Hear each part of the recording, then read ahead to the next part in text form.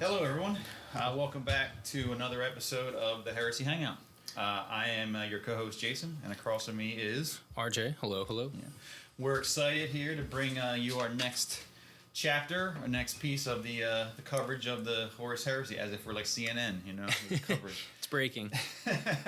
All right, this episode we'll be covering Book 3, which is titled Galaxy in Flames, and it's kind of the final book in the unofficial trilogy miniseries of the whole series. Like the first 3 books kind of go together, and then they start branching off.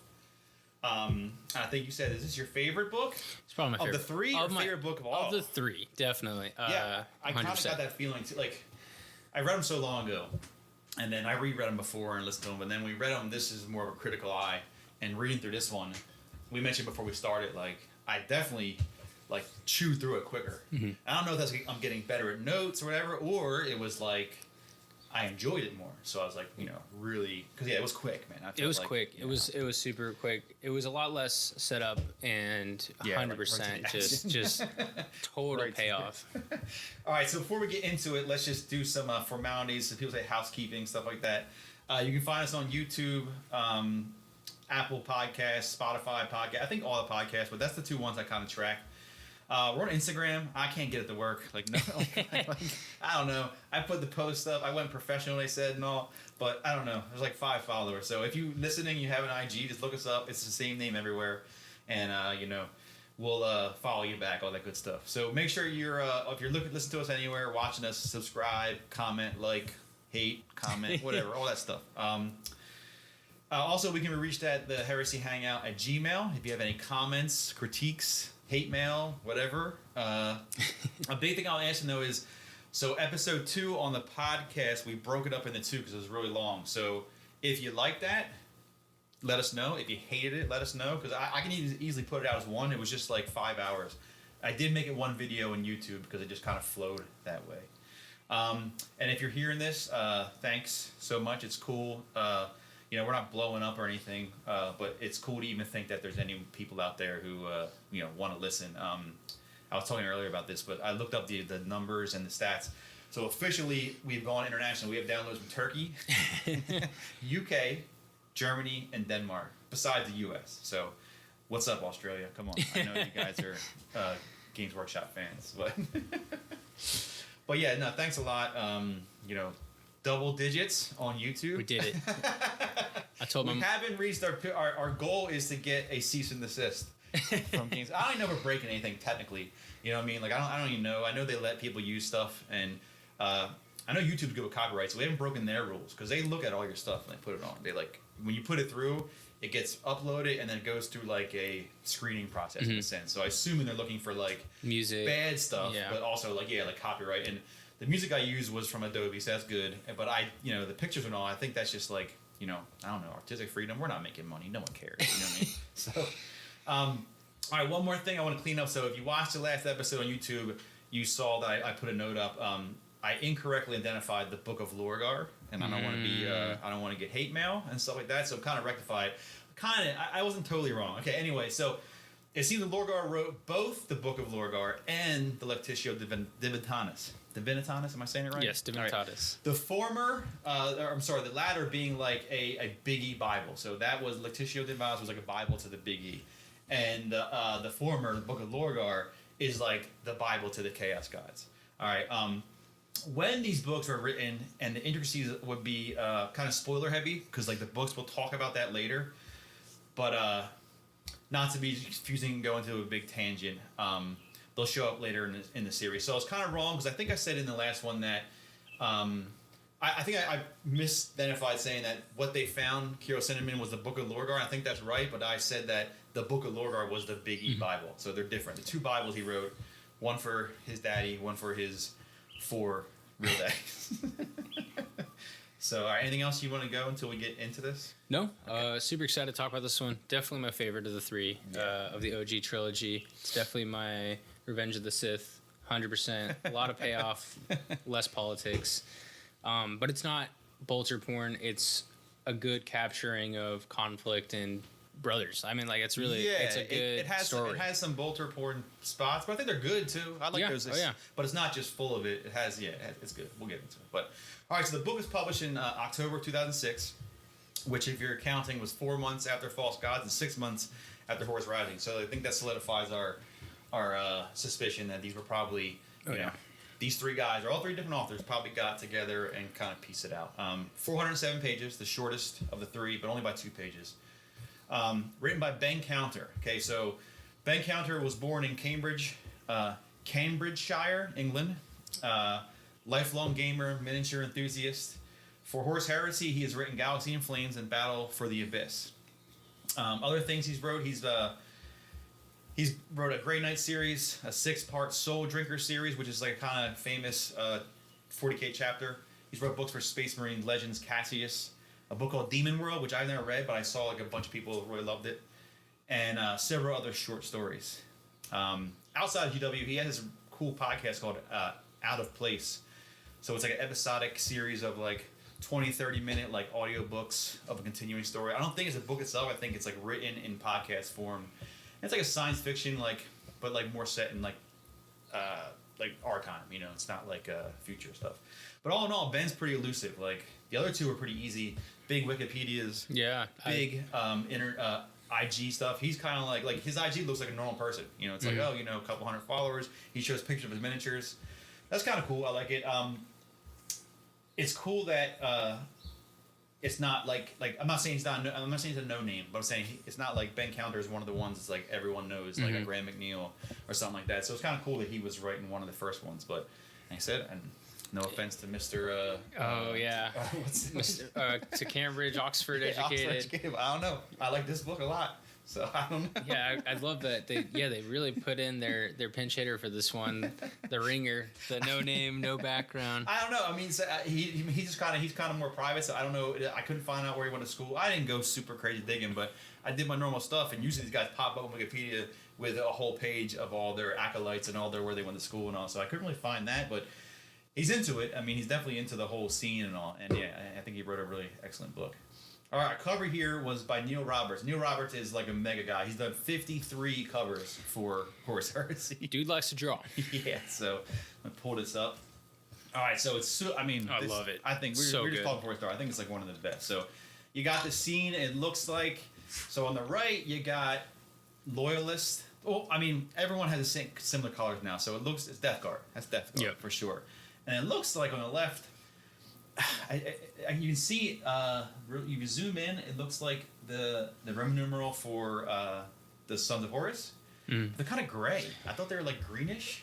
Yeah. But the only thing gray would be like, or black would be like Raven Guard. They're not here. So that's all I can think of is the Sons of Horus fighting Death Guard. Yeah, you got Mr. T on the right fighting Ozzy Osbourne on the left. Yeah. Yeah. And we were just saying how it's a bummer because on the book, there's a huge... Obviously, the title of the book is a giant black box, and it's perfectly blocking out the DSE ray. Yeah, which is cool. So if you Google the picture, the full image, in the background, really get the scale because you're looking... Yeah, you're zoomed in as if you were there in the battlefield, and these guys are like in your face. But then if you look back, looming above, which is like the above is like a fortress of some sort, standing above it is like this giant, the baddest of all robots ever. You know what I mean? And it's kind of cool because it like, let me zoom in on it.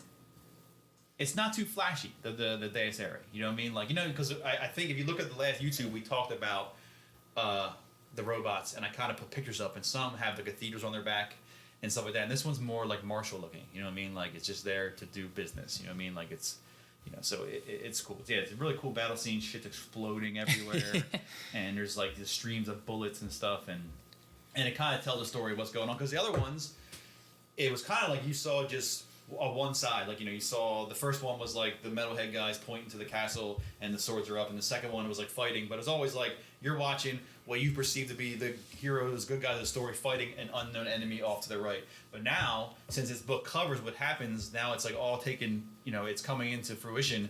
Now you're seeing like there's conflict. The boys fighting the boys, the brothers. Yeah, they're fighting each other. So then that's kind of cool because it kind of gives you right. Look at the cover. You're right into what's going on. Actually, if you look at the book, you really can't see. You kind of like gotta look in the back. But either way, what's going on. All right, so let's roll right into it. So it starts part 1. It's broken up in a couple parts. This one's called Long Knives, is the name of part 1. So, chapter 1. Actually, I'm sorry, real quick. I want to do, so in case, I don't see why someone would be listening to episode 3, but maybe they are. So a quick synopsis of what's going on. Oh, yeah. So Crusaders are out crusading. The Great Crusade's happening. Biggest thing in the first book, they kind of meet the Interrex, and someone steals a weapon. Mm-hmm. All right, so that's a big, like, who did it, right? Next book, our big boss man Horus gets knocked down. He's hurt bad, right? Goes into, like, a magic dreamland, and then he's revived. A bunch of sneaky shit's happening. People are being killed and stuff like that, mysterious deaths. At the end of the third book is where our big man Horus declares his heresy against the Emperor. And then they move on to Isstvan, and that's where this kind of book will start. All right, so that was a real quick synopsis. All right, so let's see. So we're back on the vengeful spirit. Yeah. I have my notes messed up here. No, you're good. You can start if you want. Okay, so one of my favorite characters that we are kind of like passively introduced to in the second book, but now he really like comes to light is Titus Cassar. Oh, that's right. Yeah. And he's kind of giving like a sermon. He's preaching the good word, and the word is sadly not very good right now. He's kind of calling Horus a heretic. He's like, I was there the day Horus turned his face from the Emperor, and we're reintroduced to Choral City, and we're just kind of getting an idea of these are where our remembrancers are regular human beings, and our Militarum people are worshiping the Divinitatis. This is the Lectio Divinitatis. Yes, yeah, that's good. We're kind of like in the middle of a church sermon ish, and then our remembrancers, like the people we know, have become like the heads of this church. Yeah, we have like Euphrates Killer is like people are seeing her as like a saint, like a martyr and a saint, and we see Choral City becomes like I think later on in the book they call him like an apostle. Yeah, you know he's basically like, an apostle. Yeah, he's out there creating all these waves, generating this hype for what is essentially going to become this huge movement that totally changes the empire, the Imperium. And I don't care. I told Jason about it last time, and I told him, hey, like it was really easy to read this book because when I saw these sections, it was pretty fun to just kind of move on through. But it's super important. Yeah, well, I mean, so this little part, they're having their thing, and then Kirill is thinking about Ignace, who was killed in the last one. But in the story, the party line is that he committed suicide. But it's kind of going around that like Mercedes doesn't think that happened. It's kind of going around that it's not. So they're starting to see like that not only are they already different because they're worshiping the Emperor, but they're also seeing that things are like really getting really bad for them, for the regular people aboard the ship. They're really starting to be a big divide, not just like in words of like we're above you. It's like now it seems like they're starting to kill off the people that they don't like. The humans they don't like. They can easily get rid of them. Yeah, you get in this definite like secret police vibe that they are targets. They are no longer just like different. They're becoming. Yeah, they're not like outcasts, like or kept at arm's length. They're actually like oh, we don't want you around. Then we'll just make you disappear. Like as we saw with Ignace. So their little prayer circle is broken up, ambushed by authority. So now this shows even further that like not only is it not tolerated like email warnings or notes, they're sending soldiers in to try to like quell these little. And not just prayer like circles. Not just soldiers. Yeah, not yet. Well, not yet. Not even like the army guys. Like they're super soldiers. It's like you sent like a Bradley tank to like break up a school circle. Yeah, it's like all right, guys, we get it. We don't need to be doing this. But in typical book fashion, but they come to break it up, and then the important people are to get out. Cassar grabs Kirill and like pulls him away. So we can imagine that a bunch of no names are probably getting smoked by bolter rounds. But they get away. All right, so then we jump to the stratagem of the vengeful spirit. Our friend Ignace informs the War Master that soon the warp storms will obscure the Astronomicon. So just in case you don't know, the Astronomicon is pretty much like the think of it like the warp lighthouse. So it's like when they go into the warp, there's always that beam or that beacon that they can follow, and it's powered by like the Emperor. She's kind of vague with it as her work, means. She doesn't know, but it pisses off War Master. He threatens her, so it kind of shows also that he's becoming more and more, evil. I like it though, because one, Horus is starting to do his heresy, and two, it kind of shows his dual nature, because he's not just saying because he needs to know. Yeah, this is very important. So he needs to know all these little things that are going on. He needs to know these things because he has all. He's playing what do I say? 4D chess. 4D chess. Yeah, he's playing 4D chess, and he needs to know if that plan that he set in motion worked. Yep. And she's like, I don't know. Because Ingve seems like, hey, I'm just trying to get home. Like, you want to get home, right? And he's like, yeah, totally not trying to divert 4 different armies away from where I'm trying to go. Yeah, so she informs him, saying Gwenius can't be reached, so we have no idea if that, they mentioned in the last book, that plan, Russ can't be reached, so he's not sure if his plan is working. If he's killing, Yeah. Vulcan, Dorn are returning to Terra, and others are on current campaigns, and that's good news to him, because his plans are kind of working. She said the Fabricator General Kelber Hall. So this is the first time we hear him, but that's like the biggest boss. That's the president of Mars, we'll say. So the Mechanicum has all types. What's the guy on this ship called? Regulus. Regulus. The Regulus is just like a middleman. He's just like a rep. But Kelber Hall is called the Fabricator General. He is the Lord of Mars. So she can't get a hold of him. That don't make him happy, because that's one of the biggest pieces of his puzzle, is he needs to know who he got on the Mechanicum side. He needs a Mechanicum, at least some of them, on his side. You know what I mean?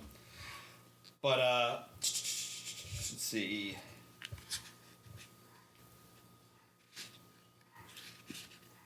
Oh yeah, so she also informs him that Rabute Gilliman, so the Ultramarines, are on their way to Calth. So that part is happening. They will soon fall into their trap. So before, so she's kind of reporting to him, and before he dismisses her, he's kind of asking, well, hey, tell me about this Euphrates Keeler chick, the Saint, he calls her. So it's funny. So I wrote here grand scale of the ships, so it's funny because it's all right. So it's hard for us to imagine because even the biggest ship you can imagine, if you ever saw an aircraft carrier, it's nothing.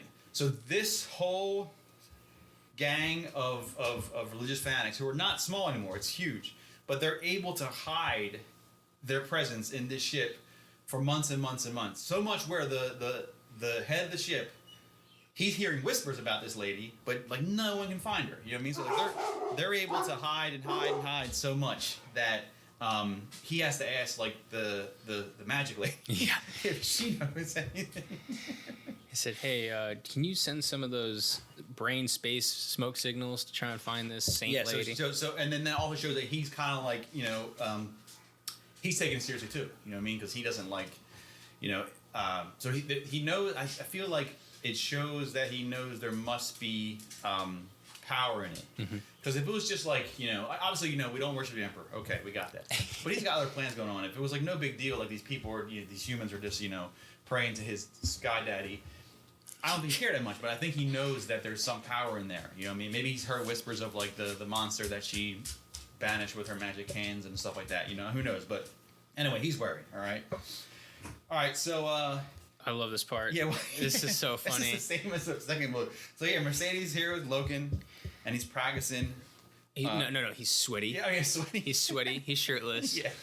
I swear that was the same entrance to her in the second book. In the second book. So all right, Ben, I get it. You didn't write the second book. You didn't realize you're pretty much copy pasting. We get it. Space Marines are hot. Moving on. He's troubled. He's not having a good time. He was destroying these poor practice robots that, in my mind, are $1 million a pop, and he's just destroying them. And Cinnamon's there, and they're watching Sweaty Loken just go to work. Yeah.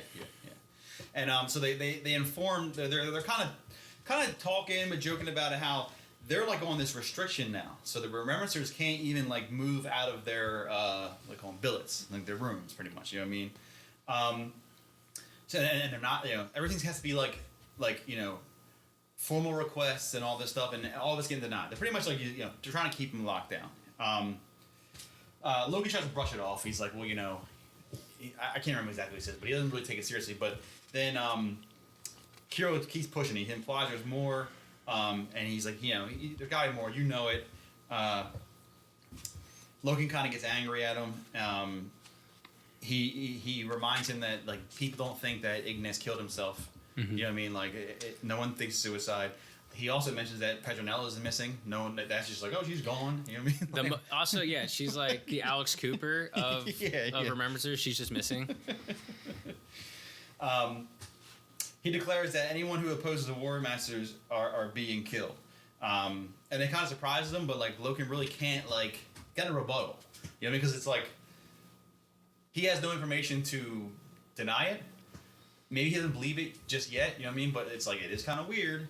Petronella is missing, and she was like the personal assist or remembrancer of the War Master. And Ignis just killed himself, like and Loken was close with him. You know what I mean? Like it didn't mention any books that he had any indication like, oh man, Ignis needs some. He might kill himself. You know what I mean? It was just like he was hot riding high. He was writing all his poetry. He was ripped. He wrote his little manifestos. And all of a sudden.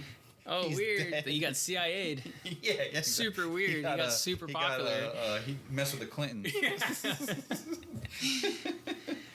And then I love this because so they're in the middle of this heated debate. Like, he definitely didn't kill himself. And they're like, well, all right. By the way, we totally saw some ghost people. Yeah. He drops his bomb. Like he's like, oh yeah. By the way, Euphrates is a really big part of this. We actually like banished this monster in the archives in the library. I know you heard of the fire, and it was a fire, but it was like magical fire. We definitely Ghostbustered some Stranger Things stuff earlier. Yeah. No one knows. And he actually says like that. He said it was through faith, and Kiro's like my whole thoughts on all this Imperial Truth stuff is like flipped upside down. Yep. Yeah. So he's still. Fan of the Imperium, still believes in the Emperor, but now it's like to a whole other level. It's different now. Before it was like books and logic and all. Now it's like, oh no, this guy, he's a god. I saw it firsthand. I saw her. Well, she had like a medal. She had like a little medal of the eagle. I saw it. You know what I mean? Kamehameha. Yeah. And then Loken confesses to them that they know, at least him and Targata know, that Hector was killed by an Astartes bullet.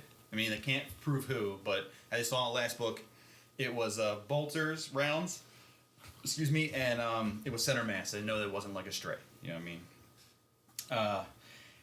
Kirill replies saying the naysayers are all being killed, and then Loken comes back to, well, there's still a few of us left. Because he's like the naysmith. Go back to book one. He's like the naysayer of them all. So they're chatting, having a good time, talking about all the bad stuff happening, but catching up because they're all good friends. And interrupts is Malgahurst, the Twisted. He comes in and he kind of scolds Loken. He's like, "What? You can't hang out with these." He called them civilians. They're a problem. Loken tries to stand up for them, decreeing their importance, but Mal's not having it. I have a quote that he says here. I thought was good. I think I'm looking at it right now. I think I already know exactly what you're talking about. He says. No, Malgahurst said, Loken, you're wrong, and you know it. The Emperor did not create the Primarchs and the Legions so they could fight on in ignorance. He did not set out to conquer the galaxy just for it to become another dictatorship. The Emperor, said Malgahurst, gesturing towards the door, is a long way from here. Ooh. So, yeah, there's been a couple in the last book, the one that popped in my head was when they were on on Davin and those army troopers were beating up Titus because they weren't worshiping or they weren't praying to Horus. You know what I mean? So you get all these little hints. You know what I mean? So here's Malgahurst being super sneaky, saying, "Well, the Emperor's not here," and it's like, "Come on, I don't see him. I thought he protects."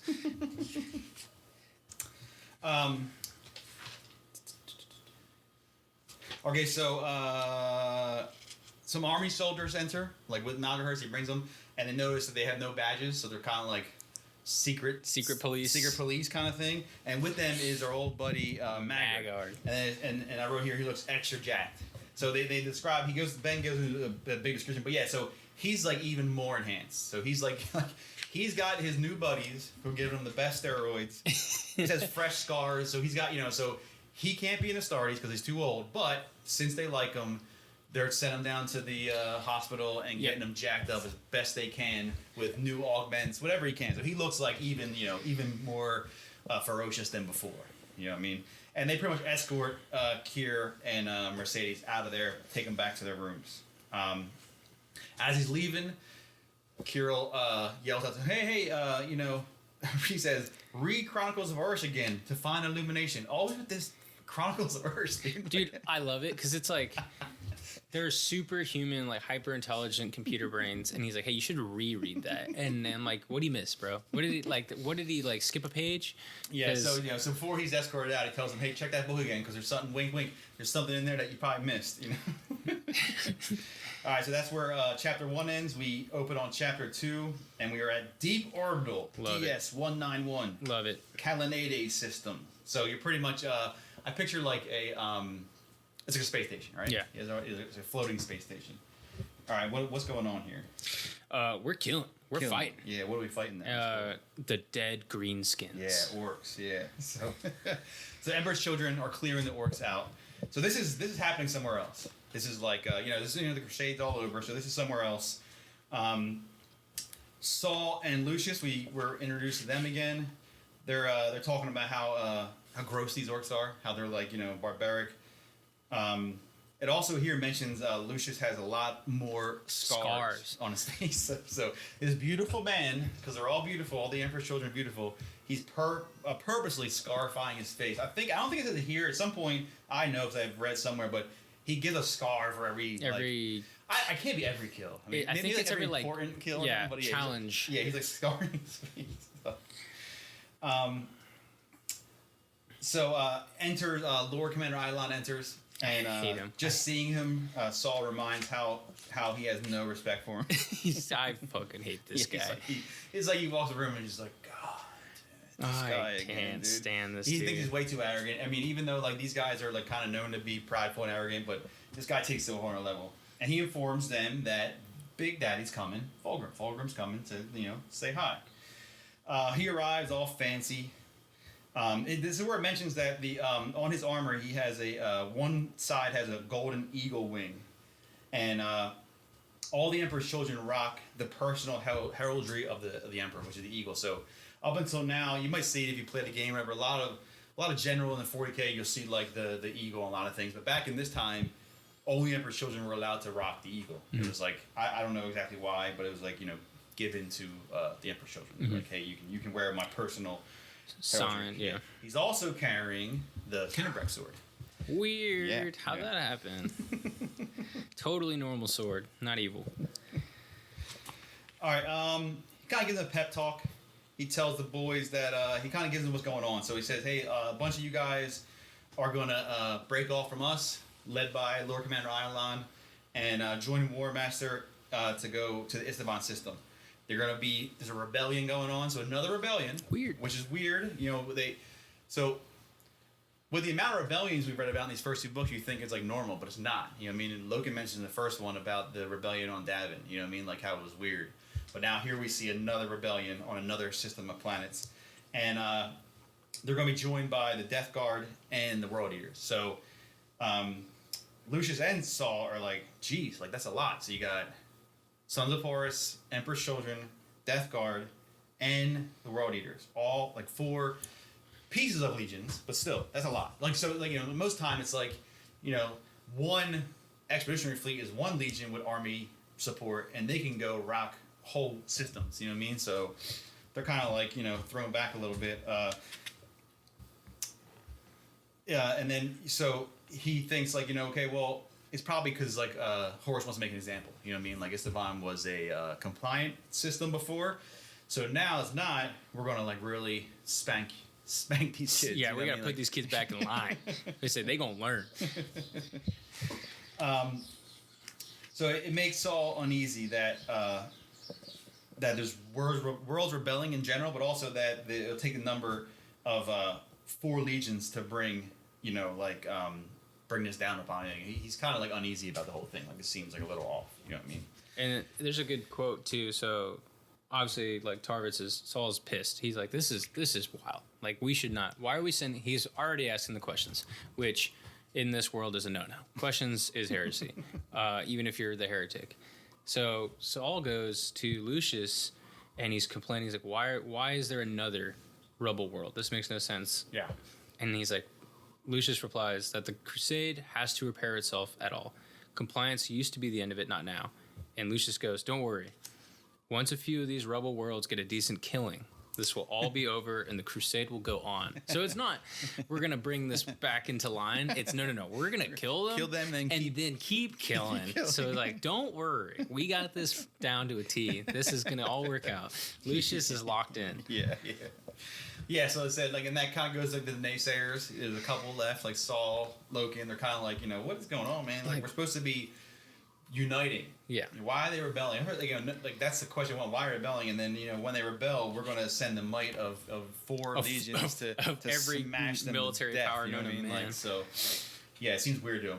All right, so we jump to Kiro Cinnamon's been a bad boy in his bedroom, and he's sad by the loss of knowledge from the ruined archives, which happened in Book 2, the Magic Fire. And he's attempting to rewrite as much as he can, which I find is crazy. A library burns with and the size again. I can only imagine the library is. It's the size of the Library of Congress. It's and huge. He's in there just like with a stack of papers. Like, I remember this. I got this one. I think this. And then, man, was it like, was Mount Rushmore 4 presidents? You know what I mean? Like, it's just funny, man. So after the Whisperheads, he could not deny the plain truth that he's seen, that gods existed and walked among men. The full weight of that statement felt comforting in him, like when he understands, that there are gods out there. So he's, it just showing that his mind is like kind of flipping. I wrote here a note, like, I thought that could have been maybe like used a little better in Book 2 to like slowly progress him, because he was like, Imperial Truth, Book 1, still Imperial Truth, even after seeing the shit that Whisperhead, still kind of on that. And then now we jump to the beginning of 3, and he's like.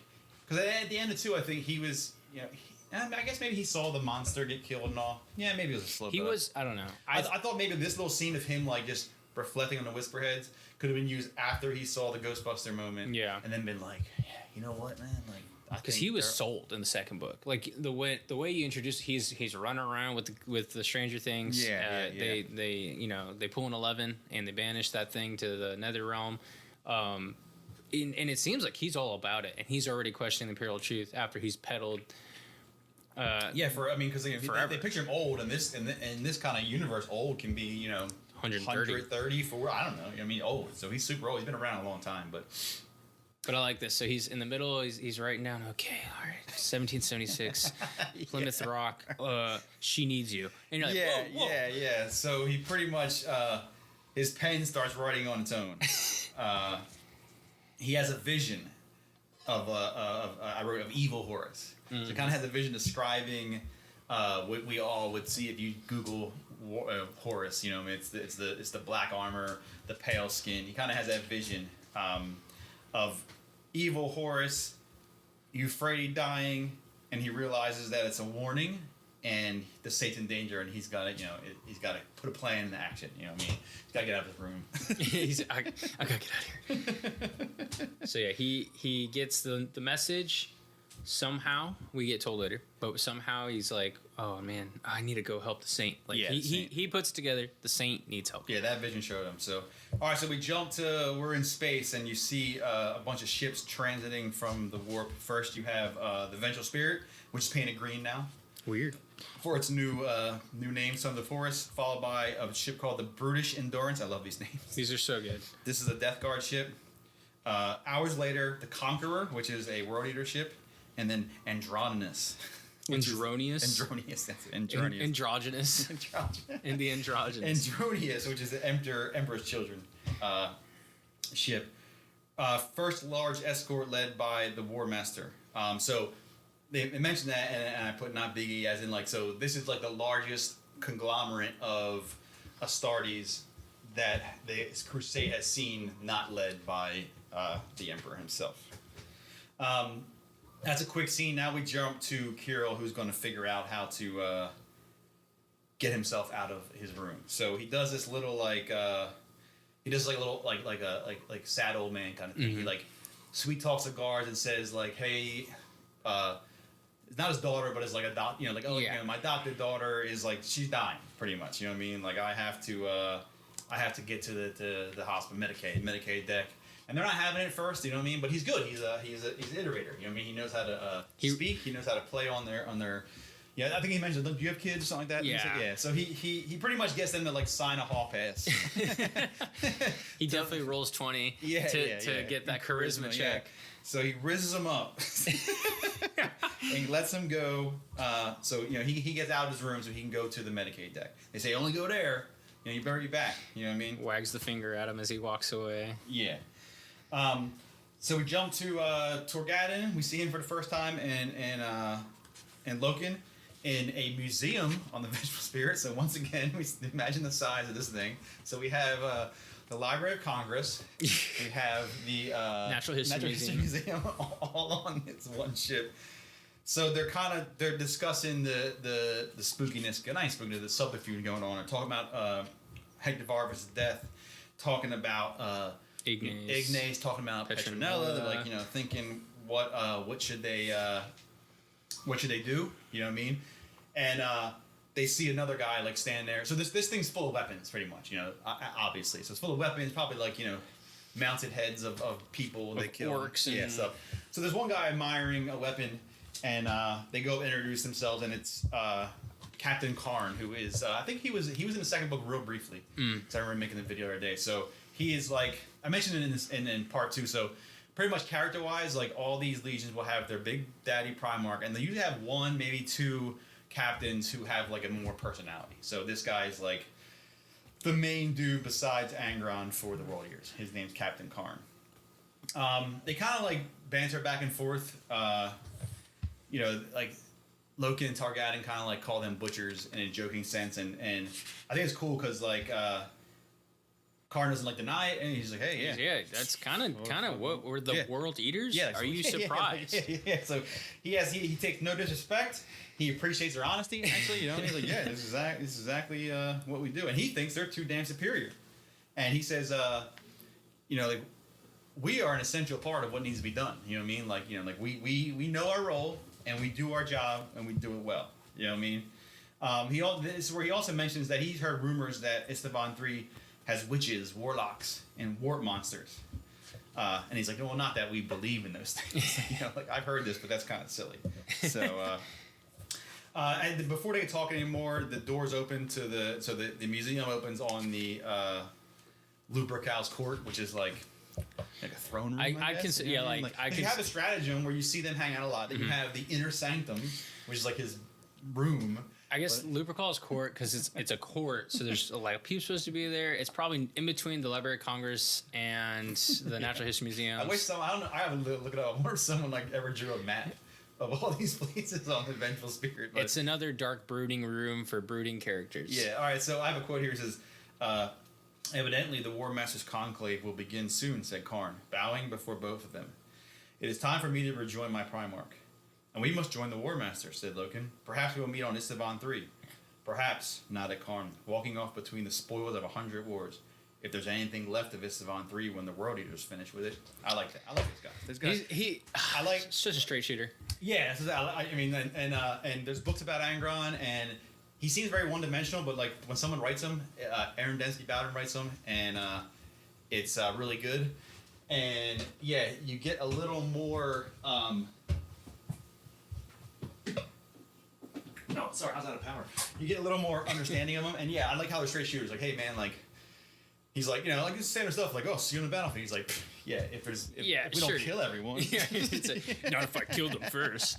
He's like a little kid on a playground. Okay, so I kind of misspoke because here I have a note here. So chapter 3 starts. Lupercal's court is the new stratagem. So before, which is this is very little, but if you think about it, it shows the changes. So before you had a stratagem, which is like a very, in my head, very like Democratic Republican style. Like I pictured like a Star Wars, the what's that thing? Yeah, the Senate, the Galactic Senate. Yeah, maybe not as big, but still big. But everyone had a seat. Now it mentions there's a big throne for Horus, and it's called a court. So now it's different. Now before it was more like we are here as equals, and we're going to discuss. Now it's a court where you will come before Horus, to discuss our heresying.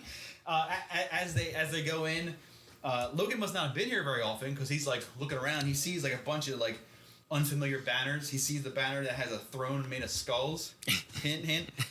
He sees another banner of an 8-pointed star. What? Weird. It's like I don't think we're the good dudes I wrote kind of overt War Master because like they don't know this, but if you know anything about this, like these are just it's like obvious signs of the bad guys. You know what I mean? Like the 8-pointed star is the sign of chaos. It's like I mean like I hate to bring it up, but like.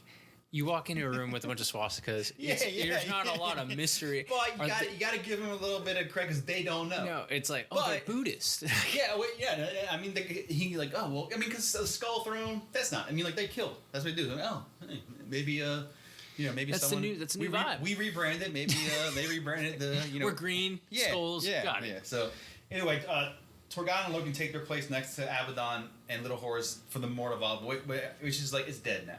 It's all just in for show. For show, you know what I mean? I don't even know why anymore, but I guess just keep up appearances. So so wherever they're standing, they stand next to them, but they haven't met in forever. They're not even talking to each other. Like you can obviously see like it's 2-on-2 now.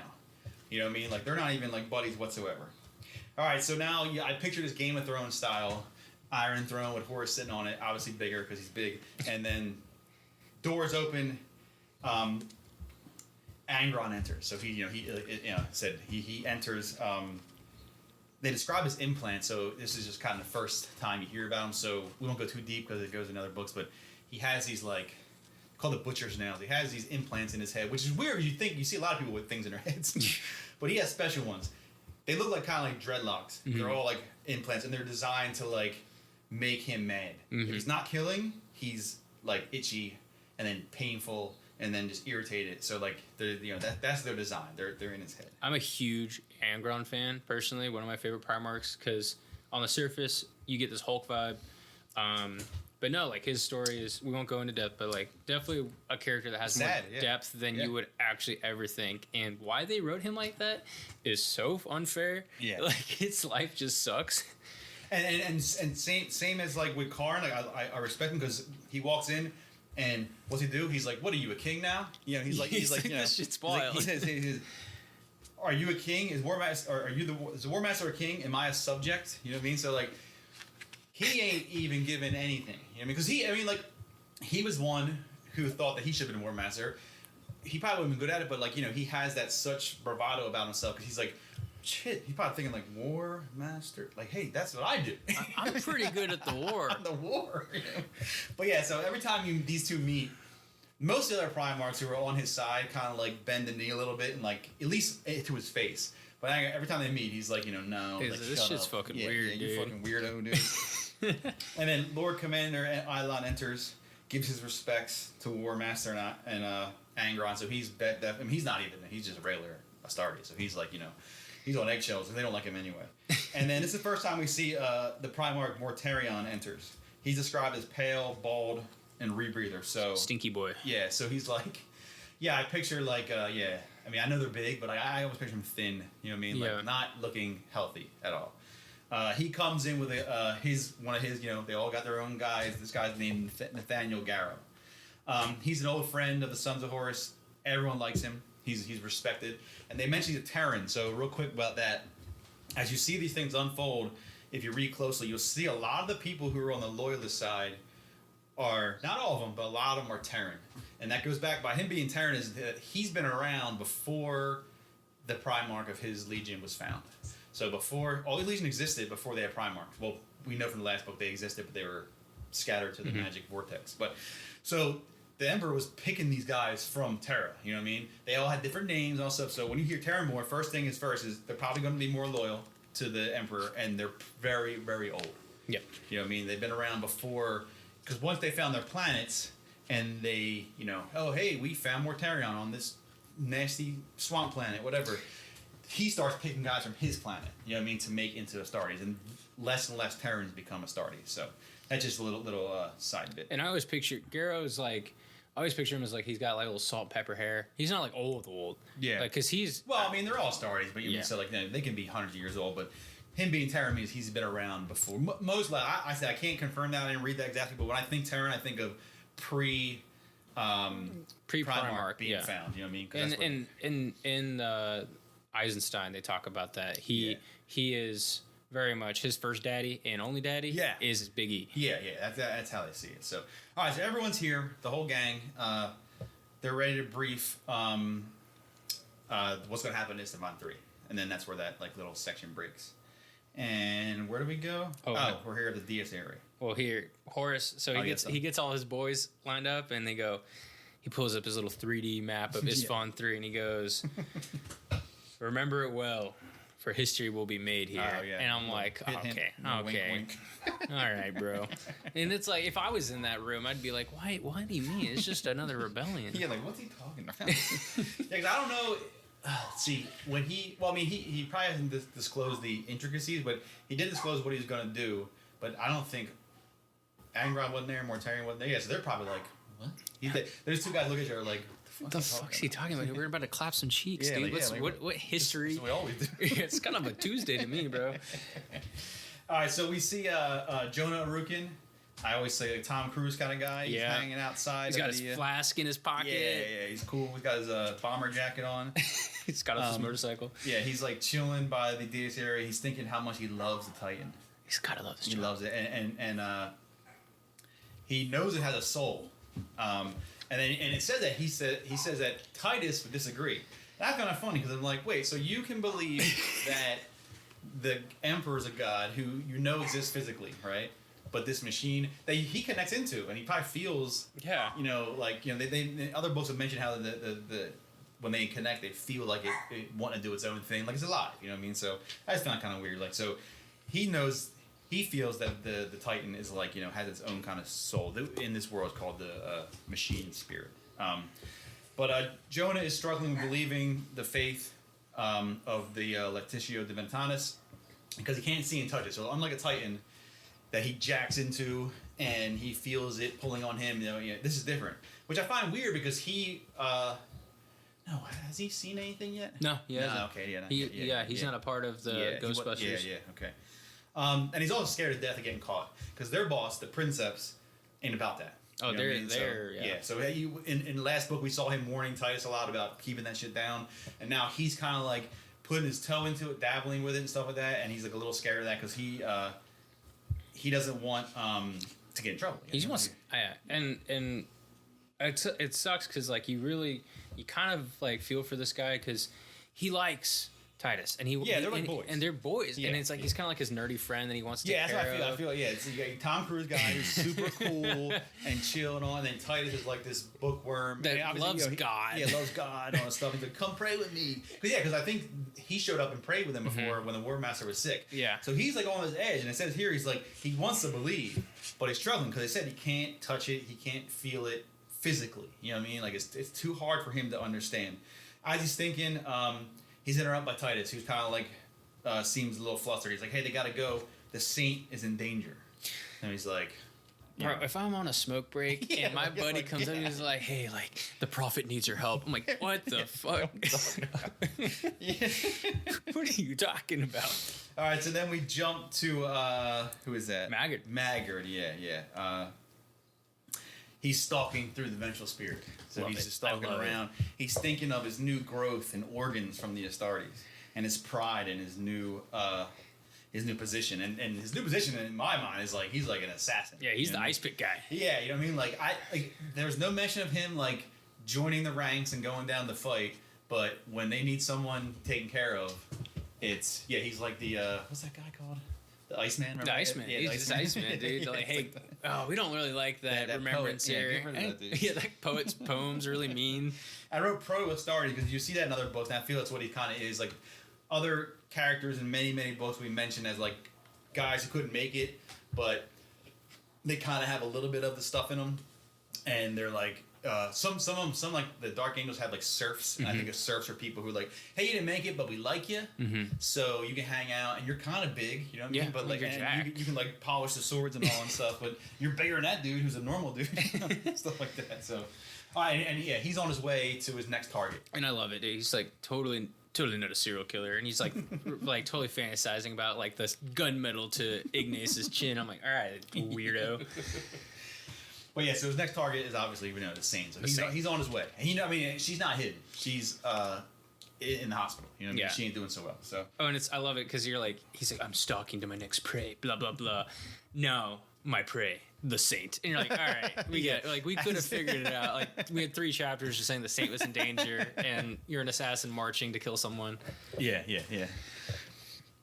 All right, so we jump to Kirill is he's waiting for Titus. So he got word of Titus that he needs some help because Kirill's a fucking 150-year-old man. You know what I mean? So he got his hall pass. Yeah, he got his hall pass, but he needs help. You know what I mean? He can't do it himself. He doesn't know what the danger is, but he only assumed that it's some kind of like physical danger. So he contacted Titus to help protect the Saint. He explains his vision, and they need to go quickly. They got to get on the move because like he doesn't know when it's happening. It was not like a time stamp or nothing like that. It was just like he knows something bad's going to happen. All right, and then we jump back to the Lupercal's court. All right, so he explains what's going on. They need to go quickly. I'm sorry, no. He explains what they're doing. So the Death Guard picked up an old distress signal from Isstvan. It's in complete revolt. They mention these things called war singers. And then he plays this video of I picture like this grainy kind of like it's like a CCTV. Yeah, because everything in this world there's no high def, there's no 4K. Everything they show in games, TV shows, it's almost like that green Fallout screen. Yeah. You guys can communicate via Bluetooth cross galaxy with your brain thoughts, but you can't get some LED screens on here. Yeah, it's like some it's some lady and she's pretty much saying, "Hey, we're fucked." You know what I mean? The whole place is overrun, and then there's some kind of insane sound, screaming, yeah, in the some background. kind of screaming that makes her I think it cuts the signal, she looks like she's done. You know what I mean? But that's the distress signal that they picked up. It appears the governor's name is Vardus Prowl. Is in with the rebels, so similar to Eugen, whatever. Yeah. Yep. And he's one of their objectives. Loken and Togaden, they're not happy with the fight, the thought of fighting, more your people. boys. Well, I mean, these are Imperials really now too. You know what I mean? Not even just human-like people. They're actually people. But the main target is the Choral City. The first assault will strike there. So that's the seat of power. So that's where they go to. The Lord Commander Islan chimes in why don't we just bomb it? And why don't we just shoot it? The whole room goes quiet, waiting for Horus to smack the shit out of him because because this is not a Primarch. This is just a normal dude. I mean, he's the Lord Commander, but he's just some guy. All right, so the War Master explains, and he does it calmly. He's not he doesn't berate him. He explains, this is how it's got to be, And then Abaddon chimes in, kind of relaying that, and Logan's wondering why they're all of a sudden showing Lord Commander Islan some respect. You know what I mean? Past meetings they would have been shut up, boy. Shut up. Yeah. Who are you? But they correct him. They don't even correct. They kind of just tell him, oh yeah, hey buddy, we have to go because we got to show that we're badass. You know what I mean? Stuff like that. Before, they'd be shut up, nerd, idiot. You're not even in charge here. Where's your dad? Go talk to your dad. We're talking. But it goes through details. So Death Guard is going to fight within the city. Empress children and the World Eaters will attack the palace. And then the Sons of Horus will attack the Siren Hold, which is the religious center of the Isstevanian people.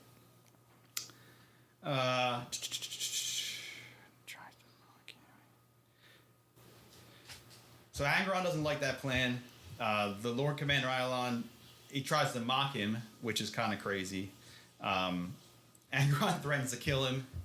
And then War Master kind of calms everyone down. Says, hey, everyone just take a fucking chill pill, relax. Here's what we're doing. Here's how it's going to go. The meeting's over.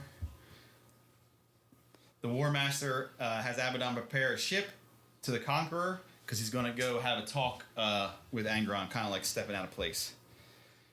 Little Horus, Abaddon, the War Master, they all leave the meeting and they don't even give a second look to Logan and Torgan. It's they don't even exist. They're meeting's over. You guys stood there because that's how they want us to look but they don't even talk to them anyway. So,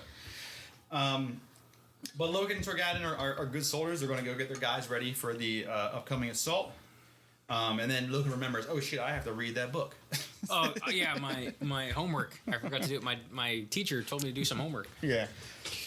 All right, chapter 4. This one gets cool. I like this. Okay, so we see Horus and our good old friend Erebus. My favorite. Which prior to this, the last time you saw him, wait, was he at the meeting? Yeah, he was okay. at the, But they never explained how he didn't, like, he got his throat cut.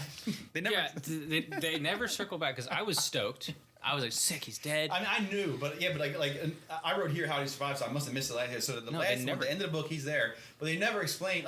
They have advanced physiology, right? I get it, but this is important. Like this whole breathing, the breathing blood mechanism is important, and they never say that. They're just like, hey, there he is. You know what I mean? And then you can make your own summary. Maybe like she was going to kill him just to bring him back. I don't know. I don't think I liked him though. She was like, the witch lady was not a fan. Yeah, but anyway, all right. So now they're deep within the vengeful spirit. It's a lodge that is built to resemble the Delphos temple. So it's kind of like the spooky. And they temple. mention, they're like, hey, this looks like the temple where I got my throat slit. Yeah. And I'm like, oh, we're just gonna keep moving past it. Cool. So they mentioned both Erebus and War Master in new armor. So I said he's got a super claw now. So he's got like this big claw. He's got his black armor with the eye, the red. Erebus is their armor was gray. The Warbearers, but now they paint their armor red. So he's in his red armor. They mentioned that his armor was a gift from Kelber Hall. So kind of gives you indication that even though they couldn't reach him recently, they probably been talking, and then he's on that side. He's on Horus's side. Erebus holds up an old book, and he's ready to start the ritual. And in comes Regulus with a not too happy, I'm sure. Yeah. She's having a bad time. I just picture her. She's like, in her office probably with all of her, magic people, and then here comes that mechanical guy like, "Hey, boss wants to see you." Cool. oh, yeah, okay, cool. And like, it starts getting darker as you're like, instead of going to his office or to his throne, whatever, you're like going down, and then they open up, and it's like you're in this like, what the fuck? There's candles. This kind of looks like a temple, and we don't really have those anymore. Erebus explains that the sacrificial symbolism is as important as the sacrificed power. So pretty much, they're gonna get rid of her. You know what I mean? But she doesn't really know that just yet. I imagine she must assume now. But War Master tells Ingmay say that he knows that she sent a warning to someone about Euphrates. So now we kind of tie that loop together. Who told Kirill? And he says, "You're a traitor." He wants to know who you sent him to, but she stands her ground. She's like, "Nah, I'm dead, bro." I'm already dead. Yeah. So she ain't giving anything up. So what's he do? He impales her with his monster claw. So you ever see a picture of this guy? The claw is like, it's kind of the shtick. It's enormous though. It's like, I don't know. It's like this Honda Civic on his hand. Yeah. It looks like it's giant.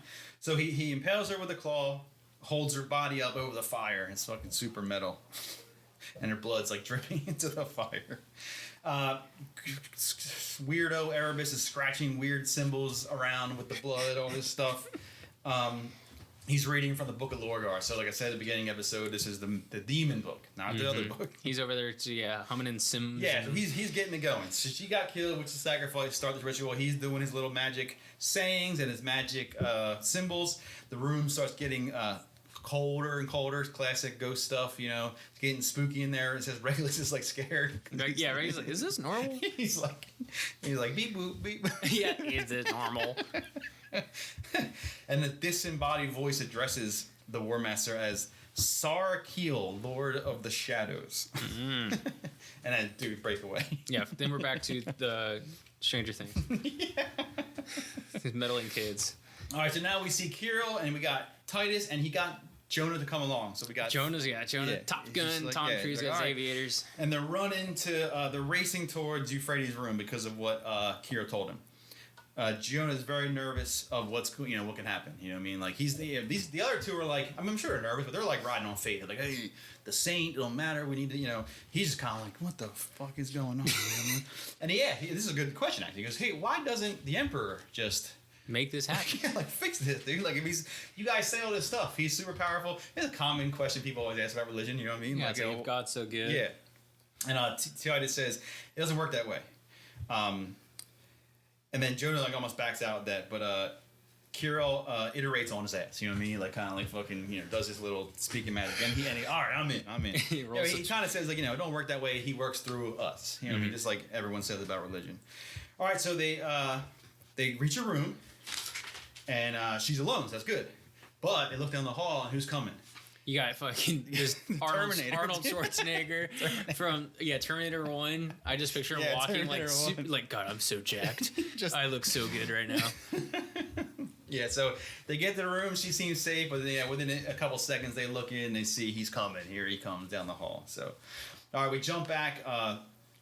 You got Sarkeel, the Lord of Shadows, kind of like giving the sales pitch. Back in the seance, dude. Yeah, he's giving the sales pitch to War Master. But see, which is cool. Like it shows like the let's see, like how well Horus thinks and stuff. Okay, I mean I get it. Okay, superhuman, right? Got all this stuff, fights aliens and all. But now you're talking to like a voice, right? That is coming from nowhere, and he's still like he's like nah. He's he's haggling with him. He's like he's being shrewd. You know what I mean? He's not impressed with all this power that he talked about that his masters have. You know what I mean? He wants something more tangible. I want something I can touch. All right, none of this ghost nonsense. Yeah. So Sharkeel's trying to say, hey, look, Emperor's work is tearing our world apart. It's kind of like similar to what Erebus told him in the Magic World, but reinforced because now you're not talking to Erebus, you're talking to Lord of Shadows. Yeah. So he tells him, okay, he's like, okay, well, check this out. My gods are the ones that made the warp turbulent, binding the War Master, but also binding the Emperor. So he's kind of showing them, you know what I mean? Like, hey, look, you said tangible. You want, like, we did this. You can't get messages through, but also they can't get messages through. And if you join us, then we'll give you way to, we'll let you go through our storm. You know what I mean? Like, we have ways to control it. And that, he likes that. He's like, okay, that's good. Results. I mean. Yeah. So what he says, he tells them, all right, well, look, we're not signing any contracts today. It's not happening. I'm not buying the car today. He's staring at this ethereal demon. Yeah, because I don't think it ever shows like it doesn't say like it's just it shows up. It's just a voice. It's like a wind chill. Yeah, he's talking dirty to you. Yeah, but he says, hey, all right. So after Isstvan, we'll sign contracts. He's like, my legion must go through the fire alone. So he's pretty much saying he's like, I don't want your warp fuckery getting in my guys' heads.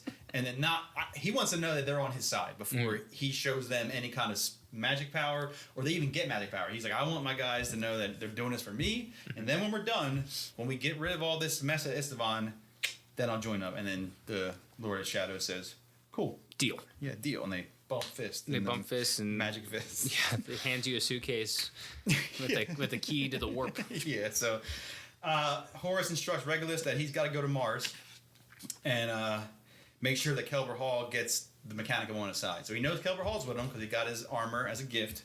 But he wants to know that, let me know what's going on there. Who's on my side over there? And that's covered in another book. That's like a whole war on Mars. Pretty good book. Yeah, it's a good book. Really good book. He also states that Lorgar better not mess up at Kauth with the Ultramarines because that's like a major part. So the Ultramarines, they're not like the most feared. I would say the most feared, I don't know, maybe like Dark Angels, but like they're the biggest. Yeah. And he knows that, so the plan is they got to be tied up. And that's the Word Bearer's job, is tie them up. And if they don't tie them up, it's going to be a big problem. So, all right, so we jump back to Stranger Things, Adventure Time. I love it. And all right, so yeah, they're trying to save Keeler, yeah, but they're trying to escape. Yeah. You know what I mean? Because they see, just like anyone, you see the Terminator. Yeah. And like, they got guns. But it's just like, it's like two pilots and an old man. They probably got like a 9mm. Yeah, they got and they see this guy. service pistol. Yeah, and he has a pistol, but it's like a probably a really nice one. And he's he just looks like a Terminator. You know what I mean? So Yeah, I like it. Arukin is like the only one. Obviously, it's Tom Cruise who like takes any initiative. Yeah. Because like Cinnamon's like, you gotta grab her, and then the other guy's like, I don't know, she's hooked up to shit. Yeah, and yeah, then she's you're got like, I'm like, brother, IVs in. and you're like, brother, you gotta get out of there. And so Arukin's like, he grabs his gun, and he's like, freeze. And obviously, like slow walking Terminator. Yeah, the dude's not moving. He don't give a shit, dude. Yeah, he ain't scared. And everyone's like, shoot him, and he's like, I can't kill him. I'll kill him. And they're like, you're not gonna kill this guy. You're gonna be fine. And then everyone shoots. And, yeah, so there's a little gunfight. Bing, bing, bing, bing. You know, and of course they're missing. No one's hitting. And then so during one of the melees or the rounds of volleys of fire, the bullets stop. I picture bullet time. Yeah, bullet time. I get my Matrix, like bullet time. Yeah, bullet time. Yeah. And we see Euphrates' eyes are wide open, and she has her hand like held out, you know, and she's just magically holding them. She's Super Saiyan now. Yeah, Super Saiyan. Yeah. Super Saiyan. Whatever. What do they call that? Psychokinesis. Oh yeah. Yeah. You know what I mean? Whatever. All types of movies do this stuff. But yeah, so she's kind of freezing time in that direction because I think Magritt's stuck too. Yeah. So she kind of like and this. I would. They should have walked up to him and just shot him in the head. Yep. Nope. Yeah, but no. Claire, it's no fault to the story. Happens in every movie. And, yeah. When the bad guy gets or in the horror movie where they stab Jason in the gut with a pitchfork and then they run away. Why don't you smash his head with a brick like that? But as they do, so he's frozen for a period of time and they run away. They're like, oh, we're out of here. You know what I mean? Chapter 5 starts now. So Loken is sulking around the empty stratagem. So the stratagem now is just like an empty, husk. Hulk. Yeah. But the way it was set up as far as like it was above where the bridge is. So he's kind of looking down on the crew. And they're doing their thing. They're getting ready they're orchestrating the fight on Isstvan Extremis. So Isstvan Extremis. So Isstvan is it's like a system. So and it's developed. So it has like I don't know if it's a moon or whatever, but it has like planets that will have communication defenses that they have to take out first. You know what I mean? It's not like they can roll right into Isstvan 3. So they're getting ready for that. He's upset that he's not able to go take part in this part. So Death Guard, Emperor's Children, Sons of Horus, they're going to Isstvan Extremis before Isstvan 3. He wasn't invited because he's not in the fucking cool guy club. He did read the Chronicles of Ursh. Oh yeah, he read his little homework. Yeah, so... and I think what he said, he found a note, right? Is that what he found? Yeah, he found a note scribbled. So it's described as spidery scrawl on the ragged page of a notebook. It said, even the War Master may not deserve your trust. Look for the temple. It will be somewhere that was once the essence of the crusade. Yeah, okay. So super subtle. Yeah. He said, hey, all right, so, and he's like, shit, man, like, this kind of, it feels like this was the essence. This was kind of where we set all this shit up. So, okay, so he's like, he's remembering that note. I mean, I can only assume that's what brought him here. So he's looking around. Now he's like Sherlock Holmes in through the stratagem, looking for something, you know what I mean? And he smells, he faintly smells incense. He describes it as hot, dry winds, sour smell. And his super nose leads him to a banner from the 7th, which is Targast, who is the Lodge Master. So, it kind of makes sense. And then, and he he moves it, and behind it is like an opening. So, instead of being a wall, which would normally be there's an opening behind that banner. And he steps inside. He's inside the passageway, and then the smell's stronger than, and it comes to him where he smelled it before. Davin. That's where he smelled this smell. All right. He goes through a sigil crowned doorway with a stylized skull on top into the stone chamber. So with stone benches, and above is like swaying skulls with incense like coming. So it's like an evil church. That's what I imagine. So you got your stone pews, but everything's skulls. The incense burner, skulls. Skulls on the door, skulls everywhere. It's also, he was told to look for the temple, and it's like, am I in a temple? Yeah. Like, all right, bro, come on, man. He finds a bowl with it looks like there's dry blood on it. So he's just getting creepier and creepier. You know what I mean? He's reminded of the Whisperheads because he's in there. Because there's obviously all these little fanes and all and stuff. He's thinking that. He swears he can hear voices, but he looks around. He's alone. he sees an altar, an old book on it, with writing that he recognizes as the same stuff that's on Erebus's head. It's a Book of Lorgar. Maybe. I wonder, are there like multiple copies? Because I feel like it's first edition. Well, I'm saying it's like so. They showed Erebus reading from it. Now this could have happened at other times, right? But I feel like that's their book. That book can talk to the Lord of Shadows. Why would you leave it? Just laying around. No, I mean, like, it's in your temple, but your temple is not locked. It's behind a tarp. Fucking flag. Yeah, there's a tarp blocking the door. Yeah, like, anyway, whatever. So as he's reading it, or as he's looking at it, the words gradually change to language of Chthonian, which is his planet, and then they change into Imperial Gothic, which is like the planet, the language of Earth. He hears, "What are you doing here, Loken?" But he looks around, he's alone. Then he hears, "How dare you break the War Master's trust?" He looks around again, and now he sees Torgadon standing by the altar. Oh, it jumps away. Damn. Oh my god. Who would have thought? Yeah, respectfully, like this part, not super important when it comes to this cutaway, because we're down to we're back with Tarvitz. We're back with the Emperor's Children, and it's a whole lot of bolter porn. Yeah. I love it, though. I get it. So they're out there, Isstvan extremists. They're out there fighting the good fight, and Garrow is there, also fighting the good fight.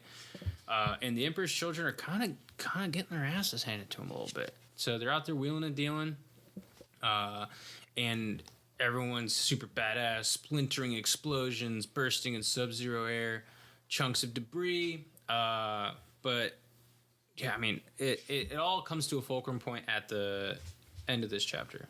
I mean, I really don't know too much of value, but it is just kind of showing. It's kind of, so the one thing I kind of found here is like, so it says Emperor's Children spring into action in a perfect ballet, each unit in complete concert. So I thought that was a cool way to write it, because so it's talking about, like, it was nice words to use for fighting, you know what I mean? Like, so it shows how the way they fight, they always, like, you know, perfection and stuff, but also ballet concert talks about sound, which will kind of play into later. And so also, I like that. That was kind of cool. cool. Did you notice the name of the city is Choral City? Yeah. Coral, not coral, like ocean. Yeah, it's choral, chorus. Like chorus. Yeah, and I didn't get that the first time I read it because I'm an idiot, but I was like saying it out loud. I was like, oh. And then another thing I found cool, like I like this kind of stuff. They kind of show what the enemy looks like. So they said hooded with black armor, silver scroll work, large power packs attached to their rifles. So like, it's, you know, looking a lot like them. You know what I mean? Like power armor kind of stuff. Okay, yeah. So what? Yeah. Oh, we're back to Torgadon. Yeah. So okay. Where are we at? All right, Loken.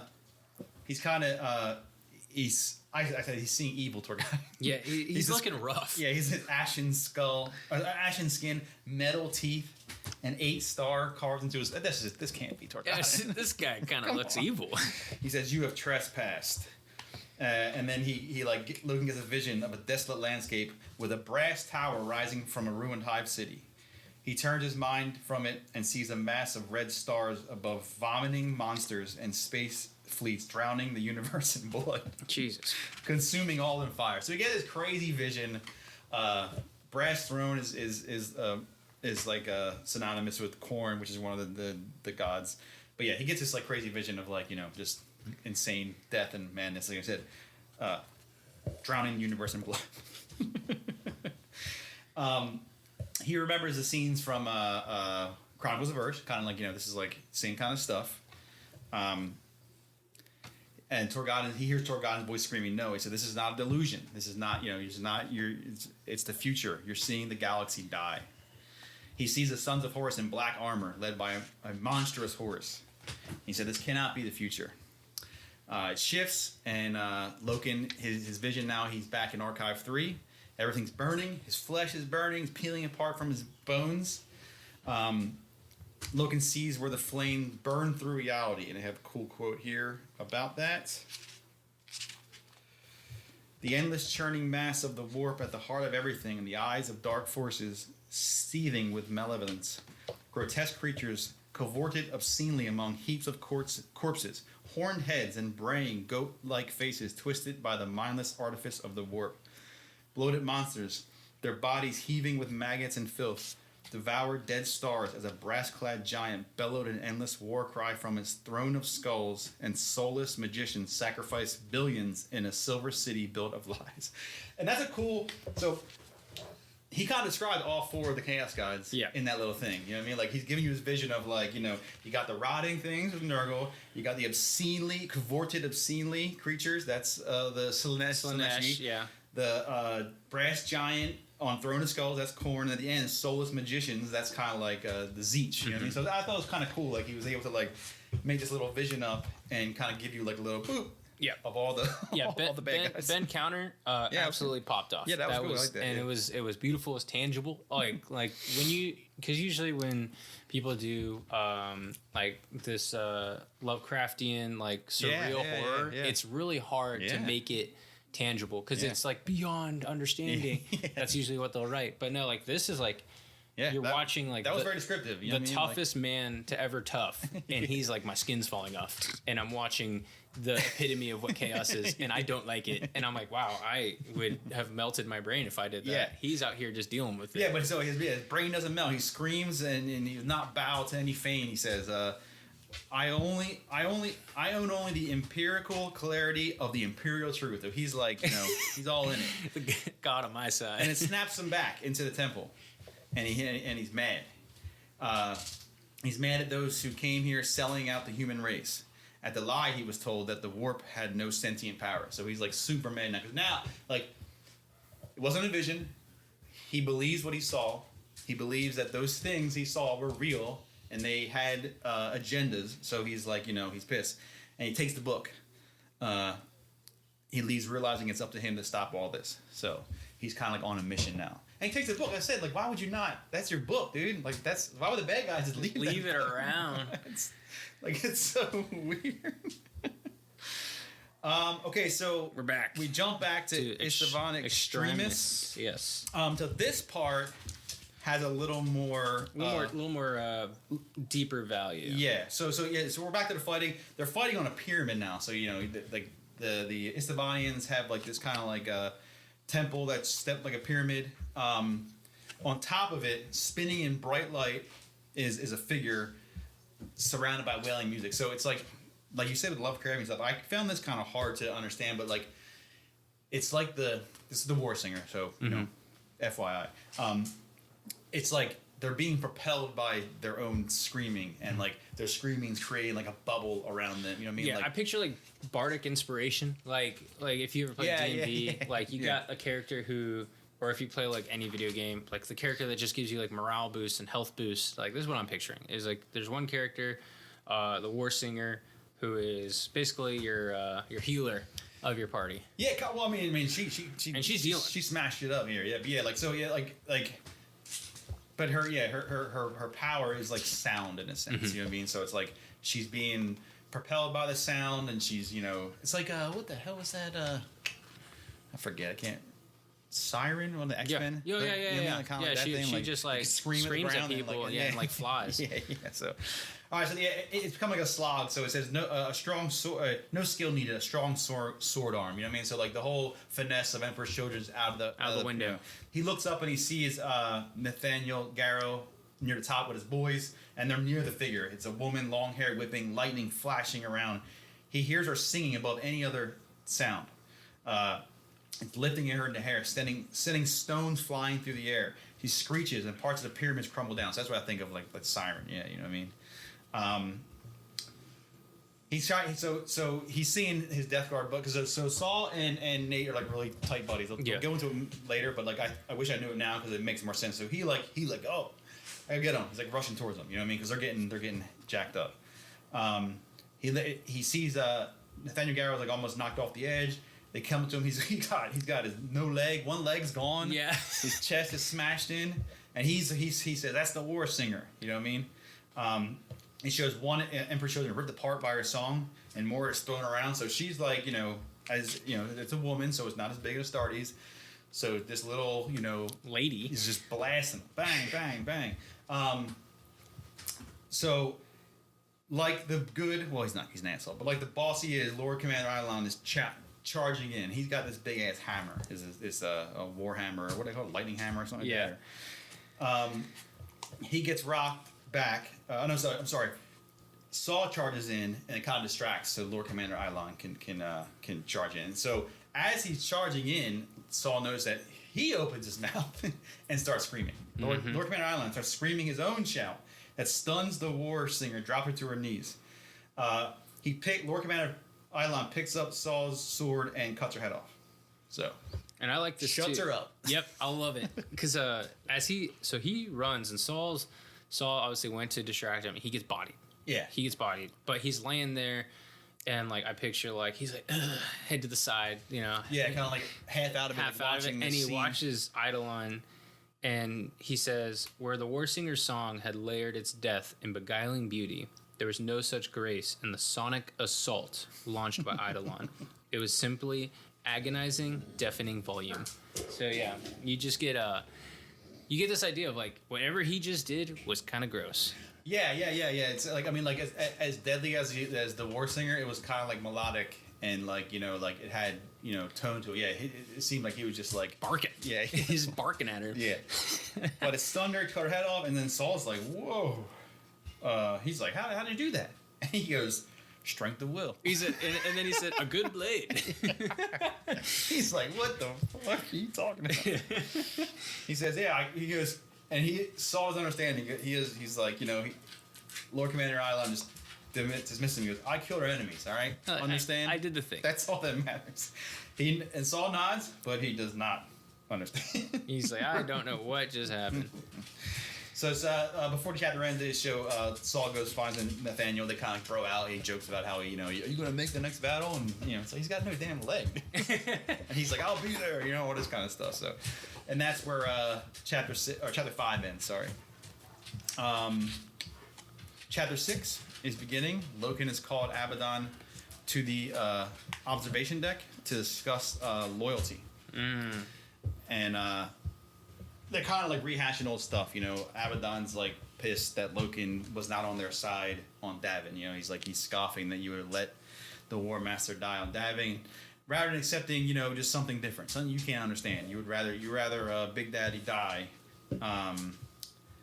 than, you know, bend some rules. Yeah, bend the rules a little bit. You know what I mean?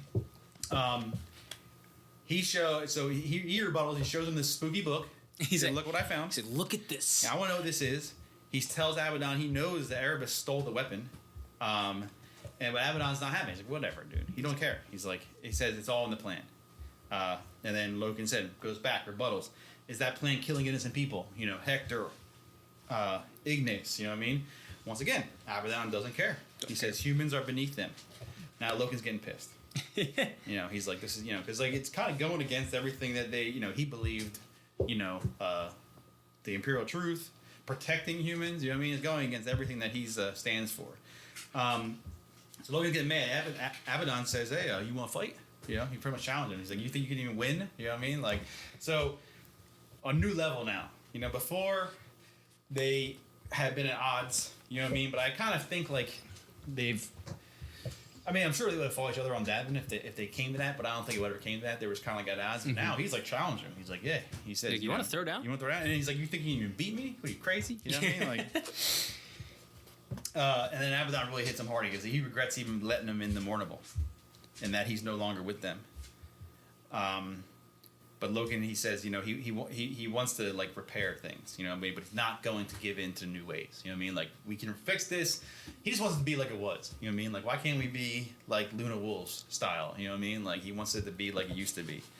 Abaddon claims if he fights, he will lose, and anyone that stands against them will die too.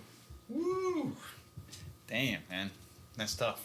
It's like a line in the sand. He's like, he said, "Don't care." Yeah, he don't care anything. He's like, "I don't care about this book. I don't care that Erebus stole the weapon. that literally the weapon that caused this controversy." Yeah. Hey, the thing that we were so like divided about that. Okay, very clearly I'm in the wrong. Don't care. Yeah, don't care. Don't care. You're killing people. Don't care. Don't care. Guess what? I'm sold. Yep. I talked to the Lord of Shadows. Yeah, so it said we're all good. Give me a fast pass through the warp. I'm sold. All right. We are now somewhere in the ship. It's a large congregation gathers in a maintenance space. Yeah, So crammed maintenance space. yeah, so it says staff, crew, Titan crew, army people, medical people, security, Janitors. everyone. Yeah, anyone. It's the biggest they had because it says risky size. They even have armed guards at the door as if that would do anything. Whatever. Yeah, to stop the Abrams tank. But it's really big because the story of her rescue has spread through the ship. And many are amazed. They've heard the story of the Matrix moments and all this stuff. So, like, worth getting. So every time, like, a little miracle, whatever you want to call it, happens, it just gets more people on board. People get sold more. Yeah, you know what I mean? Kirill, he gets to iterating. He talks about the saint, the dangers, how he used to be arrogant, and he talked about who's going to protect the Emperor. Who's there for that. And like he mentioned in book 1 about the iterators playing people. So Titus is in the crowd playing, and he's like, "Yeah, we have to protect." You know what I mean? Like, so he's using his old tricks. His old tricks, yeah. And then he knows what'll work. He's saying there's an enemy, a hidden enemy. They must survive. They must protect the saint, and they must be ready when the enemy is revealed. So they're like, I don't know if they must see the Astartes as their enemy because they are worship the Emperor, but I don't think they know that they've turned against the Emperor. I think it's just like standard, like, hey, they don't like us because we're not supposed to think of him as a god. I don't think they know yet that they're not even on Emperor's they're on side. different teams. Yeah. You know what I mean? Like, switching sides. How deep they are. Yeah. You know what I mean? Like, not only like they don't even care. You can worship him all you want. We won't kill you for a whole nother reason. Yeah, they don't realize the name went from blue to red on their HUD. Yeah. All right, so we have now we see Saul is on the Adronius. I'm sorry. Androgynous. Which, okay, I actually don't believe that's an accident because it's the fucking Emperor's children. And they're weird, horny people. Yeah, that's when I read. That's what I just think like. All right, so he's in the Gallery of Swords, which is like this ship has a museum as obviously. well. Obviously, it's next to Six Flags. Yep. Yeah, it's the worst roller coaster on the Vengeful Spirit. All right, so he's like, he's admiring heroic statues. He has his head held high, but he knows who he is. He's he has 7th-day 1. He's a line officer. You know what I mean? He's there to move the boys around and keep everyone safe, but he's no hero. He approaches Lord Commander Isstvan and he wants to speak about what happened with the Warsinger. He's like, hey, that was some power I've never seen before. That was like amazing. You know what I mean?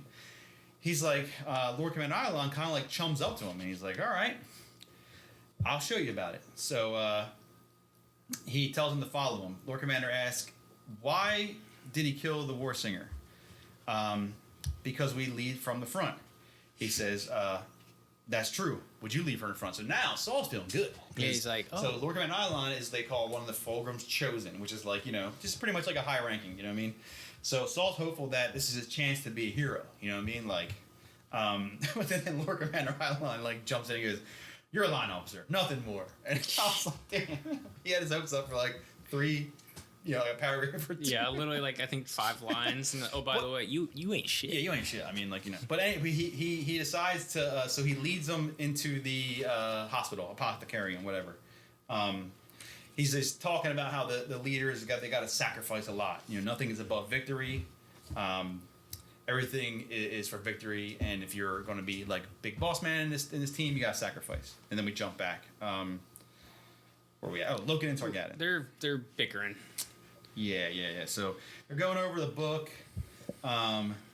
Erebus is in on everything. So they feel they can find Erebus. They can tell, they still think that they can win over Horus. They still think, I don't know. I guess they don't see what we're seeing, you know what I mean? Like, we didn't see, like, you didn't know that he just talked to Lord Shadow. Yeah, he's out there literally making deals with the devil. And you're like, if we find the guy who started this. Yeah, so, they're joking. He says, like, this place smells like a funeral pyre. What is that?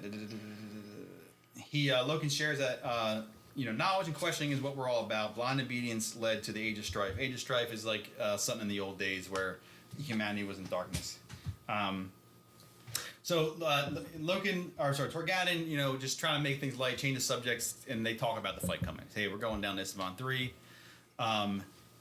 And Loken's surprised. He didn't know he was going down. You know what I mean? So he's like, hey, that's cool. Yeah, we're going down on Death Guard. He's surprised but happy to fight with a 10th. And he's like, no, we're not. It's not a 10th. The War Masters have arranged this whole like new thing. You know, it's like we're arranged squad by squad. So like instead of being like Loken and his boys and Torgon and his boys, it's like Loken, click, Torgon, click, and then here's a bunch of other people for no apparent reason. No particular reason. Yeah, so they're trying to stay positive, you know what I mean? Torgon thinks after Isstvan everything will be back to normal. It's all gonna be good. Loken agrees. It should be good, you know what I mean? And they're happy. They're leaving the burnt archives on a high note that they're going to fight. They like fighting, so they're happy to be fighting, and they hope that everything will be back to normal. And we jump back to the androgynous. The androgynous. In the hospital. Lord Commander Eilon's leading Saul around to a huge mural, a fulgrim painted mural, and he presses on a piece of it, and like a secret passage opens. You know, and okay, this part I get why they showed it, but like the level of depth.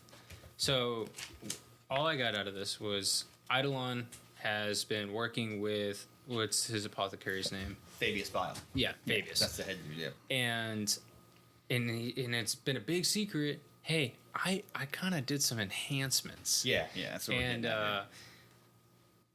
and Tarvis is not sold.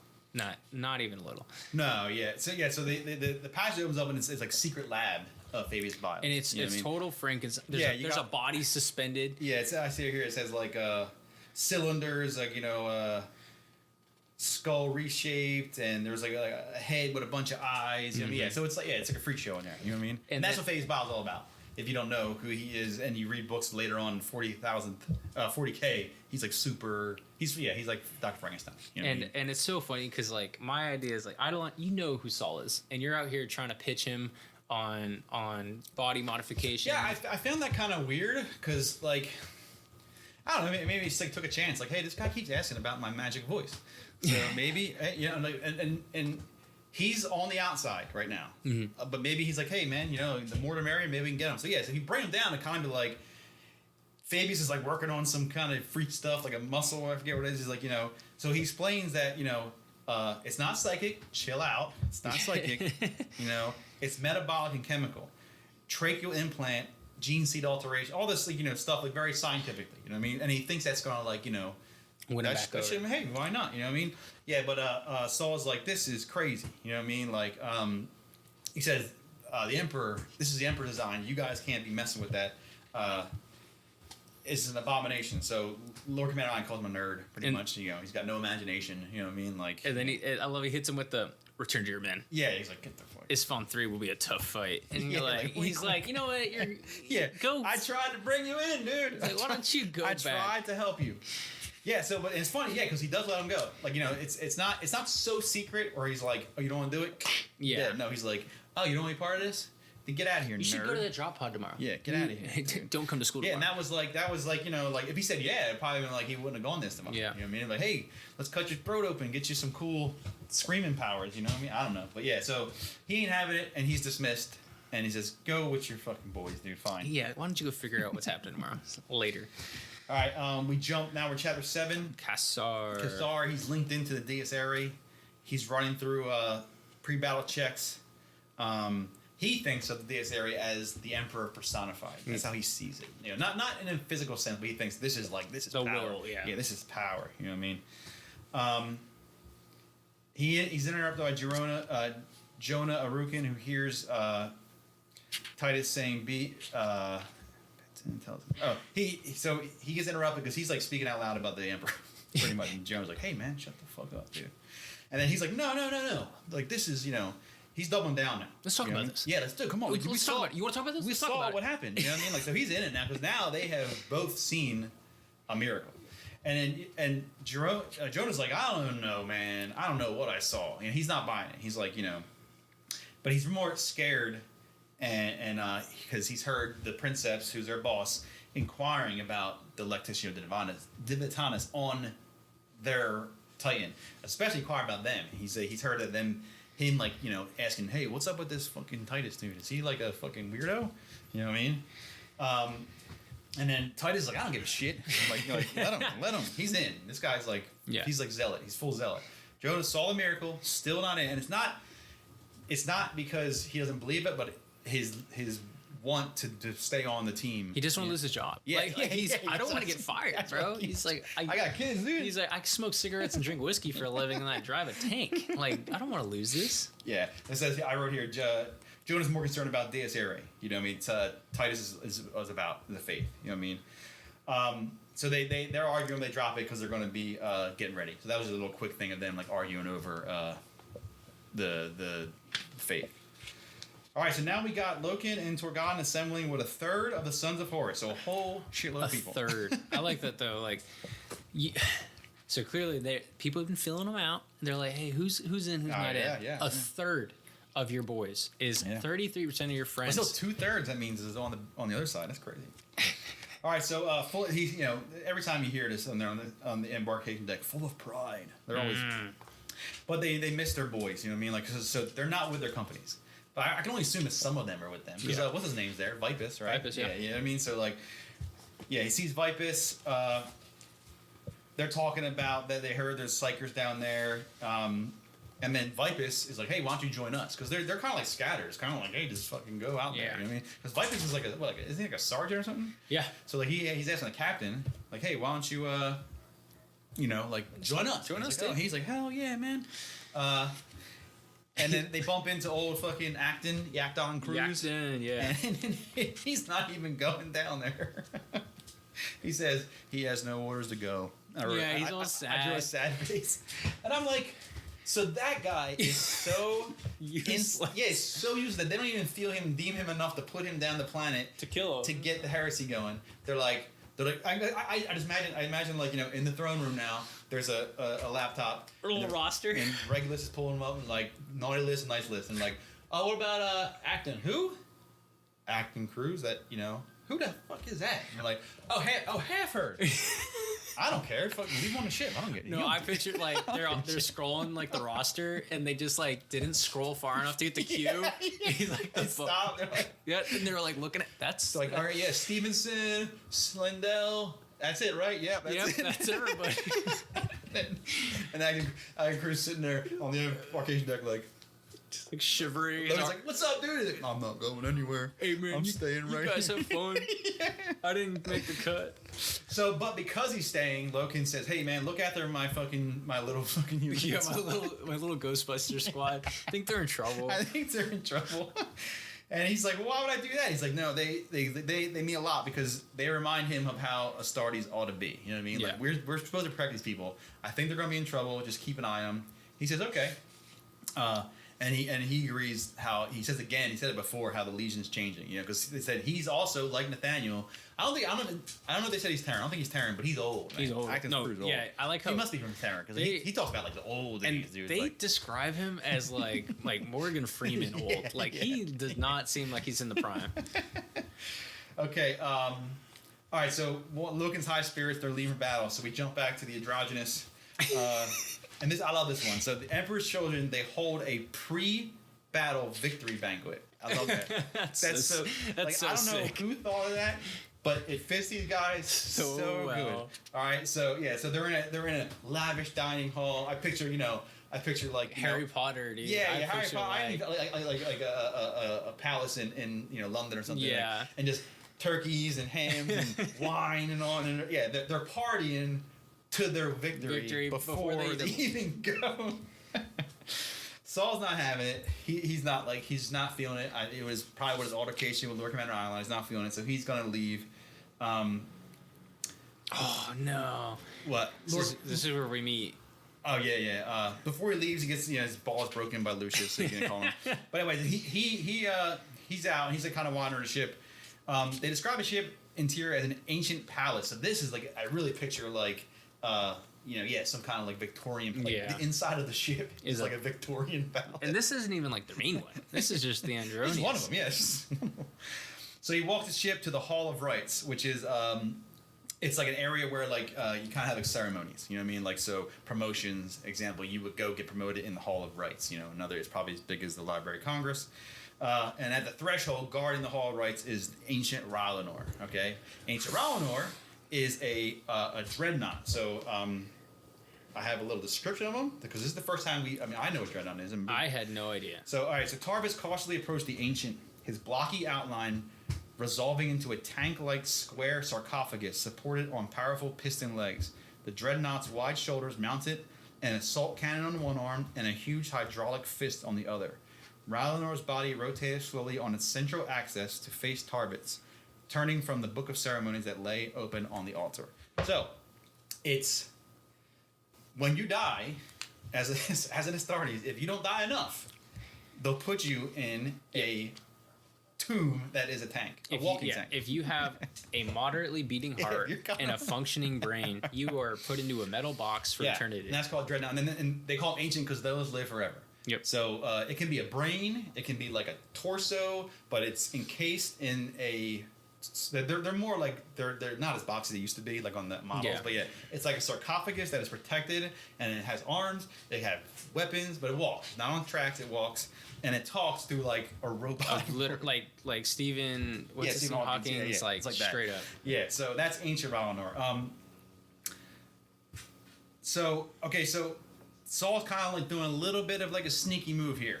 So he mentions that with the death of this guy named Odo Voker, who was like just a dude, right? Yeah. A senior staff spot was empty for the battle coming, and he would like to take that spot. So I guess Ancient Valinor like picks the fucking battles. I was like, why are you telling this guy? I guess it's because he's ancient. He has a little more sway. Yeah, is what I picture. So so the spot's empty, and this is a spot that like the guy stays on the ship and has to like relay messages, which I find so silly. This can't be done by a servitor, a dude. Or a dude. Yeah. But anyway, so and Valinor is like, oh, you will relinquish your honor to and he's like, yeah, and he's like, well, that's very like he bought it, you know what I mean? So, because Saul has some other thing going on. He finds it weird that Lord Commander Eilon isn't going, and the deployment order makes no sense.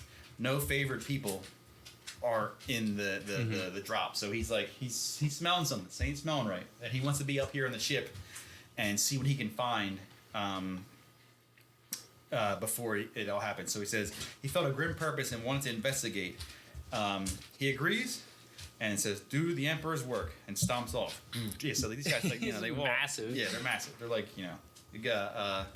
If you've never seen one, Google it. They're like huge. They're cool. There's a cool. I have a cool picture saved where it's one breaking through a wall and like firing his guns at these elves. It's cool. All right, so where are we at now? Okay, so we are the meddling kids in a hot engine space.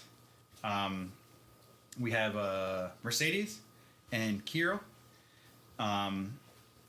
They're pretty much like they can't. They're hiding Euphrates out, and they can't keep her down there forever. Kira tells Mercedes. So Mercedes like really not fully in yet. No, she's she ain't got no one else to hang out with. So she's there, but she's not fully in. Because she hasn't seen any of this stuff, right? Mm-hmm. She wasn't there for the Ghostbusters thing. She wasn't there for the Matrix thing. Yeah. So she, but like these are her friends, so she has really nowhere else to turn. You know what I mean? So Kira's telling her how what happened. You know what I mean? How she saved them. And he wishes that she was there to see it. And she's like, yeah, fucking, I wish I was there too. So then this would help. You know what I mean? She wants to believe. And she asks Kira what it means to him. It gives him something to hold on to. He's terrified, but she's sure the Emperor will protect. As they're talking, they watch the drop pods come launching out of the thing. And then who's Mercedes thinking of, obviously? He's thinking of Logan. His sweaty, strong body dropping in a pod. All right, so it jumps to the Choral City. Yeah, the attack begins on the magnificence of Choral City. I wrote palaces, marble, blades. So it and arches open to the sky. So it looks like an orchid. It looks like a flower. You know what I mean? So the palace looks like a flower. Vast, multi-layer residential districts, bridges and paths of glass and steel, wide streets of tree-lined boulevards. Siren Hold is the main stronghold. So this city is like really like it's like advanced. It's not like some crap fucking. It's not. It's not a slum world. It is a very well developed, good looking world. The Siren Hold has immense battlements, tall as mountains, walls inscribed with ancient tales of Isstvan's beginning. Myths tell of lost children that were banished and became monsters. And they're ready. They got trenches dug, artillery, so they know it's coming. You know what I mean? So it's not like a surprise to them. They know, so they're ready.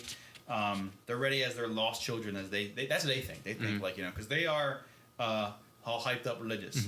So they think that this prophecy is coming true. Their lost children, which are now monsters, are coming back. So they dug trenches. They're ready to go.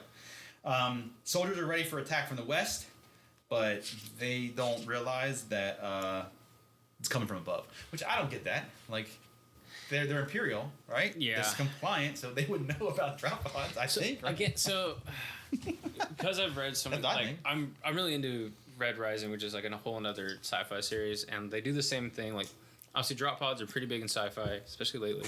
But I'm assuming it's a resource thing. Like, they did not assume they would send. Oh, okay, I get it. Like, yeah, so their intelligence maybe is like, all right, look, they're going to do a land assault. Yeah, they're going to land and then out there and come in. They're not going to bring four Space Marine Legion. Because they might have also thought, like, you know, they're going to bring the army. Yeah. You know what I mean? Like, they had no idea that... I don't know. Yeah, I mean, like, yeah, maybe logistically they thought, like, okay, you know, we're not doing anything here. We rebelled in a sense, but we're not trying to fight against them, so they'll probably send the army. And also, like, you got to remember, like, drop pods are more or less defenseless. It's like one time use too. Yeah, right? yeah. I don't know. And so, like, in my mind, it's like you're dropping this like eternal warrior in a like metal tube. I think it's 4 or 5 of them. Yeah, and it's like you're a turkey shoot. Yeah, like it's kind of or you can land anywhere, and you can land in the water. Yeah.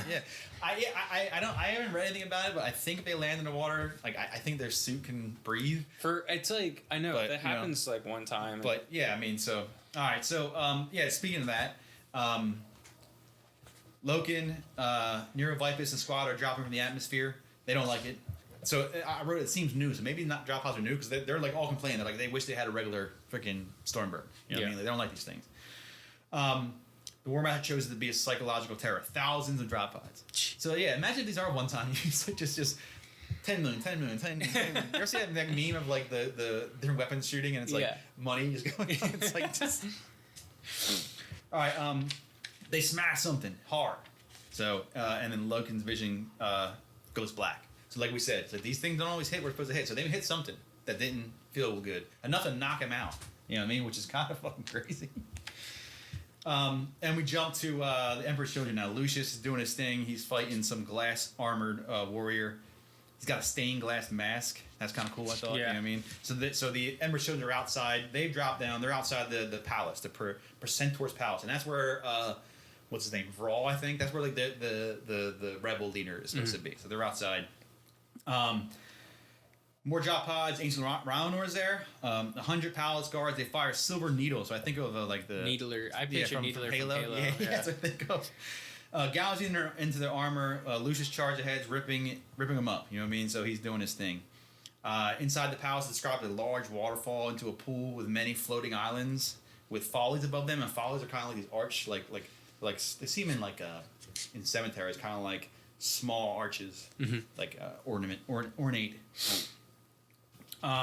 Their guards come massing into the water, and among the follies, no world eaters in sight. So they're supposed to be able to the world eaters, but they don't know where they're at. And Lucius is happy about that because he wants to do it all. And it's shame. He said he wants to shame the world eaters. So Ancient Raunor comes in, provides cover, smashing, assault cannon, smashing through, lets them come in. He says here, Emperor's Children charge in to bring perfection of death to the Choral City. So now like these next chunks kind of bounce around of like different battles. Yeah, you know what I mean? What's happening? It's a whole lot, and I think the author. Ben Counter does a great job of not milking it. It is actually like it is very forward moving. It is propelling it. You don't realize it, but he's pushing you towards the Choral City capital. What's kind of cool is also because like if you're in that kind of stuff, you can like almost in your head like picture this like kind of strategic map of like it's an assault. You know what I mean? So it's like cool. It's like we saw the Emperor's Children here at this castle, and the world leaders are supposed to be there. But next one we'll talk about where the world leaders are. They're being held up back here. You know what I mean? So you're talking about the South, and I really do like it because it's in my eyes the most well orchestrated bolter porn out of the three. One of the reasons I think this book is actually the best is you're not getting told there's a fight happening. You're being explained how these guys are slugging it out. Yeah, because you're like these guys are pinned down. Like you're like, hey, these ultimate warriors are trapped and they're slowed down. Yeah, these guys are making an assault. This heavy assault infantry R'hllor is laying down covering fire, and you're like, oh wow, this is coordinated now. This isn't just I'm out here slamming skulls. Yeah, and it's not just like like you get these visceral. I mean, which visceral descriptions are kind of good, but it's not just that. Like where it's like just slashing and hacking. It's like it's telling you, it's moving what's happening forward and showing you how they're getting to where they're going. And we jumped to it real quick. Next one, the World Eaters are assaulting the Temple of the Song. It's like kind of an organic building near the side of the palace. So they're kind of on the west end of the palace or south end of the palace. It's described as bulging liquid pale marble. And there's music playing, which is causing the civilians to come out. So they're getting mobbed by just people, just regular people, not soldiers. They might have weapons, but there's so many, and this is like the worst. This is the worst people that this is not the dudes. This is not the dudes to mess with. So they're like, I picture this like road, and there's a temple, and they're like, hey, assault, and then out of the streets, in the residential areas, people just throng thousands, and then. There's so many that they just, hey, put your guns away, get the chain swords, get the chain axes, and it says turns to a massacre. They're just out there just beating. I picture people. They're like it's like when they're Vietnam era when they're getting through the jungle. Yeah, it's not even like a fight. They're just like machete through the they're smashing people. Yeah. All right, so then we get back at Loki, and he opens up the drop pod. Didn't hit its mark. It's on a pillar, 200 meters above the ground, so really high up. Within the bottom was a siren hole, so they're near their target, but they're not exactly there. And they can look down, they see their buddies down there fighting. So some guys have made it. They can also see other drop pods like bang, smashing off course. So it's kind of like a shit show. They fan out. They find a stairway to get down. They're going down into like a dark room. It's kind of like spooky. There's like a large room with a large sarcophagus of black granite. He hears fighting outside. He hears war singers actually outside. So he's hearing the sounds. He's seeing silver armor warriors start flying around, shooting from wrist weapons. I'm sorry. I jumped back. I'm sorry. I messed up. So Logan hears the war singer. Now we jump back to Lucius. Lucius is fighting. Silver armor warriors are flying around. They got wrist weapons. They got like wrist fucking, I don't know. And Buzz Lightyear-esque. Yeah, ninja blades or something. You know what I mean? They're killing somebody. Lucius is too good. You know what I mean? They're too fast. So as one dives down, he leaps up to get him. Cutting his arm off. So there you get that, like some kind of a little bit of visceral. They're going. They're pushing. They're pushing. And then it describes Lucius as like as they push in, and they fight less. He's starting to feel like sad. He's like his dopamine's fading. He knows he needs more opponents. So you can assume that most of these guys feel this, but this is the first time you kind of like really feel like they describe it in detail, like how, and it'll advance more with Lucius as you go on, that like he needs to fight to like feel good. You know what I mean? It's like this drug he's doing. You know what I mean? He declares to the throne room, and he wants all the glory. So he's like, we're going in. You know what I mean? Maybe the plan was to wait for other people to show up, but whatever it is, he's not doing it. All right. Now we're back up in space. Saul Tarvitz on the Adronis. Did I say it right? Mm-hmm. Yep. Nailed it. He's confused why battle alert. So he's walking around the ship, and everyone's like at general quarters. Everyone's like ready for a fight, and he's like, "What the fuck is going on? Like, they have no ships. You know what I mean? Like, we're safe. And the ship's moving too. So he's like, what the hell? So he's the gears are spinning. He understands that from the battle reports, there's no reason to move. You know what I mean? Like they drop what they gotta drop, and now they're just hang out. You know what I mean? And then report whatever. The only reason would be to like prepare for an orbital bombardment, which is like pretty much firing your massive guns from space onto the planet. And then this is like his spidey senses are tingling, so he's like, what is going on? So he makes his way down to the gun decks. He's careful to be unnoticed. And then he reaches the gun decks, and I got a cool little quote here. I love this part. Yeah, it's so funny. It's kind of this one describes the gun decks. So the gun decks sprawled before him a titanic vault that ran the length of the vessel. So I couldn't imagine how big this is. You know what I mean? Huge hissing cranes fed the guns, lifting tank-sized shells from the magazine decks through blast-proof doors. Gunners and loaders sweated with their riggers.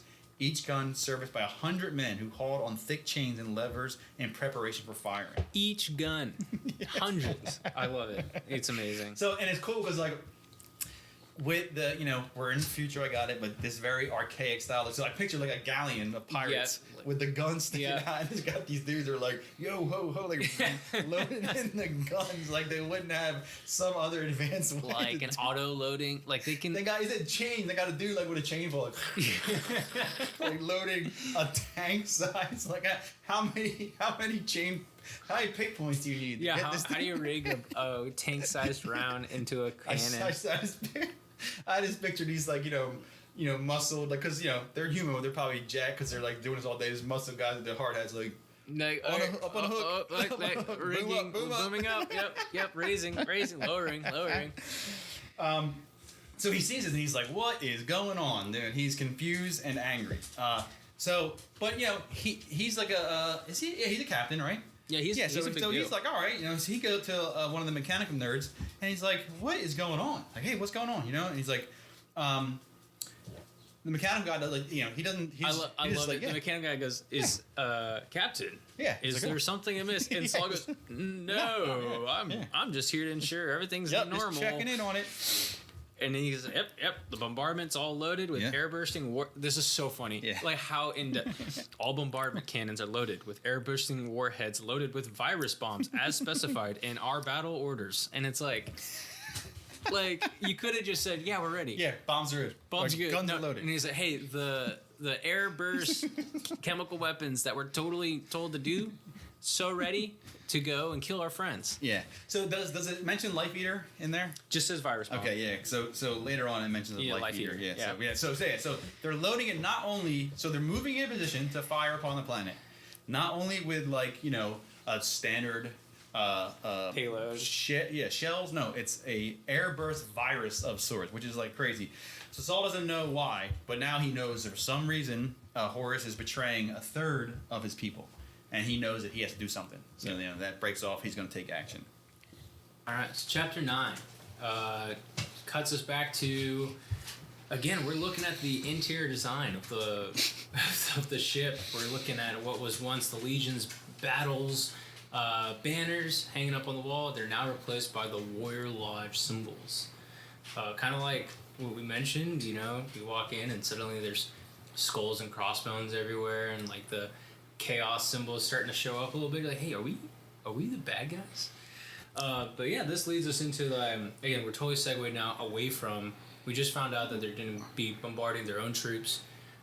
Huge cliffhanger, and so we jumped from Saul Tarvitz back over to the Vengeful. I also like it says that in the War Master's platform is replaced with a lectern with the Book of Lorgar on it. You know what I mean? So like it's super spooky. You can get. It's like this is totally not like going from one extreme of Imperial truth and knowledge and all that stuff to like literally a lectern with a magic book. It's like, hey, this is totally not some spooky wizard shit, and we totally weren't like agnostic like 2 days ago. And so we're looking at the War Master's on his stratagem throne, watching reports coming in from Isstvan 3 on the battery, on the pick screen, not the TV screen or the computer, the pick screen. Emerald light picked out on the edges of his armor and reflected from the amber gemstones forming the eye upon his breastplate. So you can kind of get an idea what Horus is doing right now. He's playing the slow kind of ploy. It's really developing for us, and I appreciate that it's not like, oh, he's gonna betray him. Like, no, it's building up. It's a slow burner. You kind of have an idea what's going on, but you're not sure why. Because I was really confused because I'm assuming Lucius wasn't a good dude, but he's on the planet. Yeah, you can assume that.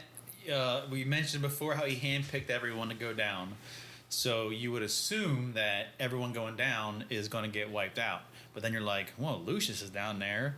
And Saul avoided his own fate by interjecting. You know what I mean? But so it's kind of weird because you're thinking, well, what's happening here?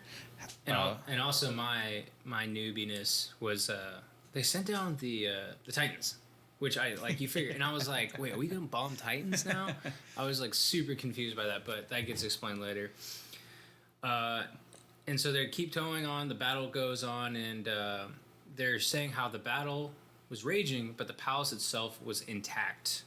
Only a few palls of smoke indicating the battle raging through it as the Emperor's children fought their way through its guards. Yeah, so it's going on. He seems like not much interest. So Dude, like, he's like, yeah. I mean, he's his plan's working. You know what I mean? He's not like and then our old boy Erebus is there, and he kind of like brings in some bad news. So he tells him that Magnus. So this is another book that will happen in the future, but they mentioned it in the end of the last book about what's happening with Magnus. So Magnus, he survived the attack by the Space Wolves, and that's not in the plan. The plan was to get rid of him. But the good side to that is that he had to use a lot of magic, which is bad news, and he has no choice. He's gone so far in defending himself against the attack that he can't go back to Dad. You know what I mean? Yeah. Like he is, just a little mini spoiler. He's like transported his boys to another planet in the Chaos world. So he's like so gone. So he's on it, like, Erebus, like, he's with us. He has to be. He got no choice to be with us. You know what I mean? Like there's no way he's going back to Loyal. They won't take him. You know what I mean? They're like, there's no way. So it's kind of good news for Horus in the bad news of he wanted him dead, but now, hey, he's got him as an ally. And also the first of many L's for the Space Wolves. I'm a Space Wolves hater. I love it. I love them, but like, it's just so funny because they're so well liked and so popular. But this is the first thing you'll see is, and there's 2 books that cover that whole attack on his planet, but it shows that everyone will say, like, the meme is Magnus did nothing wrong. Magnus did nothing wrong, but he's like super tragic, and this is like another show of it. Like he had to save his life and to save all his boys. He had to like go so deep into the magic world and make a deal with the bad guys just to save his ass. So it's kind of like this tragic thing where he didn't want to be a bad guy. He tried to do everything right, but he, by doing it, he's like doing things wrong. He couldn't stop fucking up. I love it. And also, that whole segment was 5 paragraphs, and it's 2 whole books later. Like, you get that little reference. That's actually 2 books of material. He got away. And then we cut. We're back into the bolter, the blood, the guts. Captain Loken, he's chatting with Sergeant Vipus. And then they're out there duking it. They're fighting the good fight in their mind. They don't know quite what's going on, and they think they're just in the trenches with the boys. Another day in the office. Yeah. So they're like held down. They're talking about what we can do. The spirit's been shattered, and they got the whole rally cry. Like, we got to push and get these guys on their back foot. You know what I mean? It says they're Isstvan, they're firing crossbows with molten silver bolts at them and all. So it's just your standard like bolter second where they're showing what's going down. Because in their minds, they are still just. Like, we're taking the city, and this is another step into that. And you see the boys. You got Vipus, you got Torgadon joins, you got Loken. They kind of give a high five, and they're ready to rally the troops to push. There's a bald eagle in the background. Yeah. It's like brotherhood. And then we jump to it jumps again. Now we're in space. Saul Tarvitz is in a Thunderhawk, which is like weird. My favorite. So like, I don't know what the hell is going on because I thought those were the ones with the drop ships, but now it's like, no, this is like a fighter pilot. Like I don't know. I picture like a. In mind, so Thunderhawk, as far as I'm concerned, it's a transport, a troop transport. I thought it was like, I guess like an Osprey is what I'm picturing. Yeah, like, well, I mean, I think like other books will describe it has weapons and all, but it's not a fighter jet like one person.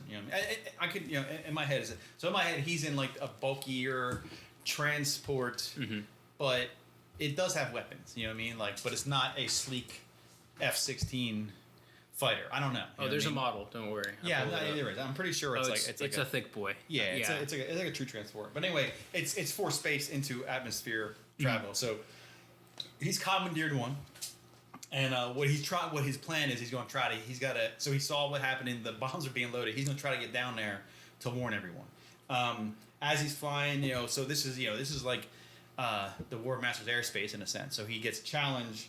On the comms by the Andronius. Great name. Yeah. He's kind of stalling, you know what I mean? He's just like, I'm in a tunnel. can't hear you, you know what I mean? And this whole time he's like zooming toward the surface. He's trying to get to the surface because once they figure out like that he's like, hey, what are you doing? You know what I mean? Like, you're not supposed to be on there. And again, shout out Ben Counter. I'm not a published author like you, but he does hit the you're breaking up. Transmission is breaking up. He says it. So yeah, he does. Come on now, man. But he does hit him with the go to hell. Yeah. He's not having. I'm not backing down. We jump to Lord Commander Ilan, who's aboard the Andronius. What did I say before? Andronius. And it's a little quick thing before he learns of Saul. He learns that Fulgrim should have been back by now, so his arrival back with those guys is taking longer, and no one knows the results of his mission, which was to go turn Ferrus Manus, who is the Primarch of the Iron Hand. So no one knows what's going on, but him delayed is not a good sign of, like it's not good looking well because he's not back yet. But anyway, he informs of the rogue Thunderhawk, and he informed that Saul Tar was on there, and he knows what's going on. So he launches his fighters. So he launches fighter jets to pretty much take him out.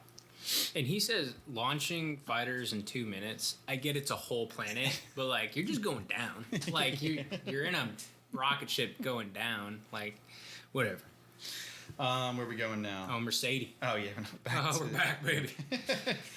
Yeah. So Mercedes is comforting Euphrates as she's having like seizure spasms and all, like just. No, she's speaking she's speaking in tongues. Oh, she's speaking in tongues. Yeah. All right. And she says she's decided to stay with Kirill as they move out the ship. So with with Mercedes has always been this back and forth. Like she hasn't seen personally any of the magic. She hasn't seen any of the miracles. But she believes her friend. She really doesn't have anywhere else to go. Like, what else is she gonna do? You know what I mean? Like, what else can you? Like, you're on a city-sized ship. I get it, but like, yeah. But I'm saying these are her only friends. You know what I mean? Like, she's like, she can't be like F you, and I'm gonna go hang out with the Astartes. They don't want her around. You know what I mean? She can sit in her room because she's not supposed to even be moving around the ship. You know what I mean? So they hint that the workers have been hiring them. They're all too happy, bringing supplies. So like the common folk of the ship are all about the saint, air quotes saint. Mm-hmm. You know what I mean? So they hide her in like broken down boilers and hide her in maintenance tunnels and all this stuff, and they're bringing food and medical supplies. And there's a little spot where it says Mercedes says, "Deliver us, Emperor." So, and I was like, "Oh, she's starting to pray." So she's like really, she's in. She's starting to turn over. This part's so funny. Yeah. So Euphrates stirs, opens her eyes. Mercedes kind of whispers in her ear, or goes to whisper in her ear, and then Euphrates' mouth opens and she screams in terror. Yeah, I like. Again, I'm picturing like this underground, like French Resistance style. Yeah, they're like moving people around, trying to hide, and the person you're hiding just starts screaming. Yeah, like, and I'm like, bro, hey man, if you're in the attic, you shouldn't be screaming right now. Take it easy, lady. And then we get Garrow. We're at Captain Garrow. Is this the first time we see Garrow? I think this is the first time we see Garrow. Yeah, so we jump now. We meet Nathaniel Garrow on the bridge of the Isstvan. No, we meet him earlier. Oh yeah, his leg got cut off. He's got his leg blown off. Yeah, okay. All right. Newly replaced. So now, so he's on the bridge of a ship called the Isstvan, which is not. You'll learn later. It's not his ship. He's there, but it's not like his command. It's not a normal ship, put it that way. And the next book will explain how he got there. But it gives a little. Description here, so it's really bare bones. So the Death Guard are not about ornamentation, not even to the slightest. You know what I mean? So they're not like bare bones. You see pipes, cables, nothing's even covered. Not even zip tie in place, man. Just everything hanging out. Cable management's a mess. No cable trays, no nothing. Metal gray, like not very little paint and all. So it's just like a very bare bones kind of ship, and that's how they all look. That's their style. They don't like. I think their only adornments on the ships, like outside, is like one big skull. You know what I mean? Like of course, Death Guard. You got to do that, but so total opposite of like Emperor's Children, or even a lot of places. Have like a lot of legions have like different filigree and stuff like that. But these guys don't even play any of that stuff. Okay, so he's in the flotilla area. He's in the airspace as all the other legions, and he gets a little message from one of his comms officer. It's weird. I always think sometimes you read in the books that some of these positions are humans, and then some are Astartes. Mm-hmm. And I always find that wild. Like what makes one choose one or the other? Like there's a famous World Eater ship. The captain's a lady. I forget her name, but you've seen memes of her probably. But she's like really tough and gruff because she hangs out with the World Eaters. But she's a lady, like a normal human. But other legions you'll see is like, oh, Captain so and so is the captain of the ship, and he's a space marine. I think that's a waste of a space marine. Yeah, I was like, it ain't. Like if a human can do it, as they've shown they can, why are you wasting a super soldier who can smash, walls down? Trained for 4,000 years. Chain and fly the shit. I don't know. Hey, your email notification popped up. Yeah. All right, so the comms officer's like, hey, we're tracking Emperor's Children Thunderhawk. It's in our engagement zone. It's being followed by other fighters, and he decides to like move the ship. This is a big ship. The Isstvan's a big ship. You know what I mean, like a frigate or something. It's not a fighter. He decides to intercept, but we don't know. We go back. Choral. Yep, Choral. So, the scream hurled Choral Cinnamon from sleep with the force of a thunderbolt. So, I get it. We're back. She's screaming. And they're trying to figure out what is happening. She's, like, scrambling. She's like a mad woman, just absolutely thrashing about. And you gotta remember, this is like their Mother Teresa. This is like the Virgin Mary to them. So, this is like a big deal. And she's absolutely having a fit. And then he gets a vision. Yeah, so he holds her, and then he gets his vision. It says death yeah. like a black seething mantle hung over everything. Cinnamon saw Mercedes' delicate, cold, dark face overcome with it, her features sinking in corruption. So, not the best look right now. Yeah. And it just goes into more of this like Lovecraftian, like looking into like the ether, unknown horror. It mentions like skin falling off and all this, like this, just But it's a paragraph and then it's gone. Yeah, they're gone. And then when they're back from it, she says to them, "This is betrayal. It's happening now. Tell them, Choral." And she slumps. She's always falling unconscious. Oh my god! But she's the same. But she's asleep. I mean, I'd be good at my job too if I slept all the time. That's my job. So they all have. I think they all have the vision. Just Choral. Just Choral. Choral has a vision. She knows that he has a vision because she tells him. She probably maybe she sent him the vision, whatever. But she's like, hey, this is betrayal, and I gotta go. Wait, I'm gonna throw my tinfoil hat on. Oh, you happen to tell the propaganda master to spread the message? Like, how convenient. All right, and then we jump back to now Saul. Now we're in the cockpit with Saul, and he's getting lit up. Fighters are shooting him. He's still going, but he's not having a good time. So as he's dodging, I don't know if it's guns, lasers, I don't know, whatever. He's dodging bullets. He gets a hail from Isstvan, and he has time to answer it somehow. Like, oh yeah, okay. Yeah, he got his little exposition moment. It's the anime cutaway. They go.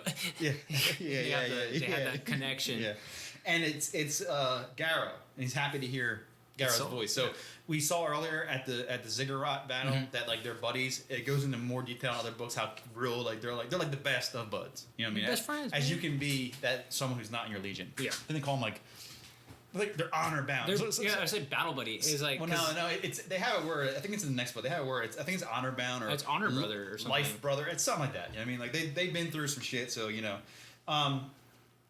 So he tells him what he saw. He tells him of the treachery.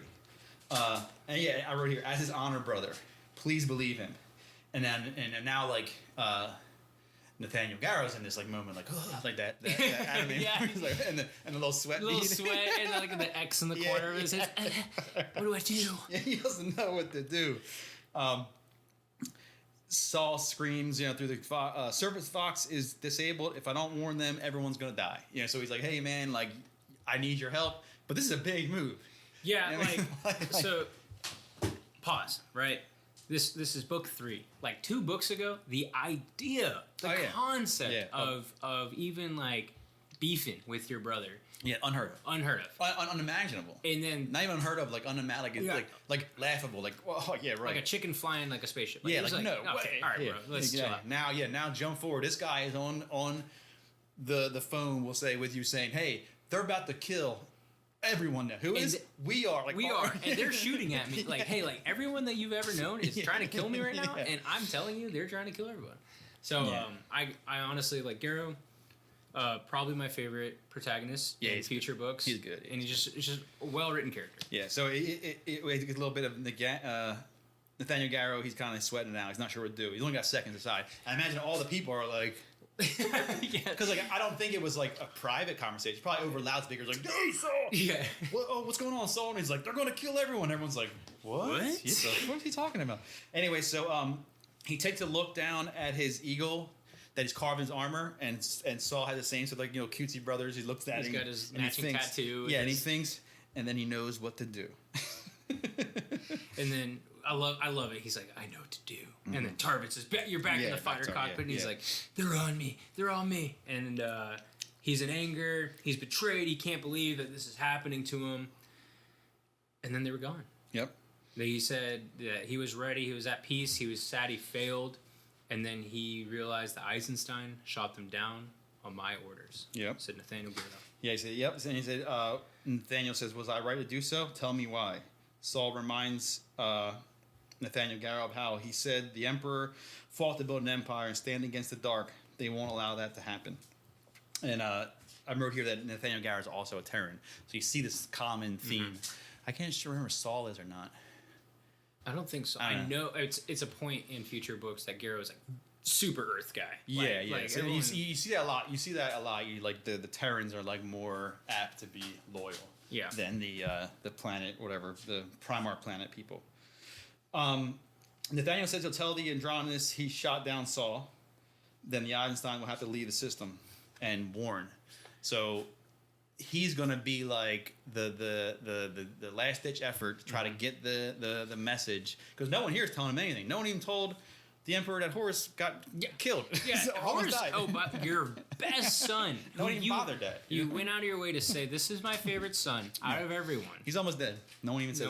No one even sent text. No smoke signal across the ether. So definitely no one's telling him what's going on here. So he tells him, all right, I'm going to cover for you as much as I can, and I'm going to, like try to Irish goodbye. Yeah, he was like, hey, my massive warship, I'm just going to leave.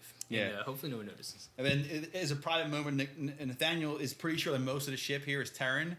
Like I said, so like he can probably be like, yo, come on, dude. Yeah. Like, and he says, most of the ship is Terran, they'll side with the right. He said, the rest will die.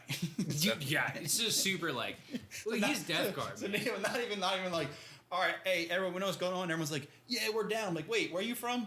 I'm from Barbara. No, I said I was down. No, my mom's from there. I said I'm from there. Yeah. It's no hesitation. Love Garrow. It's all black and white. Yeah. So Saul gives him a little heartful goodbye, and he promises they'll meet again on the surface of the throne world, which is Terra. So yeah, we'll see about that. Yeah, and then that ends the chapter, and we start chapter 10. I think this is probably we're getting close to one of my favorite moments, but it's not a good moment. It's just one of my favorites because it's like really just justifies everything that I've been thinking. Yeah, I think I know what you're talking about. But all right, so we're back, and right away it opens with the Apostle. Yep, the Apostle now. That's what they call Cinderman. Obviously, he's got quite the tongue on him, charismatic, knows what to do, what to say. And word spreads quickly that the Vengeful Spirit that they're on right now, things are changing. And they don't really know what's going on.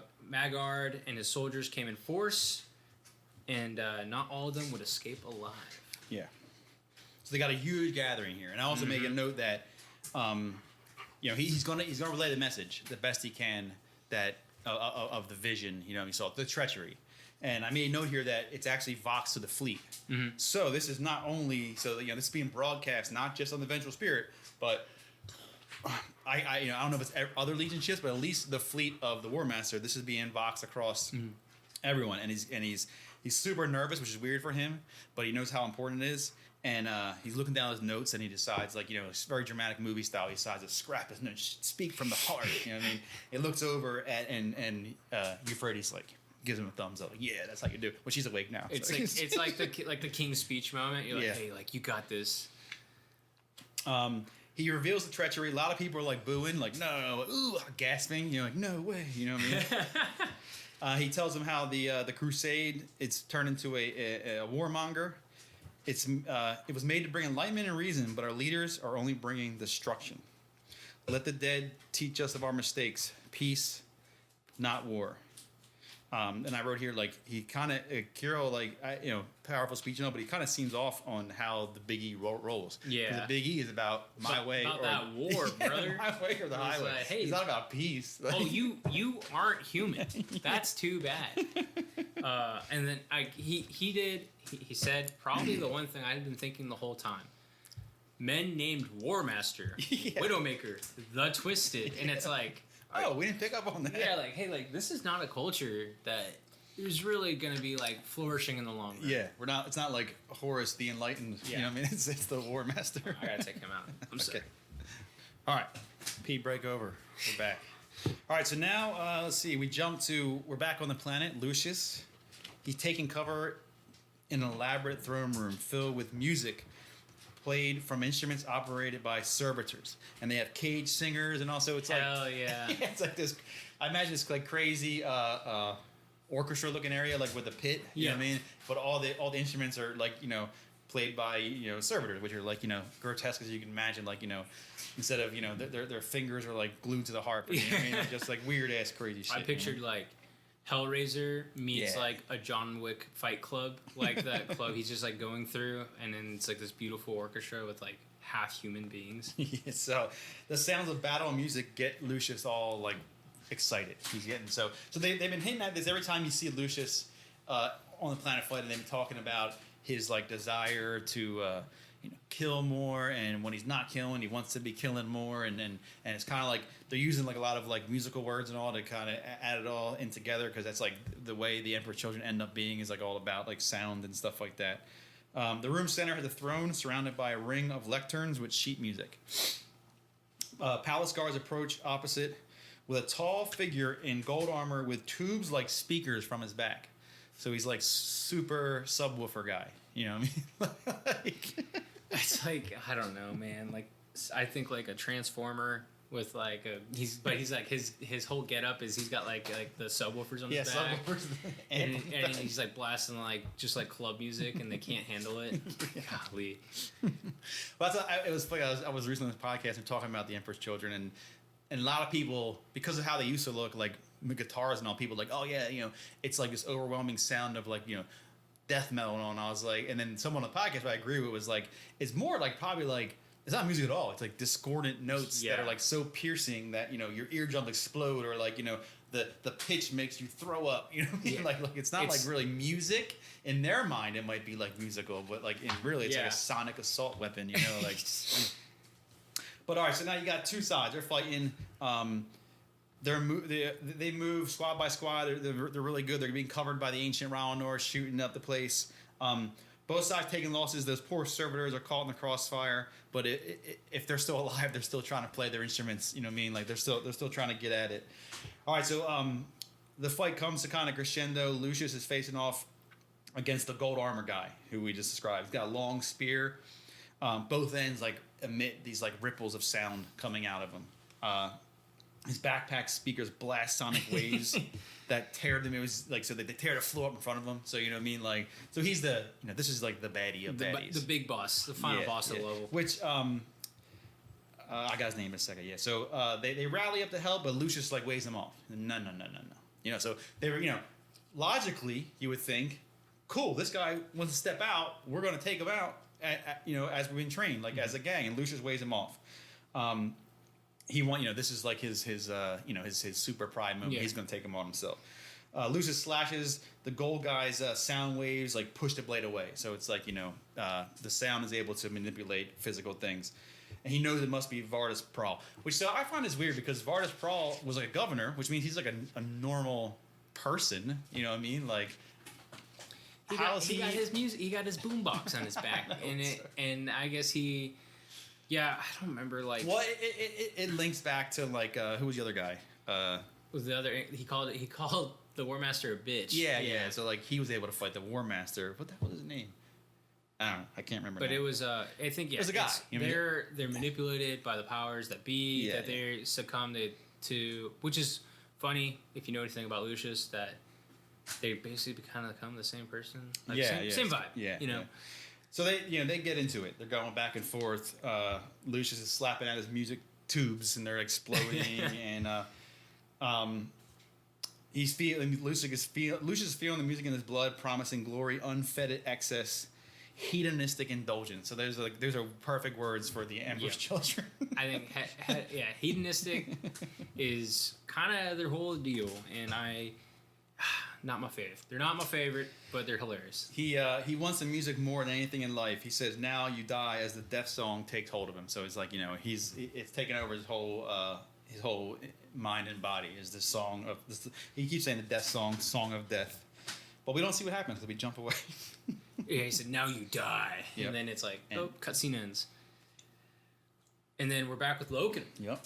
Loken, and it was he's in a, they say, what would later be called Death's Tomb. Death's Tomb. A charnel house. A pile of corpses. And the sound of battle, again, was a hellish music of screaming, rising in terrible crescendos, and the sight was horrendous. Death's Tomb was brimming with corpses, festering in carnal heaps, bubbling with corruption. Ugh! Hell yeah. Good job, Ben. That was a beautiful little segment. It mentions 2,000 Astartes rushed to meet the Isstvan soldiers. So we got a lot of people here. A lot of brothers here, man. A lot of brothers. A lot of bros down here fighting. And again, like, so like earlier they were saying like, hey, this is like a little overkill, man. We're sending 3 like chapters, and now I'm like, hey, you kind of need it. 'Cause you guys are you're getting clapped a little bit. It turns to a melee, and you get your standard Loken. Yeah, Loken's feeling bad. The chain swords out. Yeah, Loken's loathing the waste of life. He says he's sad and all, because that's like standard Loken stuff. It's that scene in The Last Samurai where he's looking around, everyone's dying. Yeah. So within the fight, there's a war singer, which we saw earlier. Mm-hmm. And the war singer can easily like turn the whole tide of battle. So Loken shouts to God and, hey, get the war singer. That's going to be your target. Then we jump back to the vengeful spirit. Malgahurst has got to give the War Master some more bad news. He said we got a new great threat. Kirill Cinderman, he's apostle of the Lectitio Divinitatis and leads the civilian crew. War Master reflects on how Kirill's skill and religious fervor is actually very, very dangerous. So he's a little concerned about old man Kirill. Which is hilarious. This is like 9-foot war god. Yeah. And he's like, wait, this guy's speaking? He's talking? He's speaking the good word? Mal tries to smooth it out. He says, hey, don't worry, we're gonna get him.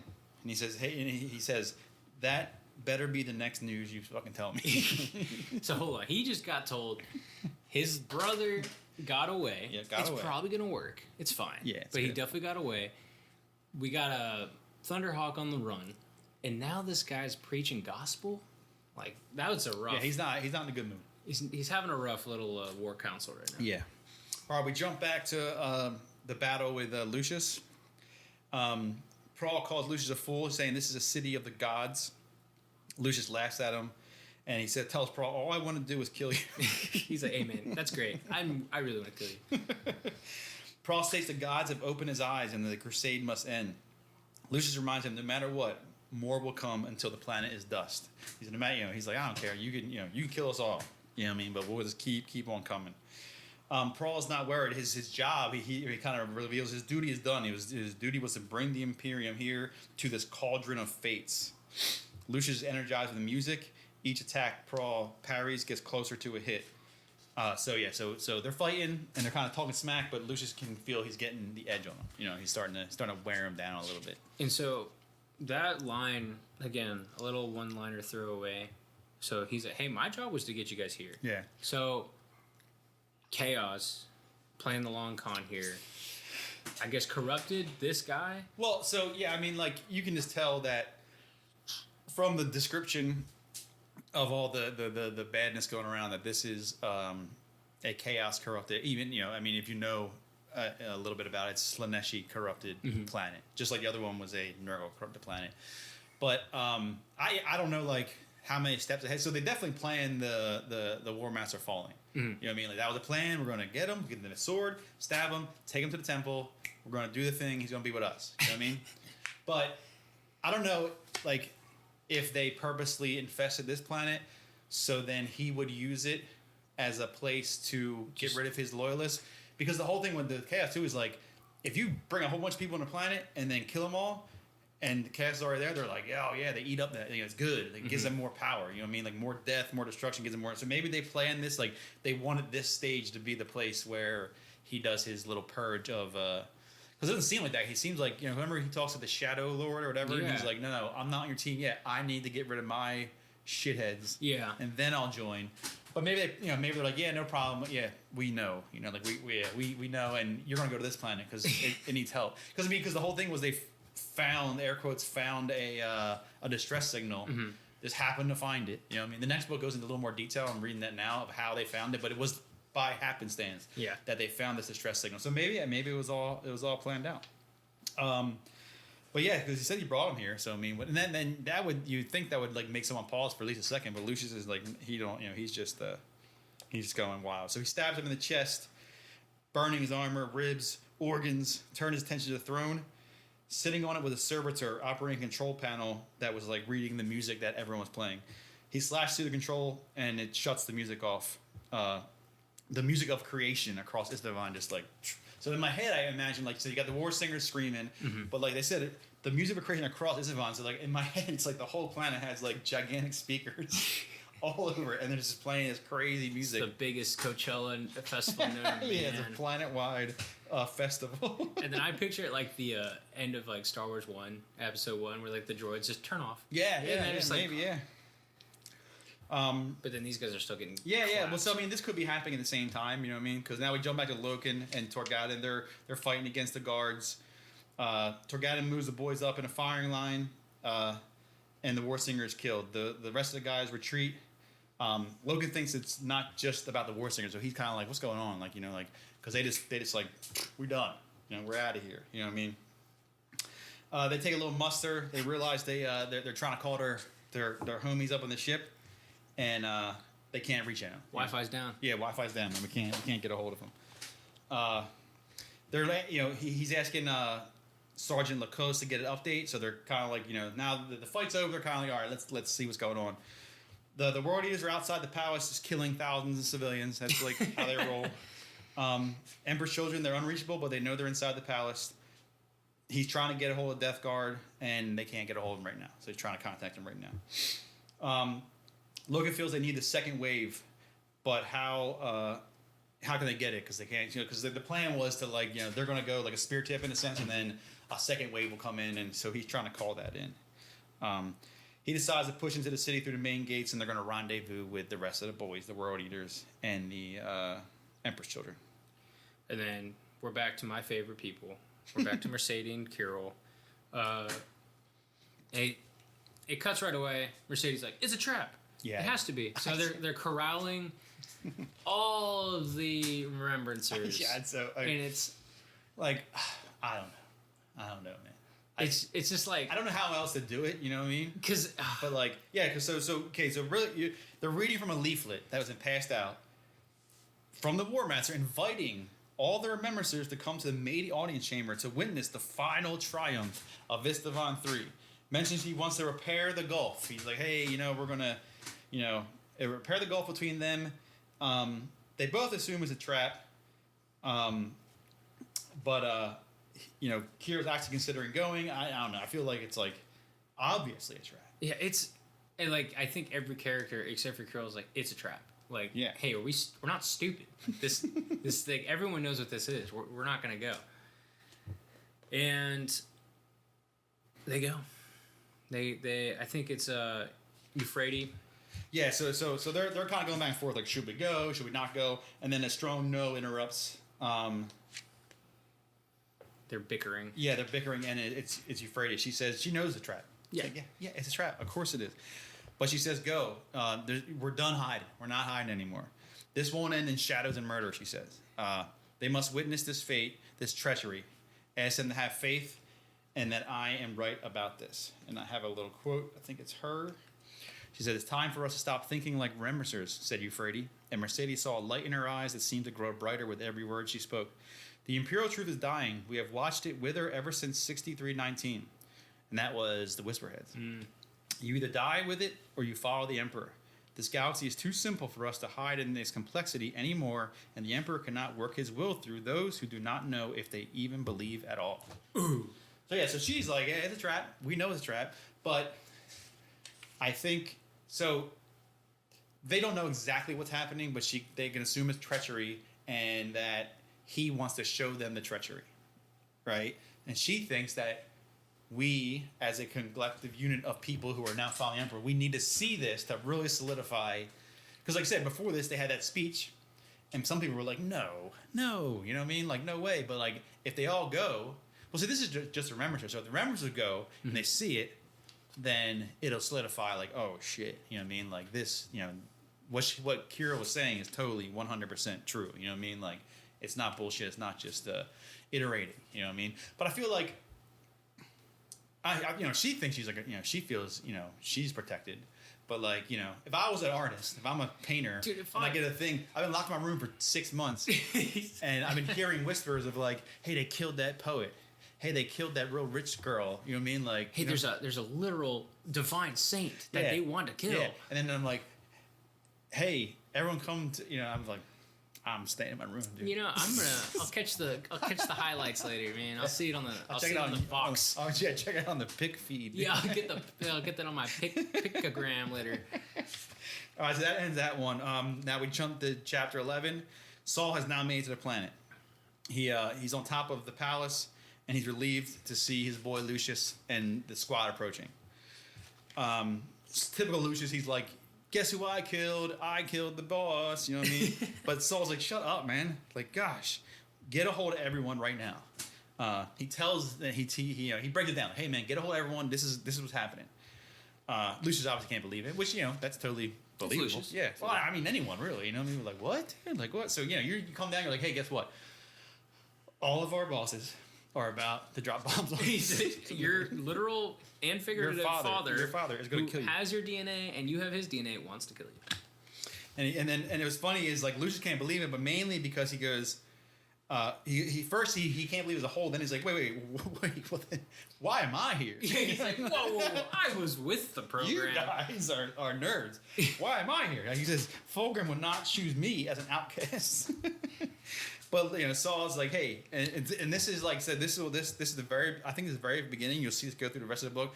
This is where, remember Saul always talks like, I'm just a line officer. Also, this is like where he really becomes like way more than that. He becomes like a general almost in a sense. And near the end, he's like the general of the resistance. You know what I mean? It's so cool to see this like, because he pretty much says, shut up, get a hold of everyone else. You know what I mean? Like, he's gonna go find the World Eaters. You, Lucius, get a hold of Sons of Horus and Death Guard. And they got to get deep below because he knows what's coming. It was a virus bomb. So he said the best way to survive is to get, there's tombs and all that, what they call the carnal house, all this. So get deep. All right, so Lucius agrees. He's mad, actually, steel, anger in his voice. And they part ways to go, spread the bad word, in a sense. Now we're jumping into the Dies Irae. And I love these guys, man, because they're obviously like top dogs in their field. Like they're important, but they're still just the humans. Yeah. So like this conundrum that they find themselves in is so much more like less spooky, fictional, Stranger Things, and more just like, hey, like you're a guy doing a job, and there's a very extreme situation around you. You're in probably one of the most difficult places to be as a person, where you have to choose between the people around you and your future. Yeah. And so the Dies Irae, they're starting to, I think, lock it down, right? Well, no, not yet. So they said they're like lighting up targets. You know what I mean? They're working alongside the Death Guard. They're lighting up targets. It mentions here the team of Titus, Jonah, and Princeps Turnit. They navigate the targets all in the same room, and it mentions how they all this feels very far away because they're linked in this machine. Mm-hmm. And it has a little thing here where it says Titus thinks that he's like closer to God when he's linked to the machine. He actually compares like the machine is like not the Emperor itself, but it's like the personification of the Emperor's like martial power is the Dies Irae. So they're doing their thing. You know what I mean? Like they're shooting weapons and all this stuff, right. And then the Princess is kind of like you can see him like he does like the CIA thing like finger to ear. He's getting a little personal. He got the Order 66. Yeah. So he goes, hey, hold up, everything stop, seal us up. See all the cooling ducts. They're confused, but they're like, it's like, what's going on? And the prince says, hey, they heard that the Isstvannians have a yet unknown bioweapon, and they need to be airtight. Titus doesn't. He's like, he's lying. He's like, dude, what? He's feeling he's lying, but he reluctantly. So he replies like, well, what about our boys? What about Death Guard? He asked them like, what are they going to do with them? But we'll find out in a minute. So now we get to the meeting.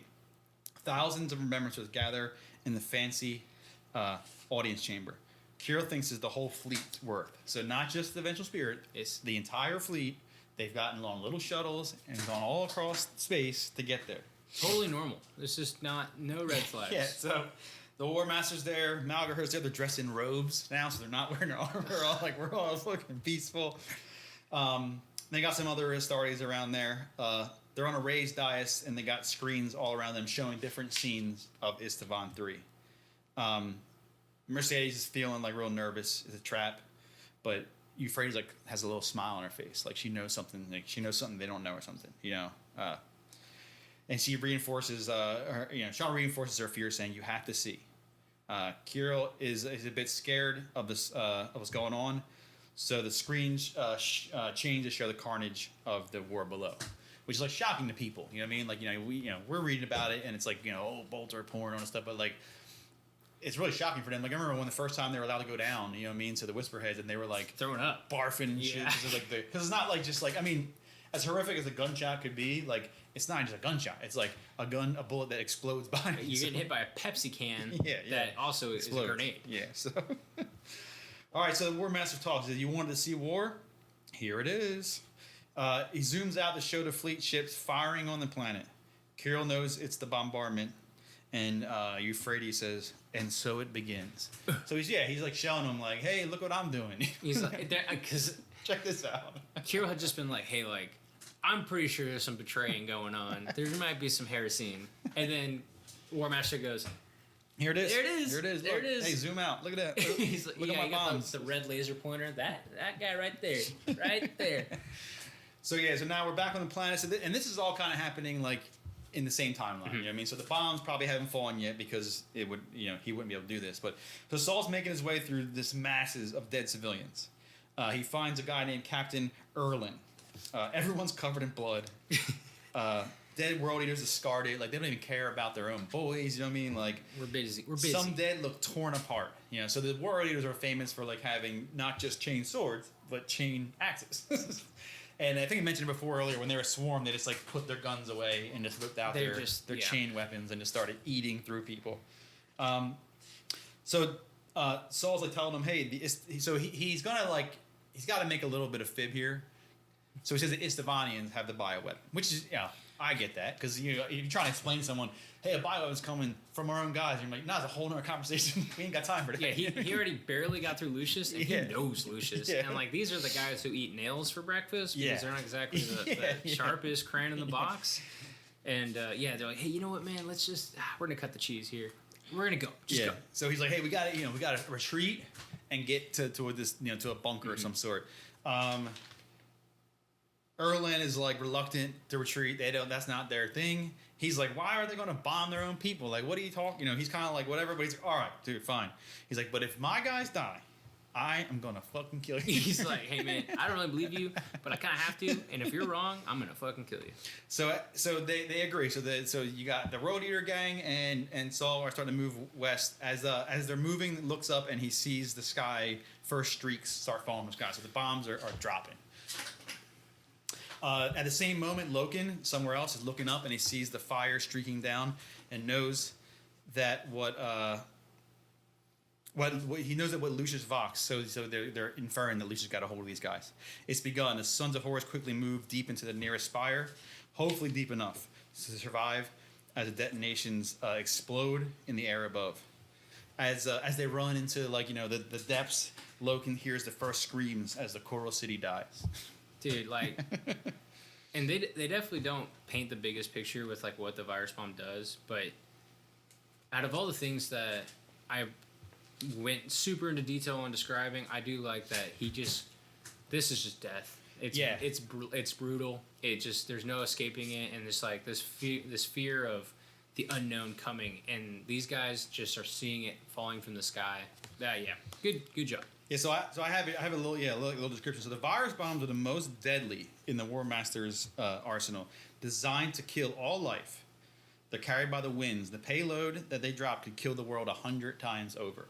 I have a quote here. The virus bomb broke down cellular bonds at a molecular level, and its victims literally dissolved into a soup of rancid meat within minutes of exposure, leaving little but sloshing suits of rotted armor. So I don't know if it's in here, but I read it, or it's like so deadly that it's like it's like not used. You know, it takes like, I mean, like for lack of a better term, like takes an act of Congress in a sense. Like obviously the War Master can claim it, but like it's very. It says like the Emperor barely uses them. I mean, it's like very, very rare. Are we going to do something this crazy, disgusting, messed up? And they just dropped enough to do it 100 times. So, it mentions the World Eaters got hit the worst since they were the farthest from cover. Warriors fell screaming. Civilians' flesh fell from their bones. But Barman's unrelenting. Nothing will escape it. Ancient kingdoms from Old Night destroyed without knowing why. So Old Night's like a very, very old time, way before the Emperor came along. It's like this is what they're trying to do is get the lost cousins of Earth back together. So these it's kind of giving you like a scope. Like these kingdoms have been here for millennia, and they're just blown apart. They don't care. Yeah, I don't know. Like it's a virus, so like the buildings would be fine, right?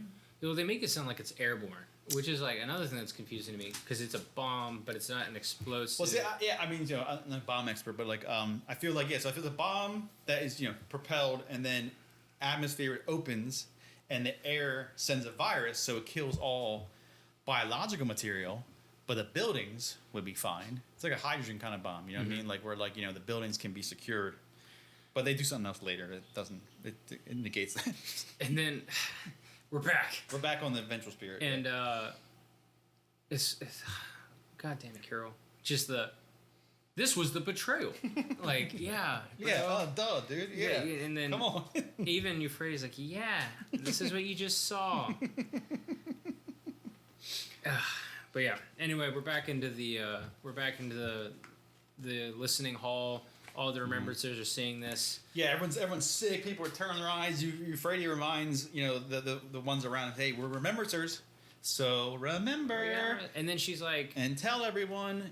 And then she like, I picture this, grabs their hands and skips away. That's how I picture it. Yeah. So she leads them to leave, but Carol's in shock as he so he sees that like. She's leading them towards a fucking Stardust. He's like, what the fuck are you doing, man? Like, she's like, and it's kind of mean for her because like she's like supposed to be the saint, right? So she either has a feeling or premonition, whatever. Like, all right, we see what we got to see. We got to get out of here because something bad's about to happen. But fuck all you guys. Yeah, I'm taking my friends. She's like, hey, there's best writer, best poet. This guy and this girl, we're gonna go. Everyone else, you wrote the best sonnet, whatever, doesn't matter. Yeah. I got my friends. Yeah. So I mean, so we don't know what's gonna happen yet, but she's like, we gotta get out of here. So she's taking them, and Carol's like, what are you doing? Like they're walking right up to a biggest armored baddie. You know what I mean? She's like, hey, trust me, I know what I'm doing. She leads them up, and who is it? Old Acton Cruz. Acton Cruz. He introduces them and asks for help. And then if you remember, back before they left, Loken said, hey, I got some friends, 1, 2, 3. Just watch out for them. You know what I mean? So this is all coming to fruition. She must have gleaned it from the ether because I don't think Logan ever told her. You know what I mean? Like she just. Hey, the Emperor protects. Right? Yeah. She has the Emperor on her side. So Acton understands what Logan meant, and he's like, all right, he's in it. Let's go. He follows them, but not before Euphrates gives him a little pep talk about you will no longer be the half herd. You will be herd. How he can help return the old ways of Chthoniya and crusade. He's noble, honorable. And he's like, all right, good. Like, cool. Yeah. I told you. I've been saying that for years. He leads them out of the chamber, so they get out, and he says, we got to get far away from this ship. Which, means like, I don't know, get on a fucking other ship, I guess. You know what I mean? Yeah. Even I was like, where are they going? Like, I was like, where are you going to go? I get it. You're out of the room. Good job. But like, where are you going to go? All right, so that starts chapter 12. They give a little death scene from the Choral City. Millions scream to the heavens, decaying where they stand.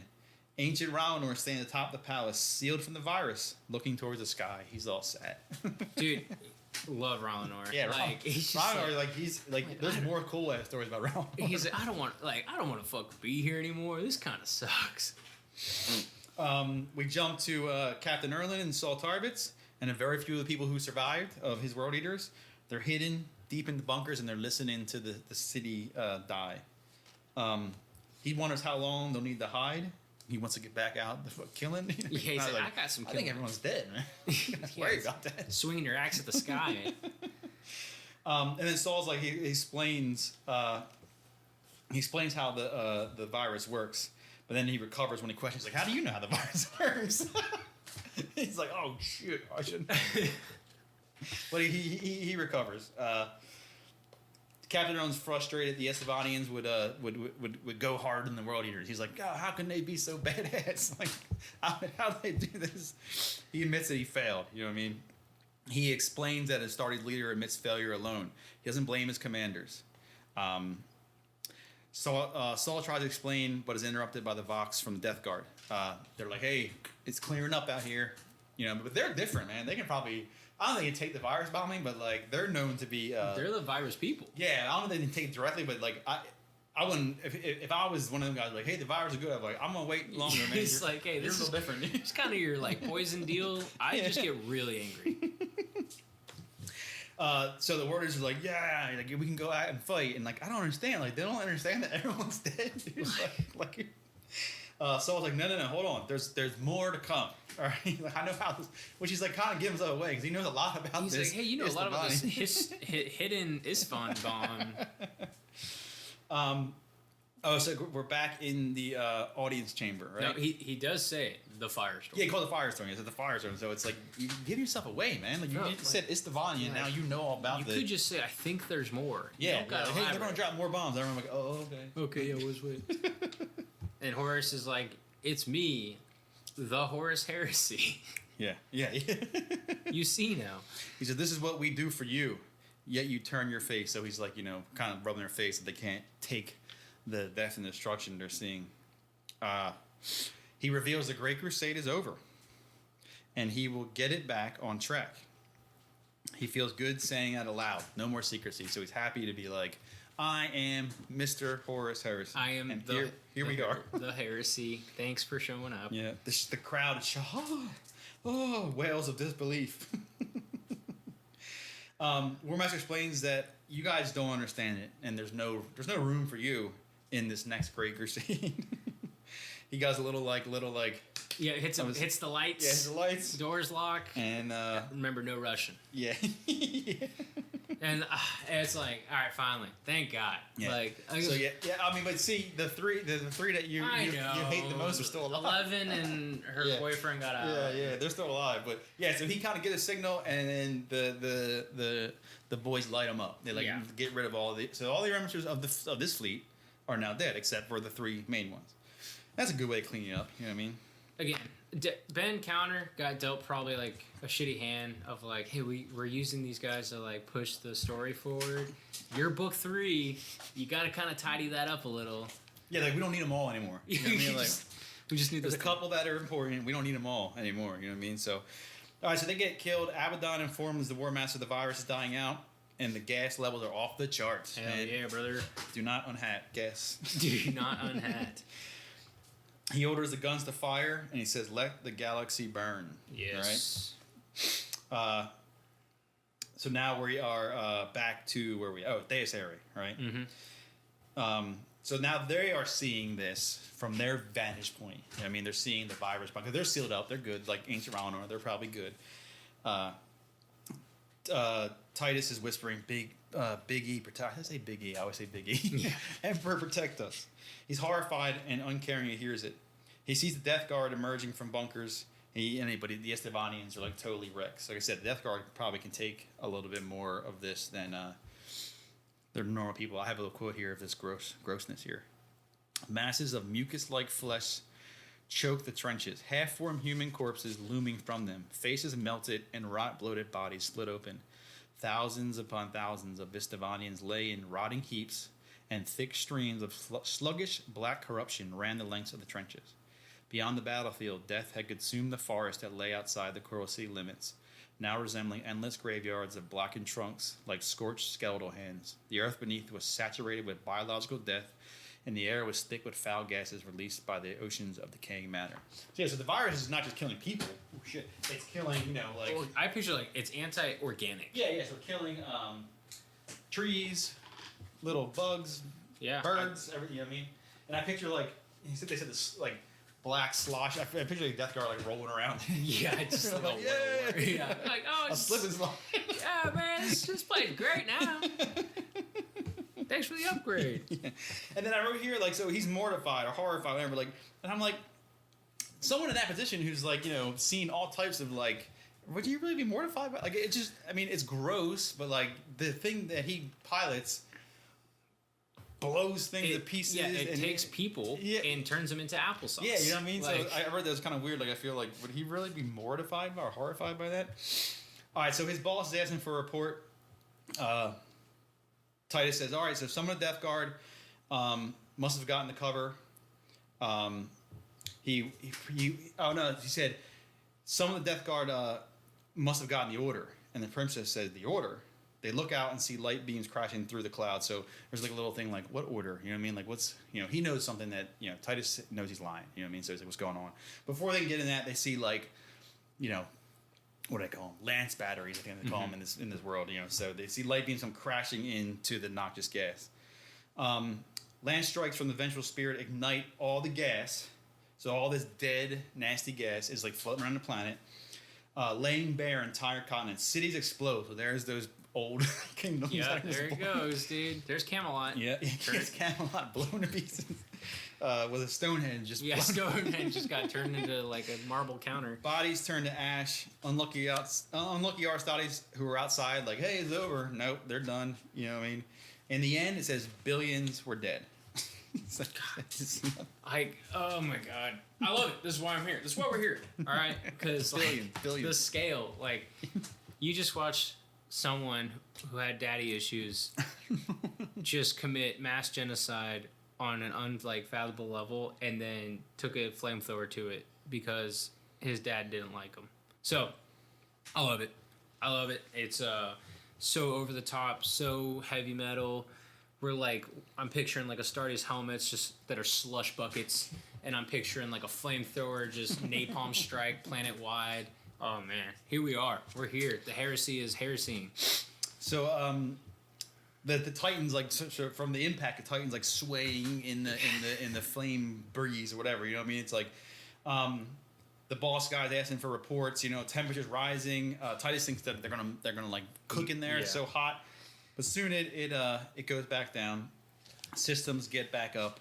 The boss man wants to be ready to fire, and they're like, "What the fuck? Are you talking what's about? alive down there? What are you talking about?" Jonah Rukin spots some gunships coming in to the palace. Titus looks even closer, sees that they're World Eaters gunships. He's like, "Oh, the second wave."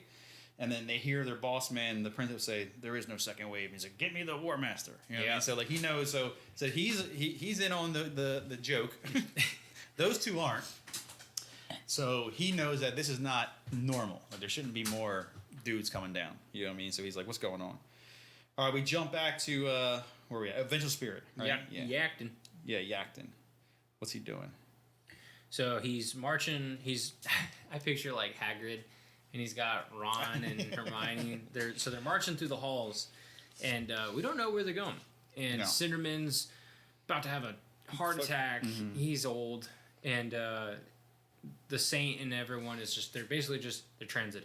They don't know where they're going, but Yakton's trying to take them to safety. They said, you're no longer safe here. Yeah, you can't stay here. So they go to the embarkation deck. Yeah. Which, again, you just watched everyone fucking get murdered, and you also are going to a place where you also watch people get murdered. I don't know. Mercedes, like, where are we going to go? Like, to go where? Are we talking? Super aloof Euphrates, like, the Emperor will show us. I'd be like, shut up, lady. Dude, like, all right, Saint. How about you pull up Google Maps like, really just quick? Tell me. I'll believe you, because so far you've been right. I get it. But just say where we're going. Don't say this vague stuff, dude. Because I feel like you're going to be fine. Yeah, it's like... Especially Mercedes. Like, she has... Like, the other one's a apostle, at least. Yeah. Mercedes just hanging out. Yeah. like, hey, you're Jesus. You're Peter. Yeah. I'm just here. Yes. I'm the drummer boy. Yeah. Like, they made one song about me, and then you never hear about me again. But yeah, so they get... The Yakton gets them to the Thunderhawk. We're back. Thunderhawks, baby. And... Who's there in the distance? Oh yeah, I forgot. We got Terminator, the T-1000, baby. Like at this point, I mean, obviously, he wasn't killing him, but I kind of forgot about him. Yeah, so they mad dash the embarkation deck and like, all right, don't worry, we're gonna be safe. And then just hanging out by like arms crossed by the one ship. Yeah, he's hanging out. Just standing there like, oh man, I forgot about you, dude. But then also at one point I was like, they'll go into it. But when I first saw him, I'm like, oh no, I'm like, oh wait, they got a Star Eater. I know he's old, but he's still like that guy is enhanced. I don't know, man. He's enhanced, but he's not an Astartes. He's not Astartes. Yeah, he's an Astartes potential. Yeah.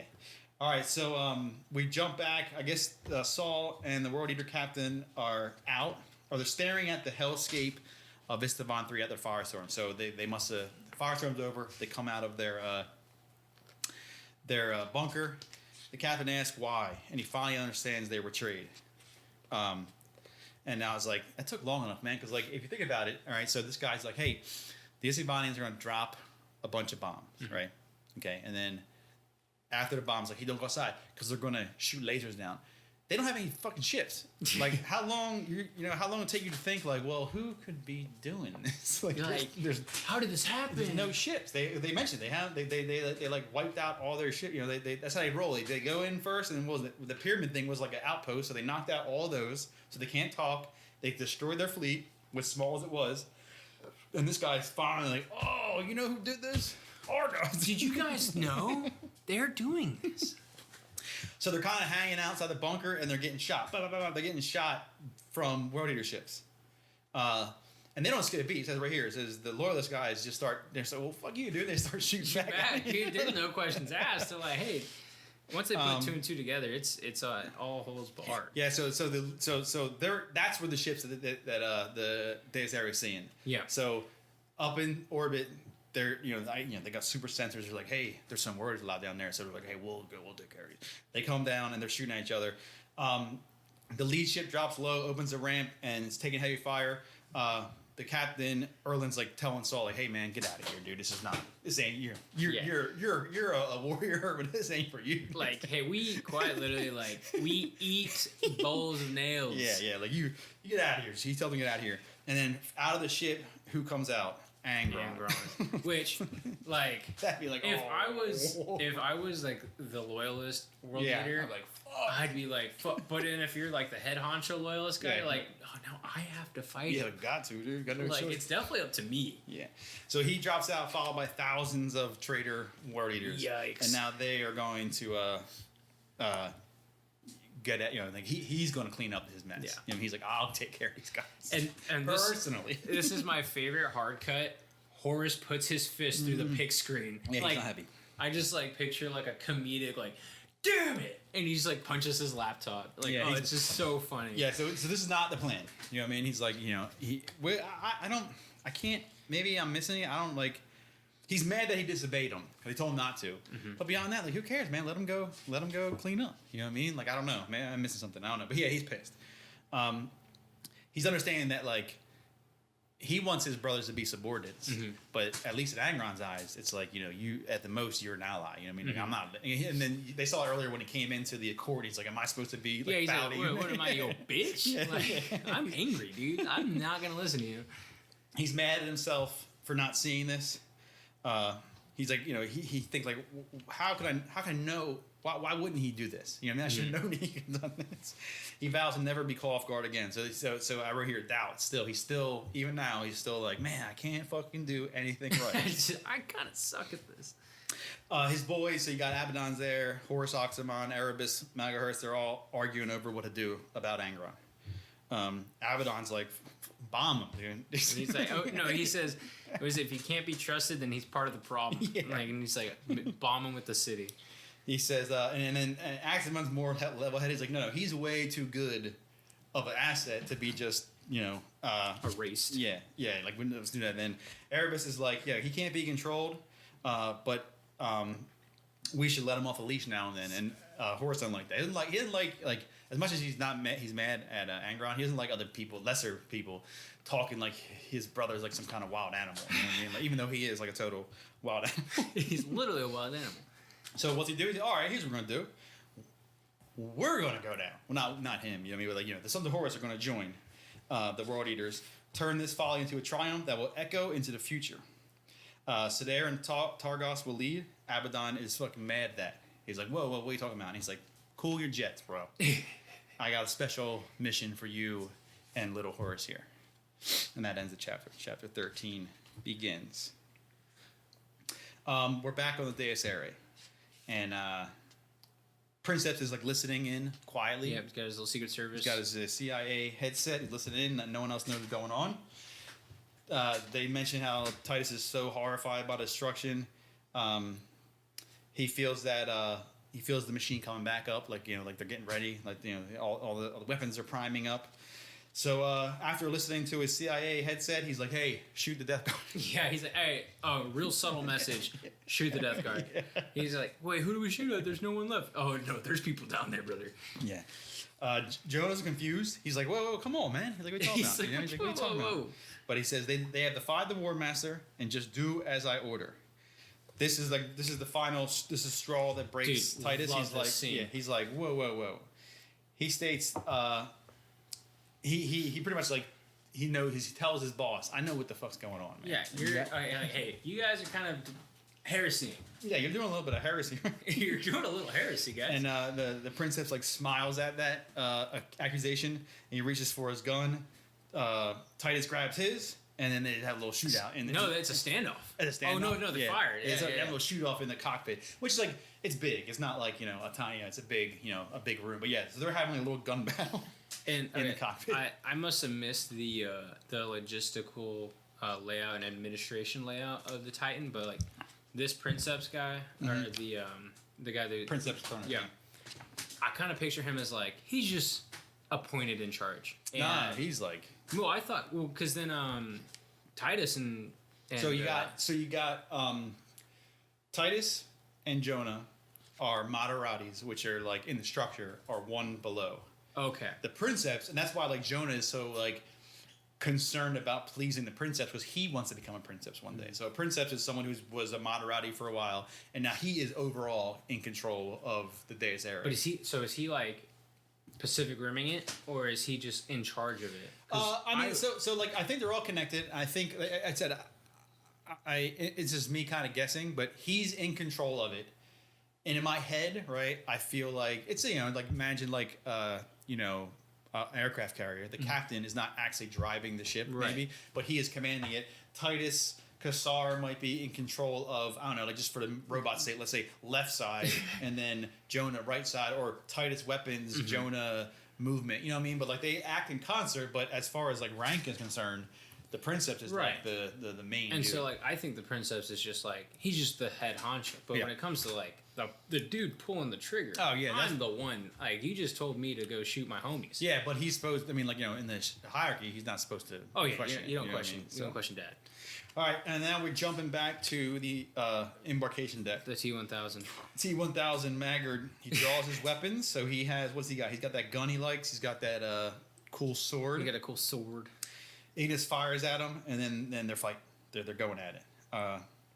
Maggard scores a hit to his belly and his side, but Acton gets cuts him through one of his greaves. So they're kind of going at it. You know what I mean? And he's kind of holding his own. You know what I mean? Maggard is really holding his own against. I think that's why the scene works more, because Acton is like super old. You know what I mean? Like, and then like Maggard's like super juiced. He's got his youth.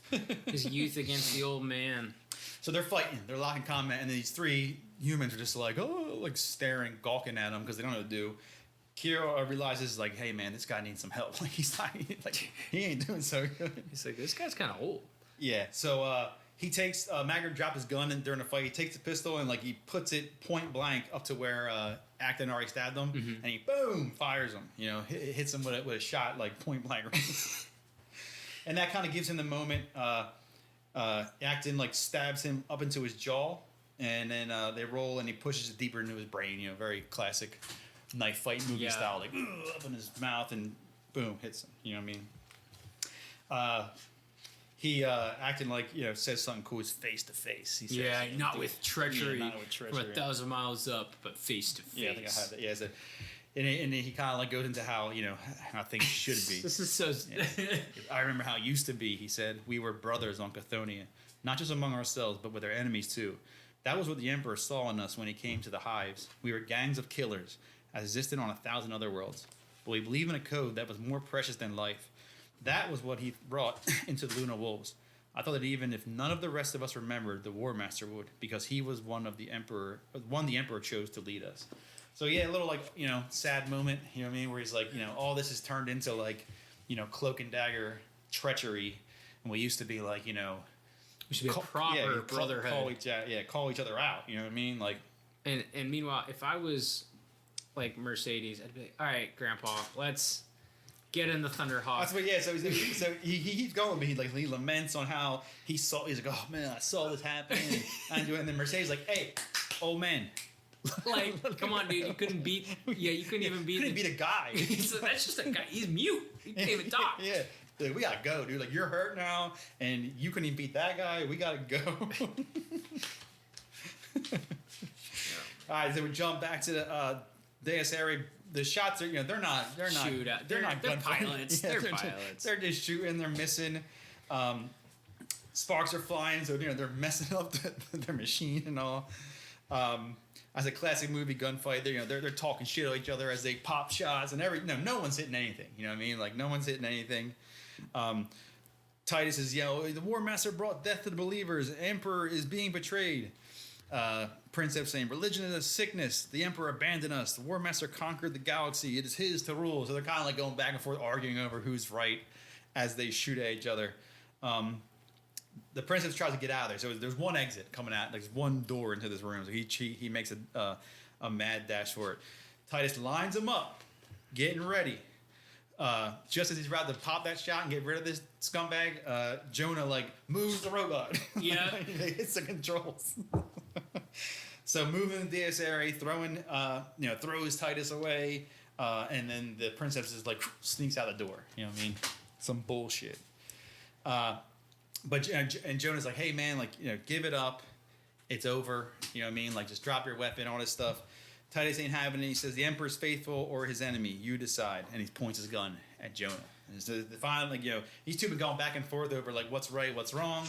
And this is the final head. He's like, Titus had enough. He's like, hey man, are you with us or are you against us? You know? Yeah, it's probably the most actual real depiction of if someone was like, hey, I believe in killing 90% of the world, and you're like, okay, well, we were best friends 2 days ago, can we talk about this? And it's no, you need to make this choice right now. Are we fighting or are you going to sacrifice 90% of the world? And okay, this is a very real emotionally understandable situation. All right, now we're jumping back to the fight with the World Eaters. I had a cool part here. It says, the Astartes can know no fear. They're just trained and disciplined to deal with it. But when Saul Tarvitz saw Angron coming, he fucking ran. He was when he saw Angron, he was afraid. With one swing, Angron splits two World Eaters in half. His other axe smashes through the torso. So he's got two axes. They're Gore Father and Gore Child. Something crazy. So the tallest take, I'm sure probably he was like, hey man, get out of here. And he's like, no way, I'm gonna stand. And he's like, you might be on something. Hey, I'm out of here, you world leaders, you got this. This is kind of your daddy. I'm not involved in this. Yeah. So the traitors charge, loyalist counter charge. I wrote here, is this the first actual brother, yeah, not brother fighting a demon infested brother, you know what I mean? No, this is straight up. Yeah. Which is a good, if they thought this out, it's a good way to do it, because the World Eaters probably would be the easiest ones to be like, hey, let's go kill our brothers. Yeah, fuck it. Yeah, I kind of wanted to kill them anyway, dude. What did we find about? The melee is a big shock to Saul. It's he's used to grace and precision. This is brutality and lust for destruction. So he's what the fuck? These guys are crazy. It's a bunch of Irish brawlers is what I picture. And then he's like, what the hell? Oh, he's a French fencing. So he's getting out of there. He's making a hasty retreat. He's getting fired at, but he's getting out of there. And he vows that if he's going to die with his people. I'm not with these fucking weirdos. You fucking lowlifes, you weirdos. You guys didn't even believe me with the bombing shit. I'll lie to you anyway. All right, so now we're Loken and Torgadon. They're in their own little hidey hole. They're seeing Sons of Horus baddies landing near their fortified position. They're surprised they weren't bombed. They were like, "Shit, man! They want to do this toe to toe." This is kind of nice. But they're still shocked to be fighting. Like they said, they never thought it would end this way. They're really shocked to see their own people coming down. Torgadon suggests falling back to the palace, and they can join up with the Emperor's children, the World Eaters.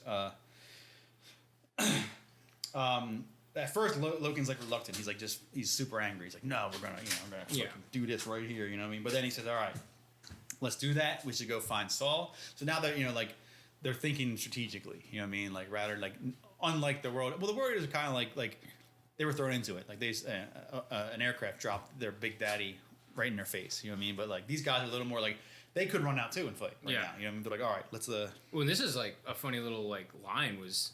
So they're chit chatting like they're trying to figure out if should we fall back, should we, because Loken's like, I want to go there. Let's go right let's now. Roll like, they're here, but they have a lot of people too. Yeah, when I'm reading this and I have to remind myself that, because in my head I'm thinking, oh, it's Saul and Lucius and Loken and Torgadon and like 5 dudes. No, it's like there's half the legion. Yeah, there's thousands of dudes there. You know what I mean? So and so like he's this huge scale of battle and he's like, yeah, like I don't know, Saul said we should fall back, and then Loken's like, Saul's here? And like I actually didn't realize that he didn't know that. Yeah, because I forgot Lucius is the one who told him about the bombs dropping. Yeah, and they're like, oh shit, yeah. That makes sense. Yeah, he was like, oh fuck, Saul's here. Oh, and then I have here, like, they have no illusion they're gonna win. No, they're like, all we can do is make them hurt. Turn their desired massacre into a lengthy war. So they're hoping to draw this out, and if Saul, and they said if Saul came from orbit, maybe someone up there knows what's going on and can get back. And if we can delay this long enough, you know what I mean? Like, it's like what they want. And then I think that's kind of where we get back to the War Master being mad at Angron, because this has got to be quick. Mm-hmm. You know what I mean? So I guess it's like he's mad because he went down, because he was like, well, fuck, man, we can just bomb them again. We got to get moving. You know what I mean? I got all these embers in the fire, dude. I got a lot of stuff going on. I can't be stuck here. Kitchen. Yeah, you know what I mean? So, but yeah, so they're hoping what they do is they can all form up and delay all this stuff so they can't leave because they're going to fight, which, I don't know. I just didn't bomb them. You know what I mean? Yeah, they're like, hey, they left us alive, so we're just going to, might as well. So Loken turns around to the boys. He tells them what we're doing. And this is cool. He calls them the Luna Wolves again. He's like, we're not these the Sons of Horus clowns anymore, dude. So they move out in retreat. Loken looks back at the Sons of Horus advancing, expecting to feel sadness, but he only feels hatred. All right, we're back. Jonah's scared. His usual cockiness is gone. He's no longer fucking Mr. Smooth, Tom Cruise. He's kind of scared. Titus knows he can't fully trust him. Jonah's trying to talk him down. Titus keeps getting more upset. They're trying to go back and forth. He's upset that he's not a believer. He's like, hey, man, you saw the magic in the Matrix bullets and stuff. You know what I mean? Like, he's like mad. Titus has like a little like look outside real quick, and then Jonah pulls his gun. So now we've got Mexican standoff, man. Yeah. Jonah reveals his top priority is to be princess one day. He wants to be princess. That's like the main thing. He's like, I don't care. And he's always been. He's like the opposite of Maverick. Maverick was like, I want to be cool. I just said like when that first scene when he was like half drunk and like kind of like being swaggered on. I was like, oh, he's like Top Gun kind of Tom Cruise Maverick kind of. No, he's just another rat in the race. Yeah, he's like he's the corporate guy. You know what I mean? He's like, I want to be the CEO. You know what I mean? He's like, I will not betray the princeps. You know what I mean? He tells Titus he's sorry, and then he fucking shoots him. Dude, like that's sad. But that was like the best way for that side story to go. Well, because I mean, with the flow of the story, the Deus Ex is always going to be a bad guy. Yeah, that's how it is. You know what I mean? Like, so Titus can't kill him because then they got to write more and more how to get rid of him. But it's good. It works. You know what I mean? We're back with Saul. Yep, he's talking to Lucius to inform that old Lord Commander Ilon's here, and they got a gang. And he's like, Angron's going to get through. So now we're starting to see like the strategics of like what's going on. So everyone's starting to come back to the central palace area. Lucius jokes how Angron would be a decent fencing. This guy too much, man. Dude, it's so funny. Like you just watched him like eat 3 dudes in one swing, and you're like, yeah, this will be a good challenge. Yeah. So Saul ignores it. Hey, man, tell the boys we got to barricade the main dome. So he's getting all strategic. We got to barricade the main dome, junctions, get ready, all this stuff. Lucius is like, who put you in charge? I killed Pro. He's just such a bitch. He's the recess guy with the notepad. Yeah. I killed the main guy. You know what I mean? But like I said earlier, so this is like, Saul really starts stepping up and like, taking charge and kind of like organizing this whole thing. All right, Acton and the Remembrance are on a ship and they just leave. Yeah. Where? Who knew? Dude, yeah, the Emperor protects, and like I pictured, like now I think of Spaceballs. They're in a Winnebago. Yeah. And she says, "We're not without friends." And then she says, "If we die, what a death it would be." Like I'm like, what? It would have been, what a death, like that little like no Russian mission back there. Like, who cares, dude? Why are you trying to die? I said, Kira looks at her sideways, like, what the fuck? Are you? Why am I on this ship with you? So, she's just goofy stuff. Like, she's telling him that, directs him to the underside of this Death Guard cruiser. Mercedes getting nervous. She's like, what are we doing? Like, we're going towards a ship that's going to shoot us. You know what I mean? Trying to kill us. Euphrates like, calm down. We're still in the fight. We're not alone. So as they get closer, obviously the cruiser hails a Thunderhawk. Euphrates like, just tell him the truth. Just don't lie. Don't lie. Acton mentions he's former Sons of Horus, so he is telling the truth. Cruiser says, come aboard. And who is it? It's old Nathaniel Garrow. So they got lucky, man. All right, and that will end part 2. And we're coming to the final parts of the book here. This is called part 3, Brothers. Chapter 14. And I think it's supposed to be a little, it's a little, like, it doesn't say how far, but like it starts with Saul and Loken. So now they're back. They're looking out at the destruction of the palace. Saul's pointing out where enemies are gathering for another attack. So they've been like held up in this palace, repelling the traitor forces for a while. Below their vantage points, hundreds of World Eaters and Luna Wolves and Empress Children man the barricades. Over here, 2-3 months have passed, so time has passed, and they've been holding off these guys. They kind of wondered how long they can hold out. Hopefully, long enough to allow Nathaniel Garrow to warn, because now they know the whole deal. They know that Saul has told Nathaniel. Nathaniel's going to be breaking to get out. Over here, why not just bomb them? But at this point, like I said, Horus is trying to make like a point. Yeah, a point now, and everyone's committed. They got boys down there, all this stuff. No one's going to be like the first one to back out and be like, hey, we should stop this fight. We should go bomb them instead. They're not going to push out like that. Torgadon Vox is in. He needs men to east. Saul sends Loken.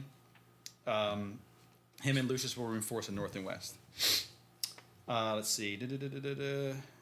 Explosions go off distance, and it reminds him that out in like not in the palace, out in the fields are loyal Death Guard who are still like fighting their own fight. Sick. Like so they're out in the open and they're fighting their own people. You know what I mean? They didn't make it to like the rally point. You know what I mean? Like, they didn't get the word or whatever. They didn't get the memo, man. They missed the Uber. Yeah, they're out there just like, what the fuck's going on? They're literally like, this is such a cool, like, again, tip of the hat.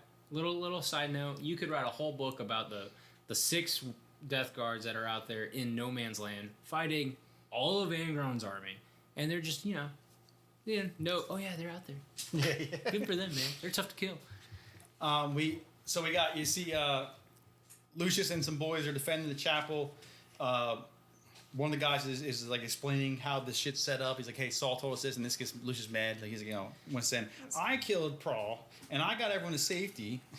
Like he's like just a little Saul brat. said this. Saul said that. So this area right here is like the linchpin of their defense. 2,000 guys guard it, and they look out and they see Emperor's Children approaching. Men, tanks, troop carriers. Lucius starts hearing the death song in his head again, and he anticipates the battle. They start fighting.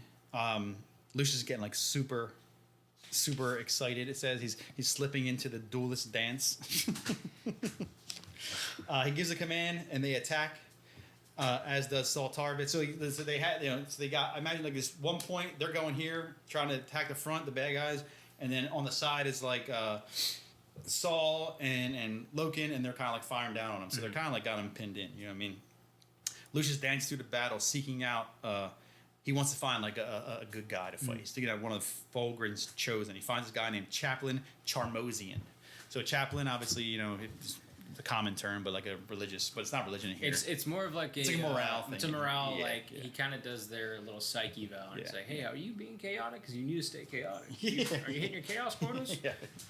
So he calls them out. They charge up, and then they start fighting. This super dramatic scene. Like they're on top of a Land Raider, which is like a big tank. Yeah. Like fighting on top of the Land Raider. and big surprise, Lucius kills the toughest guy, Chaplain Charmosian, and he impales him on the tank.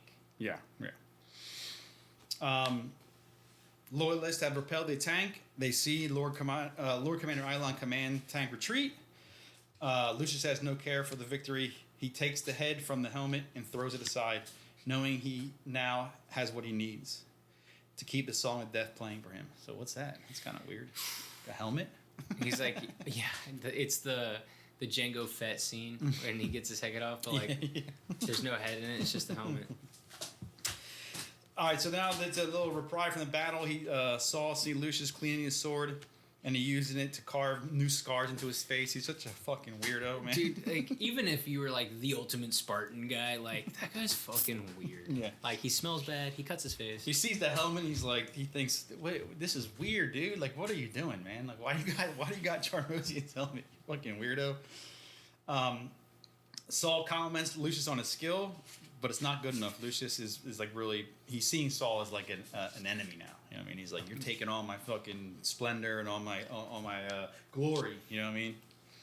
They discuss strategy. Lucius offended that Saul wants to leave more boys up in the front, and how he's like, you're such a hero. You know what I mean? He's just in a bad mood. You know what I mean? Saul smooths it out by reinforcing that they will win.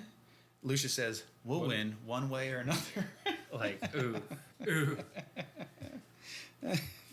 And then it's like, so yeah, I didn't really get the whole helmet thing. And then they really like hold your hand through this. They're like, no, he's calling Mr. Horus. Well, at first, when I read it first, I was like, oh, I thought he had his head. Me too. I mean? Like, it was like sick. Like, oh, he got his head. But then I was like, oh, it's a helmet. I get it now. And they're like, there's no secret. Hey, this is Lucius. I'm over this. Yeah. So he's mad that Saul's in charge. He's not like, his accomplishments are overshadowed, all this stuff. Saul's a big dork, you know what I mean? Like, so he's got a plan. He's gonna use the helmet to contact Lord Commander Islan. And if all the people to betray to, well, that's the main guy down there. So I mean, and it's pee my pants Eidolon, the guy who couldn't do like anything on murder, and stole Saul's thunder. Yeah. And I was like, God, this guy again. Yeah. Come on, man. All right, so chapter 15, the War Master is sitting alone, all sad. Dude, it's been 3 months. Yeah, he's brooding over the conflict and how his perfect plan has some cracks. He recalls when Mao told him how Kirill Sinderman, Euphrates, and Mercedes escaped with help from the half-herd, and they boarded the Isstvan, which was heavily damaged but made an emergency war trans. So he's like, oh, shit. Fuck. Yeah. Shit. He's not happy, dude. Mao's like, hey, man, they're not going to survive. This is like, they're like far, you know what I mean? Like, they got to go in the warp, and, like, hey, don't you worry about it, dude. You know what I mean? We own the warp, basically. Yeah. I mean, well, he didn't make that deal just yet, though. Yeah. Well, the guy kind of, the Shadow Lord or whatever, he kind of hinted that, like, hey, we can make the warp work for you, but I don't know. But anyway, he's nervous, you know what I mean? He's nervous they survive because it's going to mess up his whole. He's got a whole nother plan for the next. It's called Isstvan 5. He's got a whole plan. It's going to mess it up if they get to tell Daddy about it. Mao suggests a withdrawal and then a blockade around the planet, and he's like, "Shut up, dude! I'm not backing down." Who's the War Master here? You're twisted. I'm War Master. So their little chat's interrupted by a little hollow message from Lord Commander Islan. Get some good news. He said, "Hey, we got a guy on the inside now." He's like, "All right, dude. They got inside Lucius." So we're back to Lucius now. Lucius is feeling sorrow viewing the dead. Oh, I'm sorry, Loken. Yeah, Loken. Okay, Loken's feeling sorrow of the dead. With the most. So Loken's always like Loken's always sad boy, dude.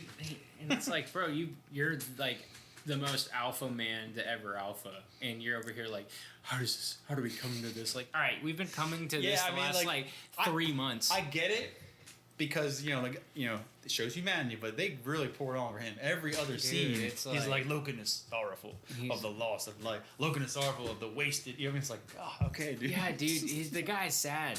Like, you're fighting for your life. What he's talking about is pretty much Angron has led thousands of warriors into charge, like a nut, and then Torgadon and the boys just pulled back and like lit him up. Yeah. Like just wasted all these dudes. It's like, you put like a piece of meat out for a dog and you just slap him because you're like, come on, it's gonna happen, dude. Yeah. Saul Tarvitz appears and they discuss how they won here, but Lord Commander Ilon, Emperor Children, Angron, World Eaters will whittle them down, and then the Sons of Horus will finish them all. That's they think to be the plan. Okay, so he said, "Hey, we got some news from Lucius that the Sons of Horus will be joining the fight, led by your old buddies, Oxamon and Abaddon.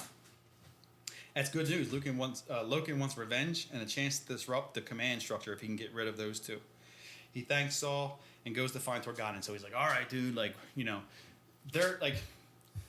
they're gonna make it a one-on-one fight. I can just feel it. Because I wouldn't. I'd be like, yeah, hey, let them know we're coming down, and I'm gonna have 1,000 dudes. We're just gonna light them up. They're like, hey, they're coming down. Like, oh, I would totally duel this guy. And I'm like, no, I'm getting like 10 other homies with guns. Yeah, just wait for you. I'm not fighting you.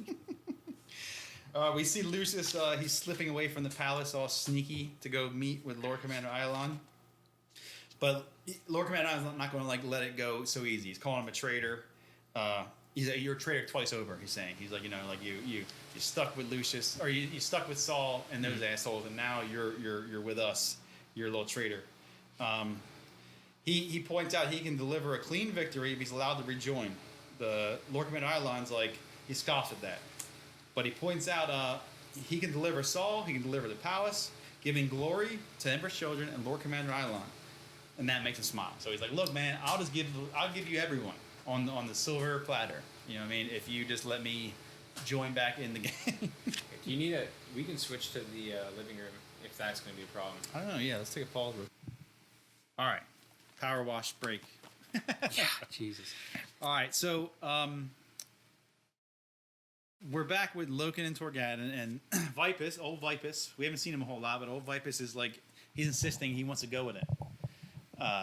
Watch their back. They're boys, but Logan says no, they got to do this alone, which I don't really get. Whatever. Okay. Why? You've been fighting for months. Yeah.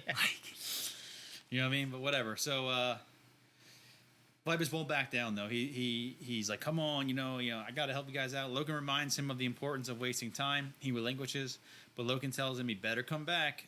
He tells Loken he better come back. He's like, hey, well, I bet, this standard, action movie stuff. I better see you again, I'll see brother. you again, brother. Yeah.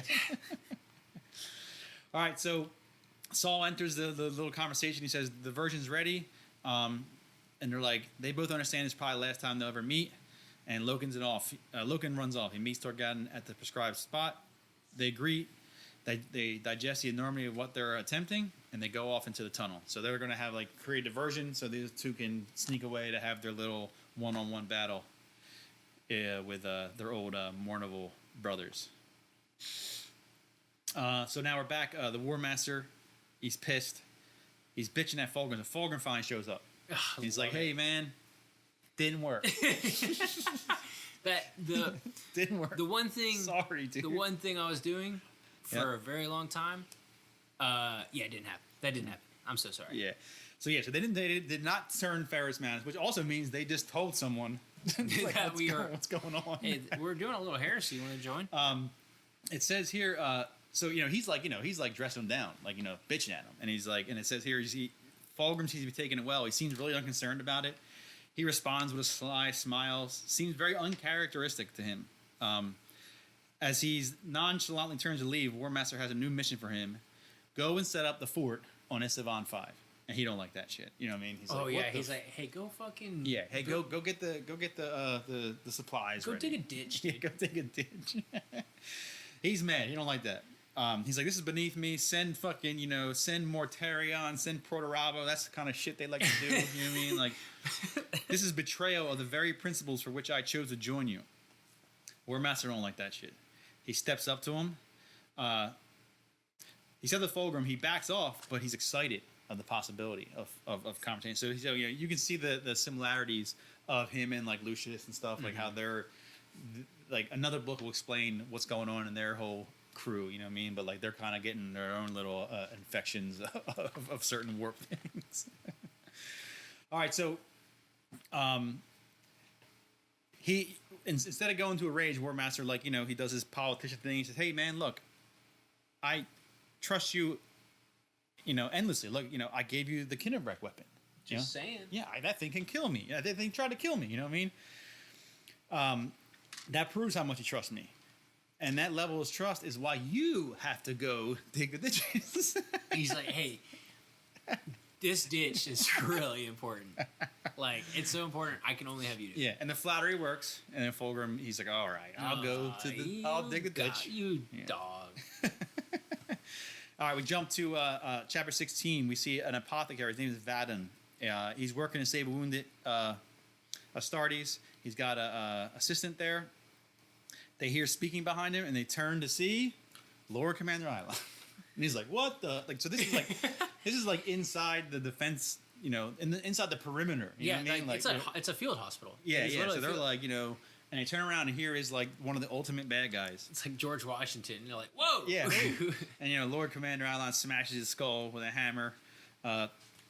Hundreds of Emperor's children storm the palace from the east, catching everyone off guard. So they're in big trouble. The fight turns incoherent as instead of like them fighting as a squad, each guy's just fighting for their lives. I mean, trying to survive. Lord Commander Isla in the center of the madness, horror, destruction, deep in the heart of the loyal defenses. So they're in big fucking trouble. And then, quick logistic question: they're all wearing the same uniform. Yeah, that's I'm sure it's like very hard to understand because, like, you know, the bad guys, not that bad, I'm sorry, the like badass guys are probably helmetless because that's how they roll. But yeah, everyone else is like, you know, I'm in war. I got my helmet on. I got my purple armor, and then I see Lord Commander Isla. I know he's a bad guy, and then 100+ other purple dudes show up, and then a melee starts. I'm like, fuck, dude, I don't know. Like, this guy's swinging on me. Is he my boy? Yeah, because they look exactly the same. Yeah, that's like got to be really like pain in the ass to do. They don't talk until time passes where the bad guys start getting horns. It's like, get their all chaos right, stuff. yeah, Okay. this guy smells really weird. He smells weird. He's got spikes coming out of his face. I got it. But now it's like, yeah, there's like just like me. You know what I mean? All right, so we see Luke Sadair and Targast. They're traitor sons of Horus. If you didn't know, they're outside the palace awaiting for attack order. We see lodge banners flying, showing allegiance to the new powers. Targast, he kind of thinks like this is like no, Tarvas is like he's like a Davin holy man now. He's screaming in tongues. The boys reply in their own tongues. Yeah. So then off they go. And I wrote a little weird, like, that's kind of quick, man. I mean, I don't know. I mean, if you were on the spooky, I guess, like, if you're at the source of the nectar of the spooky, like, space spirits, I get it. Because Targast is the lodge master, right? Yeah. So that makes it. He's like, you know, he's in it. He's drinking that Kool-Aid. Yeah. All right, Saul Tarvitz and a bunch of Emperor children taking cover from the surprise attack. He learned attack came from the east. And he wants to find Lucius, or at least recover his body, because he's a fucking good dude. He's like, shit, man, Lucius must be in trouble. You know what I mean? Like, I gotta go figure this shit out. You know what I mean?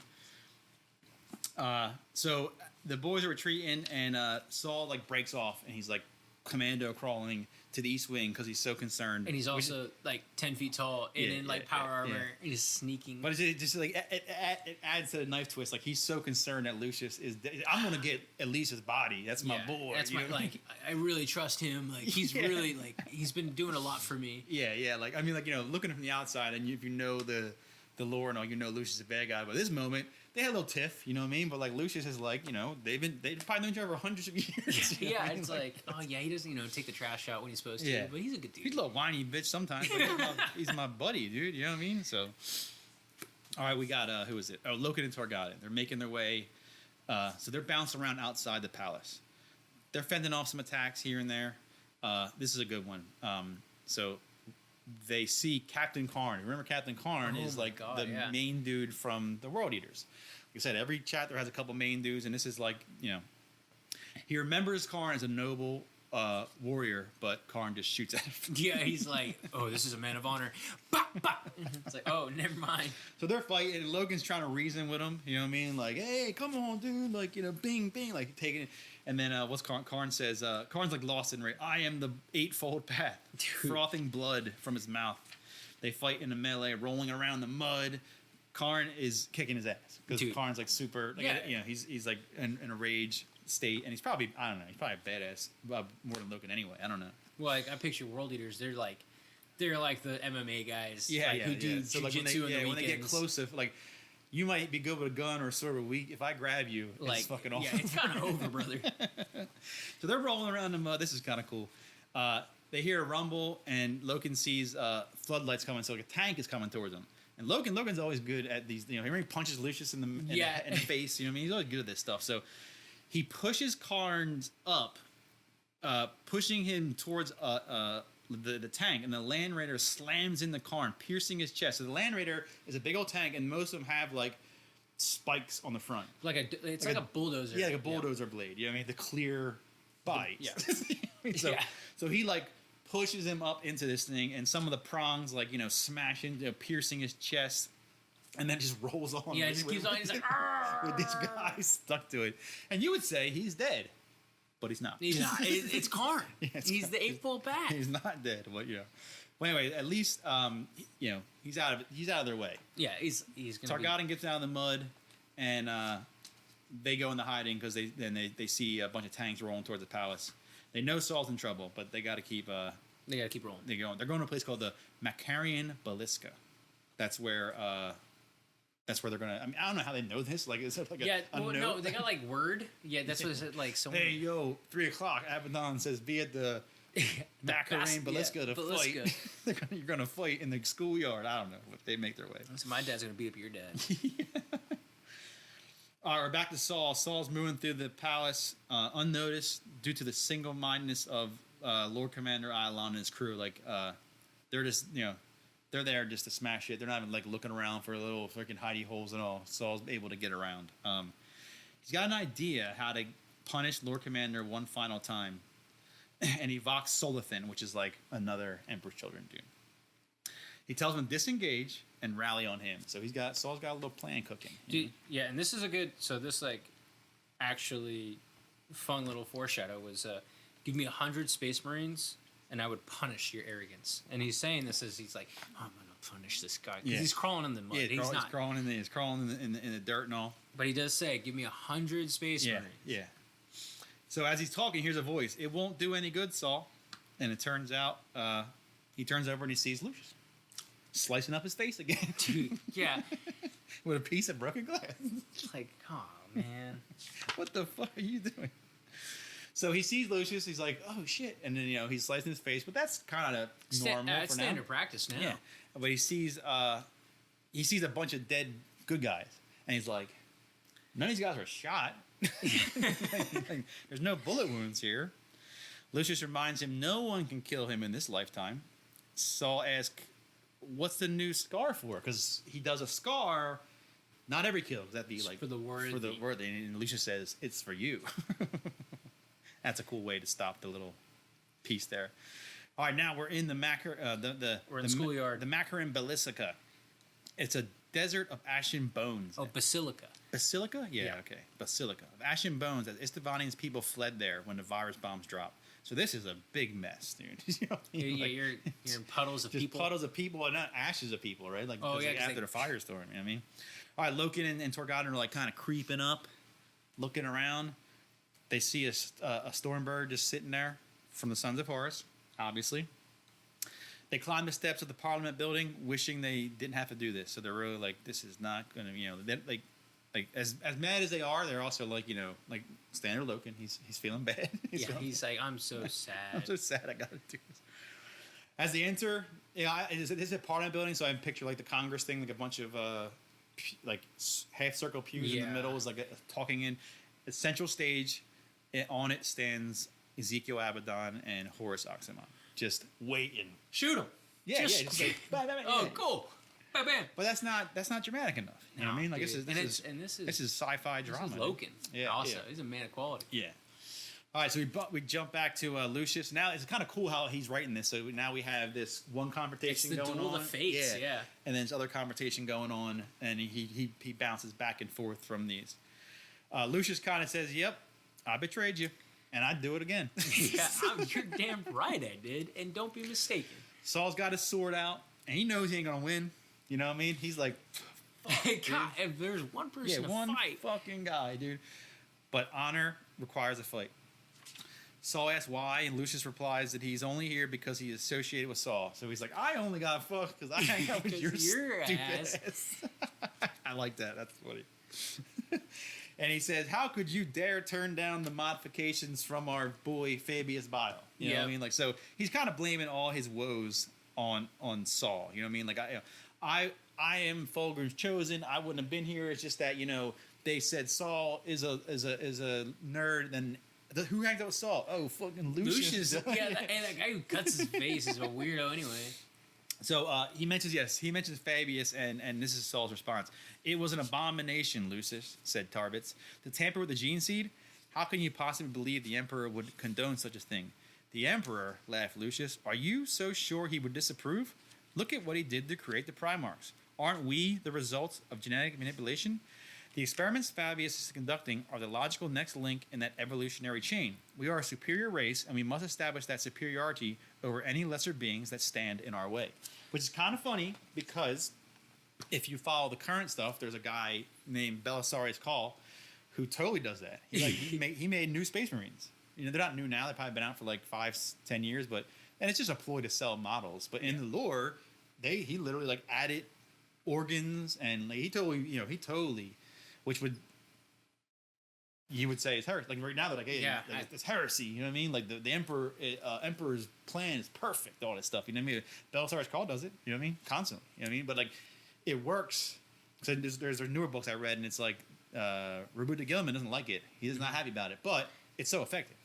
We need bodies, and these guys are way better. They're like taller and they're stronger. And that's a whole nother can of worms. Yeah. But it's just funny because like it's a great marketing ploy because the Chaos side don't have them, right? Mm-hmm. And then they made new Chaos models, and what they did was they just made them a little bigger. Mm-hmm.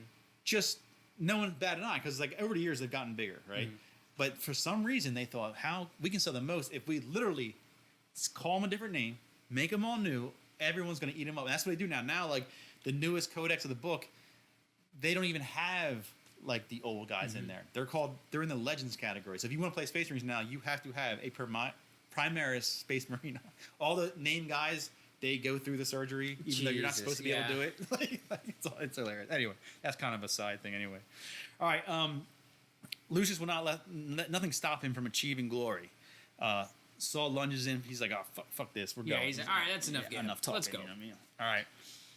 And Lucius just parrying every strike, and he's hitting them, but not beating. Yeah, he's beating daylights out. He's beating that ass. You know what I mean? But he's not like killing him. He's just like cut the leg, cut the arm. You know what I mean? Saul knows he's not going to win. Lucius is going to eventually tire of him. You know what I mean? So Saul starts goading Lucius, and Lucius lunged forward. Saul leaps at him, and they smash. So he changed the game up on him. He's like, I'm gonna, like, what's that wrestler guy? Goldberg. Goldberg speared him. He speared him. He speared him. And Saul's just pounding on his face. So he takes it like, he takes it MMA style. Like, you want to fight with swords? Okay, you know what I mean? They're rolling around, scrapping. Saul sees movement and he pushes Lucius away and tells Sultan to fire. So here's like part of his plan. You know what I mean? Yeah. He's like, so Saul's smart, man. He ain't stupid. He only man so far who's been like, oh, the guy who kills people one-on-one really, really good. Yeah. Like, I'm not gonna beat him. But actually, so like that was before he called his boys to him before he knew that. He had a plan for well, he was thinking like something's up. Like there's a big bad and I'm definitely not gonna be doing this alone. That's what I think. He's like, if someone killed Lucius, that's probably a bad dude. Yeah, it's true. Yeah. But anyway, it worked in his favor because he does the trick. All the boys who are hiding in the shadows light him up. But typical. You're not gonna a plot armor. Lucius like jumps out a window. You know what I mean? Like third story window. Yeah. So Saul's frustrated, but he's like, whatever. He thanks his boys and he says, "Come on, let's show these bastards how real Emperor's children fight." Yeah, the real Emperor's real boys. So, all right. So now chapter 17. Now we're getting back to the other fight. Loken and Torgadon are facing off against Abaddon and Oxymon. Yep. Abaddon explains that Isstvan happened because small minds don't understand reality. Ugh. So, he's just kind of telling them, hey, man, you just ain't with it, dude. Like, get with it, man. And they had this conversation a while ago, I think, when they were like in the practice cages or somewhere. I think they kind of had an argument about, oh, yeah, remember like when he said, like, it might have been this book where Loken's like, I will never turn, I will never do this. And Abaddon's trying to be like, hey, man, shit's changing. If you don't get on board, dude, like, Because I remember, it's Little Horse kind of likes Loken. Like, he... So tragedy figures, like, Little Horse is one of those. Like, he's just kind of like, he went along with resurrected him because he's so desperate and nothing to do. He loves his dad. He loves him so much, and now he's in it, you know what I mean? But he's not like you don't really see many quotes of him being like gung ho, like dark gods, he's not speaking in tongues. He's just like fuck, man, like hey, this is my boss, and we're here, and these are my boys, and I wish these two would be with us, you know what I mean? Like, but he's not man enough to go against them, you know what I mean? Okay, so he says the War Master must take Emperor's place to stop the powers from killing all humans once he ascends to godhood. So, they're buying into this thing that the Emperor's going to try to be a god, which is going to, like, fuck everything up. Torgadon replies they were tricked by Erebus. Now you're in a pact with evil. And Oxymon does chime in. He goes, no, not evil. It saved the War Master, so it can't be evil. He can control them. He can be the Lord of the Warp and the Empyrean. So, he's got this, like, optimistic view of no matter what. Like, there's demons and evil things, but Dad's got it under control. It's like you're just reading too much into it. He's got it. He's got it. Loken ain't buying it. He says Horus is corrupted. He won't be him on that throne. Abaddon says victory is all that matters. You lose, you die. What you believe means nothing. And then the postures take place. Loken lines up with Abaddon, and Torgadon lines up with Horus, and they're gonna fucking throw down. I mean, it had to be this way, really. Yeah. You know what I mean? And I think Mr. Counter did a great job of... This is a brother against brother, like the whole heresy situation, right? It's the Mournival. Yeah. Split in half. Like, great. What I would like to see, though... point. So the Abaddon Loken is perfect. Because they've been... I would like to see a little more in the other books of maybe Torgadon and Horus disagreeing more. To give a little more. I think it's perfect because, like, Torgadon is just, like, he's also not super big. He's just, like, kind of a bro. Yeah, they're kind of... So it's like the two middle guys who are just kind of caught in this conflict. Yeah, like, well, shit. Like they're like, I'm going to fuck you up. And he's like... I mean, you're there. I'm here. I guess we got to fight. They're going to fight. All right, so they're kind of verbally sparring here a little bit. Abaddon's like, we are allowed mistakes, Loken, but your failure to see what War Master is doing is unforgivable. And Loken said, well, what's your mistake, Abaddon? And Abaddon says, talking too much. And then he swings. At him. He's got a big old claw. He's kind of like, he's like mimicking his He really dad's. wants to be dad. Yeah, he really wants to be his dad. And he looks a lot like him, too. Like, in the future books, when he's around and Horus is not, there's, like, rumors that he is a clone of Horus, not Abaddon. So, it's funny, though, I wrote here, so Logan's in power armor, but Abaddon's in Terminator armor. And as, like, in the game size, there's no chance that... Like, we mentioned in book 1, tactical dreadnought armor is called Terminator armor. It's like a tank. So there ain't no way that Loken's power or he's got a chainsaw. There ain't no way. They also mentioned it's like the new thing. Like, it wasn't like, this isn't like the old tried and true armor. Like, they mentioned that, like, oh, the Terminator armor's kind of a big deal nowadays. Yeah, well, it's very rare. It's rare. But it's like, the idea is, in the first book, I quote that, it's like, it makes a man like a tank. Yeah. So, like, I mean, I get it. Like, that's what he wears. So, like, you ain't going to get him out. That's going to be weird if he's, like, shows up now in power armor. Like, what the fuck's going on? But I just kind of thought that, like, as far as the game would be concerned, like, it's not going to happen. You ain't going to... one guy is not going to beat a guy in Terminator armor. All right, Torgadon takes Q, and he goes after Horus. They're punching. No weapons. They're just, like, using... They're like fist fighting. Knees, punches. I was like, I said respect. That's cool, dude. Like, they're, like, just going at it. A flash of regret shines across Oxymon's face. He's asking Torgadon to stop. The War Master only wants Loken. He can still join them. Woohoo, that's fucking... It's one more little try to get him. But Torgadon laughs. He goes, maybe you're on the wrong side. Last chance to end life as an Astartes, not a slave. Ooh. but Oxymon has seen the power that it gives. No standing against it. So that's another thing. I think he understands that he has witnessed things, and he knows, like, I can't. Yeah. Like, I ain't gonna win. You know, there's no way. He literally seen the void. Like, there's no way around. You're not gonna beat that. that. He says, there's no way standing against it. And Torgon's like, well, here I am, standing against it. So neither are going to back down. They're going to go. Axemon says, just like the practice cages, Torgon? And he's like, no, nothing like that. That's cool. Abaddon's whooping his ass. Dude, it's so funny. It's so bad. Knee to his gut, punching him in the face, he throws him into a wall. You know what I mean? He's whooping his ass. Which, that would make sense. Terminator armor is way stronger. It gives you more... you're slower, but it gives you way more power. You know what I mean? Like... Loken's very badly damaged, but he remembers his oath to the Emperor. Gets up and dodges the attack, retreats up the stairs. So he's quicker. Yeah. I mean, that's the thing. Like, Terminator armor is very slow and lumbering, so his advantage would be, like, speed. And we jump back to Saw. This is, like, such good little, like, I just get so much satisfaction. So remember I said earlier, he's like, I only need 100 warriors to punish them. So Saul grinned like a hunter who had finally run his prey to the ground. So he, like, again, not going to question the logistics of how he managed to sneak this, because he was like Rambo crawling in the mud, and now he's got a bunch of his boys, but then he says they were killing them without mercy, as they themselves had been killed so recently. So I'm picturing, like, because he mentioned earlier, Eidolon's going for the throat. He wants to end this shit. He wants the glory. And so I'm picturing, like, his boys just played dead. I'm not even kidding. I'm just picturing, like, and they're just moving so quick. Like, and then they see a bunch of people laying down, like, all right, we got these guys. Keep going. And so now they're just, like, absolutely mowing through these people. Yeah, it could be. Yeah. He gets a Vox from Vipus, and they got bad news. The Deus Area is coming. Yeah, the big robot's coming. The big red monster.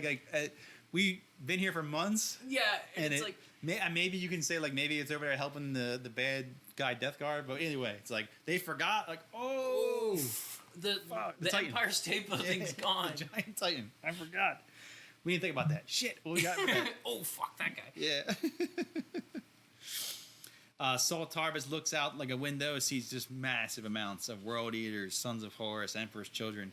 He knows this is the end game. All right, so Loken uses the slow Terminator armor against him. So he's kind of just, like, dancing around him. He goes under a portico. Loken drops the roof on top of him. Yep. So it's pretty smart. You know what I mean? He collapses the whole roof on top of him. Abaddon's struggling under the rubble. Loken looks over to see Torgodon down on his knees. Axemon ready to strike. Axemon says, I'm sorry. And he slashes against Torgodon's neck. Oh, dude. That's the worst. And, like, we don't even really get any... We don't get any fluff for that. Yeah, so, like when we talk about the good and the bad, that was one of my bads. Like, not they died. He has to die. But nothing. Like, we're like, oh, wow, Loken's dodging. Oh, well, what's up? Oh, like, you just watched, the main, like, your main boy. I'll get into it. I'll get into it in the end more, but yeah, it's kind of fun. And then the DSE ray is so he's firing plasma, just wrecking so they're pretty much like the palace is, like, getting overrun, and they're the last, like, 100 are, like, kind of like in this, like a temple, right? Like the temple nave. So they're all held up in there, 100, still a lot, whatever. But yeah, so the Days area is just lighting it up. Boom, boom, a plasma blast. All the boys retreat upstairs, where the rest of the boys are. So there's 100 of them. He gets an update. There's no way we can hold on another one. Like, if they hit this building again, he knows it's going to go. He isn't scared, though, because he knows the hit's going to come soon, and then the assault's going to come. And he has the boys move back best they can, so they can get ready. Outside, the traders do a big old roar, and then the loyalists do a big old roar, and then this, he knows, like, this is going to be this is it, the end. Yeah. Well, back to Loken. Loken's stunned at the sight of his headless friend. He sees Little Horse's eyes are full of sorrow. So he's so sad he had to do it, and why'd you fucking do it? Dude, it's like, hey, oh no, the consequences of my own actions. Yeah. Loken's anger rises, but not towards Horus, it's towards Abaddon. He's still like, oh, I'm under this rocks. He's like trying to get. He's like, I'm trapped in my big suit. Yeah. So it's funny because he leaps at Abaddon. He's trapped waist down. So he's like, you know. He pins an arm. He's driving his chainsaw towards his face. Abaddon sees hatred in Loken's face, and he says, "There's hope for you yet." And I was like, I wrote Star Wars. I was like, that's the Star Wars, like Darth Vader telling him, you know, is it Darth Vader? Or, yeah. He's like, I see the anger in you. Yeah.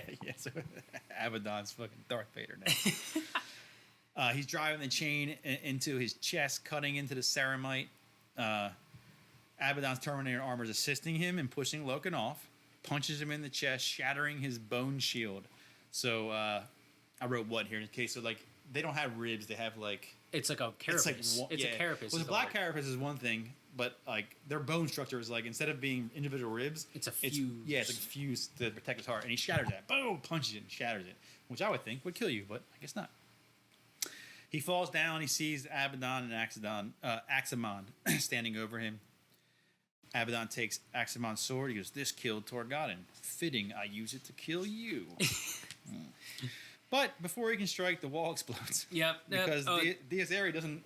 The sensors are off. He doesn't know. He's just stepping all over everything. He's accidentally steps on one of the most important generals. I guess they don't have a little like blip on the computer for that guy. The building's crashing around them, and it says Loken smiling as the building crashes around them.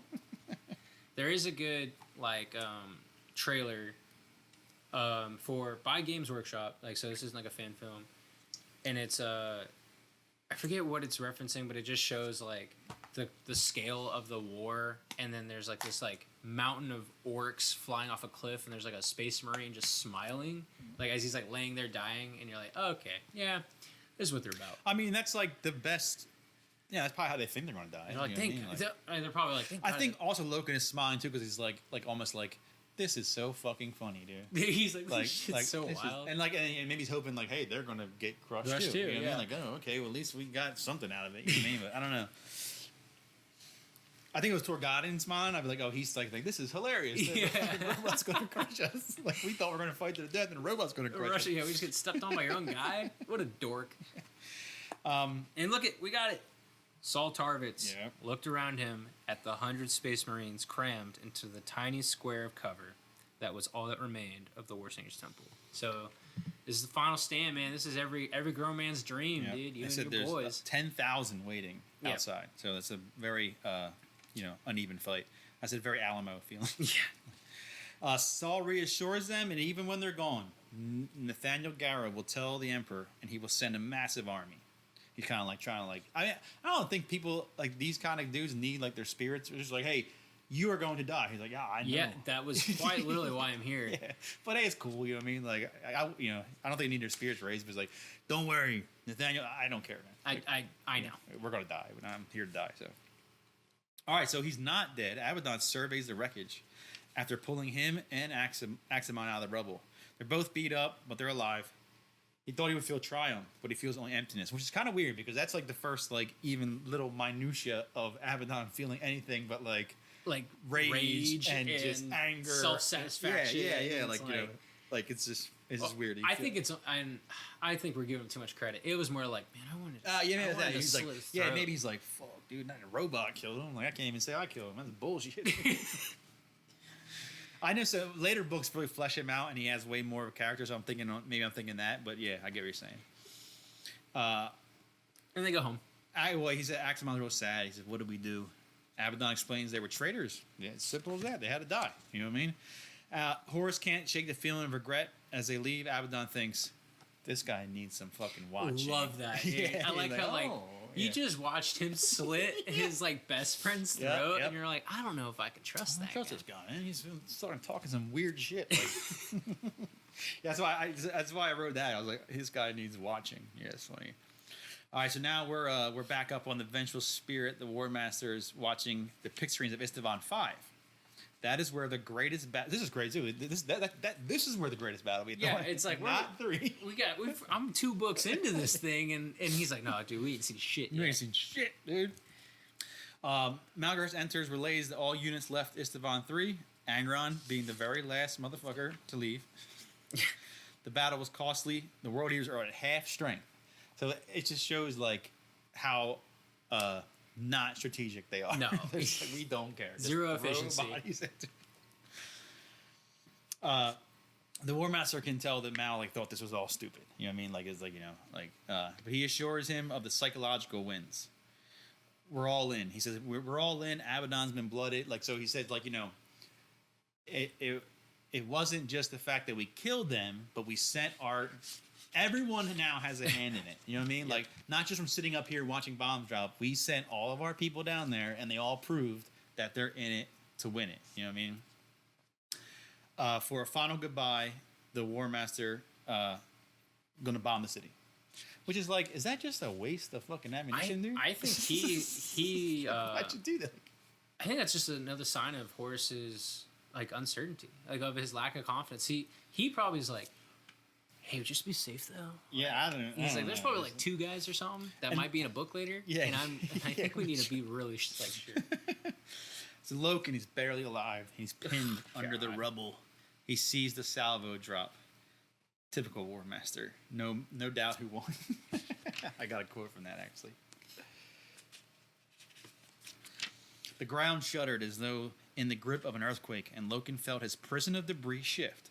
Hard spikes of pain buffeted him as flames burst across the remains of the Parliament building. The darkness fell at last, and Loken felt nothing else. So Loken's dead, right? Yeah, I don't know. totally dead. When I read this, I thought he was dead, and I still have not read a book with him in it, but I've heard that he's alive. In my head, he is dead. Yeah, I thought so. I was like, that is really powerful. You know Felt what I mean? nothing. Huh? He felt nothing. I mean, like No, that- I'm saying like him dying. I was like, no, that's I know. really powerful. Well, like also like darkness fell at last, and he felt nothing. Dude, this is the mopiest like Yeah. guy, and he's like, you know what? He's finally he's done. He's done, and I'm like, thank you. Like he deserves at least that. All right, so this is before the bomb drop, I guess. Yeah. We got our 100 guys, man. Saul's there. He looks around. He sees Emperor's children. He sees Sons of Horus. He sees World Eaters. No Death Guard, though. I guess they're already wiped out. Yikes. Sorry, guys. Slothin, one of his boys, asks, did we hurt him? He's like, hey, you guys, did we hurt him? He says, yep, they'll remember this one. The bomb hits the palace. No one even bothers to fucking take cover. They're just Yeah. like, whatever, dude.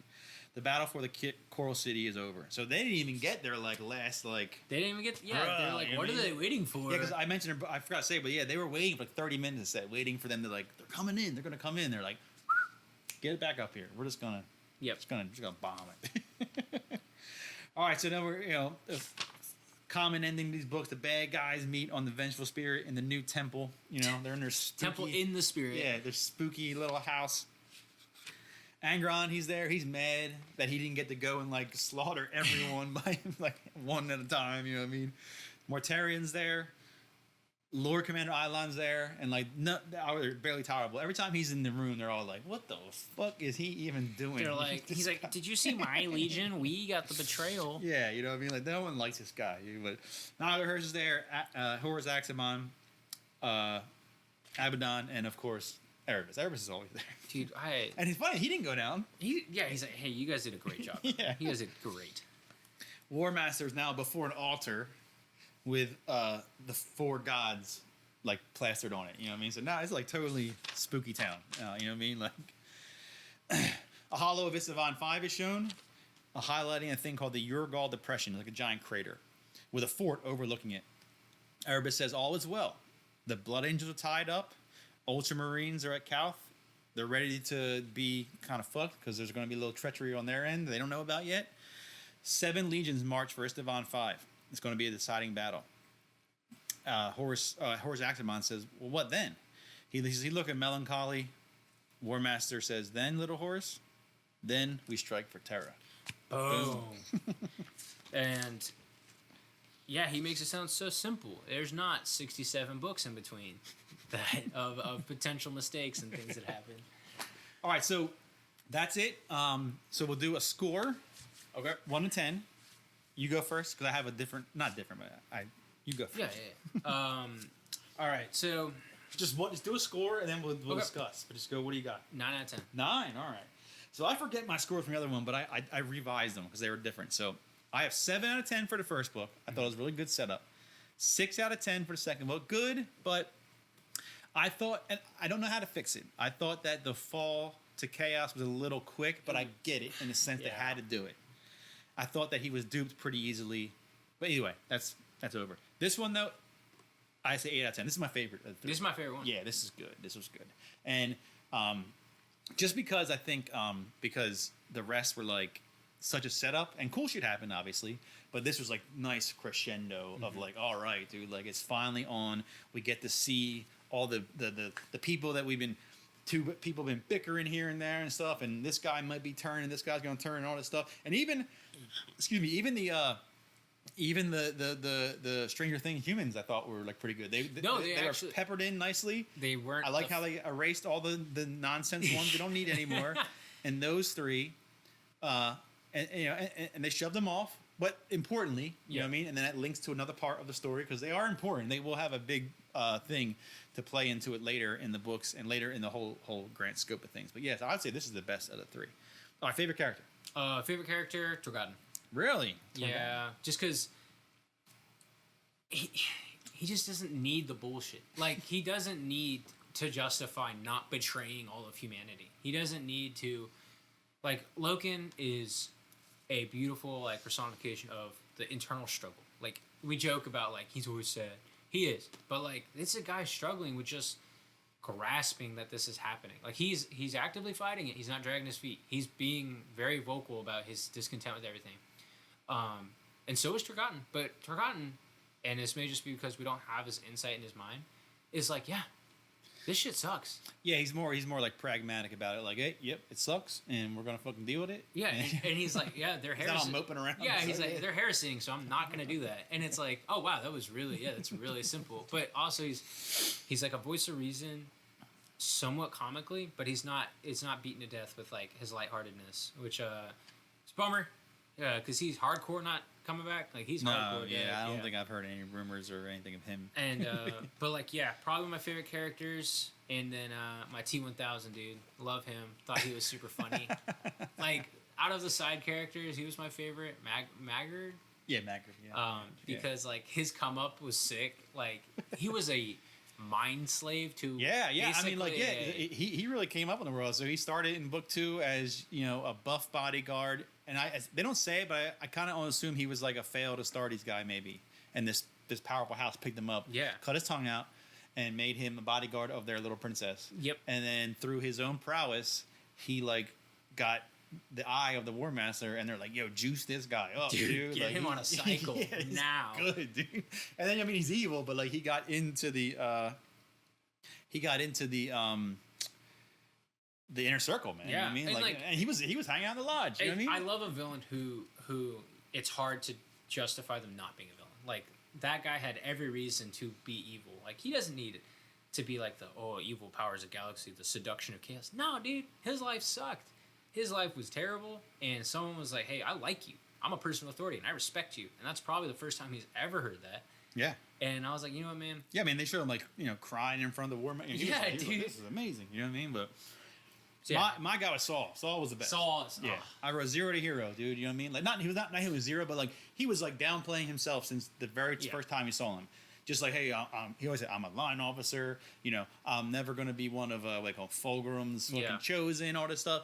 But forget Fulgrim and all. You know what I mean? Like, he went above and beyond his own expectations. He became like the leader pretty much. You know what I mean? They're all looking at him. He was making all the plans. When Loken heard that Saul was there, like, oh shit, Saul, we gotta get Saul. And I think he always talked about perfection. And like that was like, even though they lost, but there's no way they're gonna win. But I think he showed the real heart of the Emperor's Children war style, like through his movie. I mean, they held off tens of thousands for months and months. You know what I mean? And they actually, I actually chalked it as a W because they actually didn't lose. They gave up. The other people quit, and they were like, "We're just gonna bomb them." Yeah. I mean, you think about that, because they were like, we're not going to take this final assault. We're just going to back this. We really can't do this anymore. All right, so the good and the bad. So the good, I said it was action packed. You know what I mean? It felt like a war movie kind of. It was less, but not like super like bolter porn style. It had those real good action moments, but it had it was thoughtfully written and all. The flow was really good. I said even the human scenes felt really important. Mm-hmm. and it was a culmination of everything coming together. You know what I mean? And then I think like that's just timing too. Like, you know, the guy who wrote it's really good, I feel. But whoever got this book, as long as they were decent at it, was gonna they kind of got handed like a softball because it's like, hey man, like we're gonna write this one's a build up and this one is where they turn, but it's still kind of like secrecy build up, and you're gonna get to write the one where the shit goes down. You know what I mean? It's like, all right, you know what I mean? Like, I like the character on character build up that we've been having this whole time is now coming to fruition. And the battle scenes like really showed the prowess of how these like, you know, because you always hear like, you know, how badass they are and stuff like that. But this really showed it, like how like, you know, a couple of thousand can hold off 10,000. You know, a couple hundred can hold off 1,000. You know what I mean? That was really good. What do you got for the good? Good. Just characters ending. I think that is probably the hardest thing to do without it being like just crowd pleasing, without it being just like, because everyone knows what's gonna happen. There's gonna be a Horus heresy. That's what's obviously where this is gonna end up. But like Saul, you look at Torgodon, you look at Loken, and you even look at like guys like Aximon and like all these villains like Lucius. And we've said this before, like you read these first 3 books, you're set up, right? You don't technically need to be delving into all these extended lore. So if you were to like just put this book down and be like, this is awesome, I'm gonna go straight into Siege of Terra.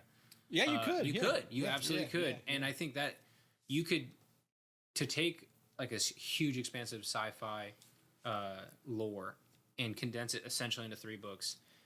It's just like creating that ending, right? This is a feeling of an ending. If you want to keep taking that deep dive, yeah, like, you totally could. I mean, I see people on online all the time asking like, "Oh, I want to get into it. Where I start?" And everyone says Horus Heresy, but for someone who would start, you're like, "Okay, Horus Heresy, 60 books, like what the-" you know what I mean?" But yeah, you could totally read these, and then if you just want to know the ending of the whole shebang, you could read. It's still 7 books or something like that, you know. But you could read that and not miss a beat. You might be like, "Oh, that happened," you know what I mean? Like, but you would kind of know what's going on. You know what I mean? Like, wouldn't be lost. You know, all this other in between now is great stories, and it tells an even deeper, rich story. But like, it is kind of not side. It's just more like you don't have to read it to understand what's going on. You can read the end, like, oh, they're on Terra. Yep. And you're going to see characters you might not really know, but they're not going to be like totally foreign. Where it's like, oh, this guy is a space marine. This guy is a monster demon thing. You know what I mean, I get it. You know what I mean?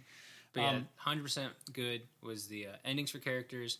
Just leaving the trilogy, because the first 3 is, in my mind, a separate trilogy, off right there. And then just keeping the forward momentum. I never feel like this book dragged. Yes, the meddling kids were meddling kids, but like Jason said, it's always moving forward, and even they felt important, even though I wasn't my favorite part. No, I mean, you'd be hard pressed to find someone who's like, I read these books for the iterators. You know what I mean? But like, I think they were more drug out in the other books. Yes, you know what I mean? Like, and I think this is good. So the bad, I think, would say the Torgodon. That's. I feel that they should have been another couple paragraphs, even if it's just bolter porn. Just like give him a little respect of like they duked it out for a while, because they said, oh, they started fighting, boom, boom, they're punching, and it was like a knee, and then like we jump back, and it's looking over, and it's like he's dead. It's like, whoa, man! Like give him another little chunk. Give him a page, man. Give him a page of like him. They don't even gotta talk. I mean, maybe a little sparring back and forth verbally, but yeah, let him say like, you know, maybe he hit him once or something. You know what I mean? Like you gotta hit on the guy or something. It was just like it's doing the man dirty. I thought, you know what I mean? Like just so quick. You know what I mean? Like I'm totally fine he died. There has to be like some gravity, and that's a flaw of all these books do, because their main goal is to sell models and games, and also if you start killing off like these main characters, you're gonna start, you know, hurting your pocket. So like I get it that some of the important-ish characters need to die, but I always like to see a little more fight from them. Like just give them a little, like I said, a page or something. You know what I mean? Just a page, man. Yeah, and I wrote, you know, you kind of have this little feeling sad for little Horus, because like he kind of could have went either way, and I think he's got swept up in all the madness around, but he's a grown ass Astartes. Yeah, so you're only a couple hundred years old. You gotta at some point start taking accountability. What did anything else you find bad about it? Bad. It's really reassuring to me when I can nitpick, and so that right off the bat is a good sign. So my bad is like he does little tropes like the you're breaking up or like so it begins. Like it's like all right, Ben, I appreciate it. Like you got to throw those in. We're not exactly reading this for the writing style. We're here to get the lore. But no, it was like I said, it's a 9 out of 10. It's really hard to. Again, that's coming in with the mindset. I'm reading the 3rd book of the Horus Heresy. I'm here for a reason, and I'm watching brother and brother violence. It's intense. Not a lot to be upset about. A couple little like, I guess storytelling hiccups, but when the whole book is 120 miles an hour, like if we hit a speed bump, I don't really care too much. Yeah. All right. Well, up next, the next book in this series is called Flight of the Isstvan. I wrote Where the Good Guys Go Run to Tell Daddy. Yeah, it's you want to summarize it in 2 sentences? Yeah, that's kind of what it is. Your brother's telling on your other brother to dad. All right. Well, thanks for listening. If you like what you hear, you can leave a review on your podcast app of choice. Follow us on that same app. Subscribe and watch the video on YouTube. This is February, so we're putting this up in a couple of weeks, probably, maybe a week. Heresy Hangout everywhere. Instagram, YouTube, everything's the Heresy Hangout. And also, we can be reached at theheresyhangout@gmail.com. Thanks once again, and we'll see you next time. And I'd special thank you to Guillermo Olvera. That's my boss who allowed me to get out of work to record this. So thank you guys. Thank you for listening. Have a good day.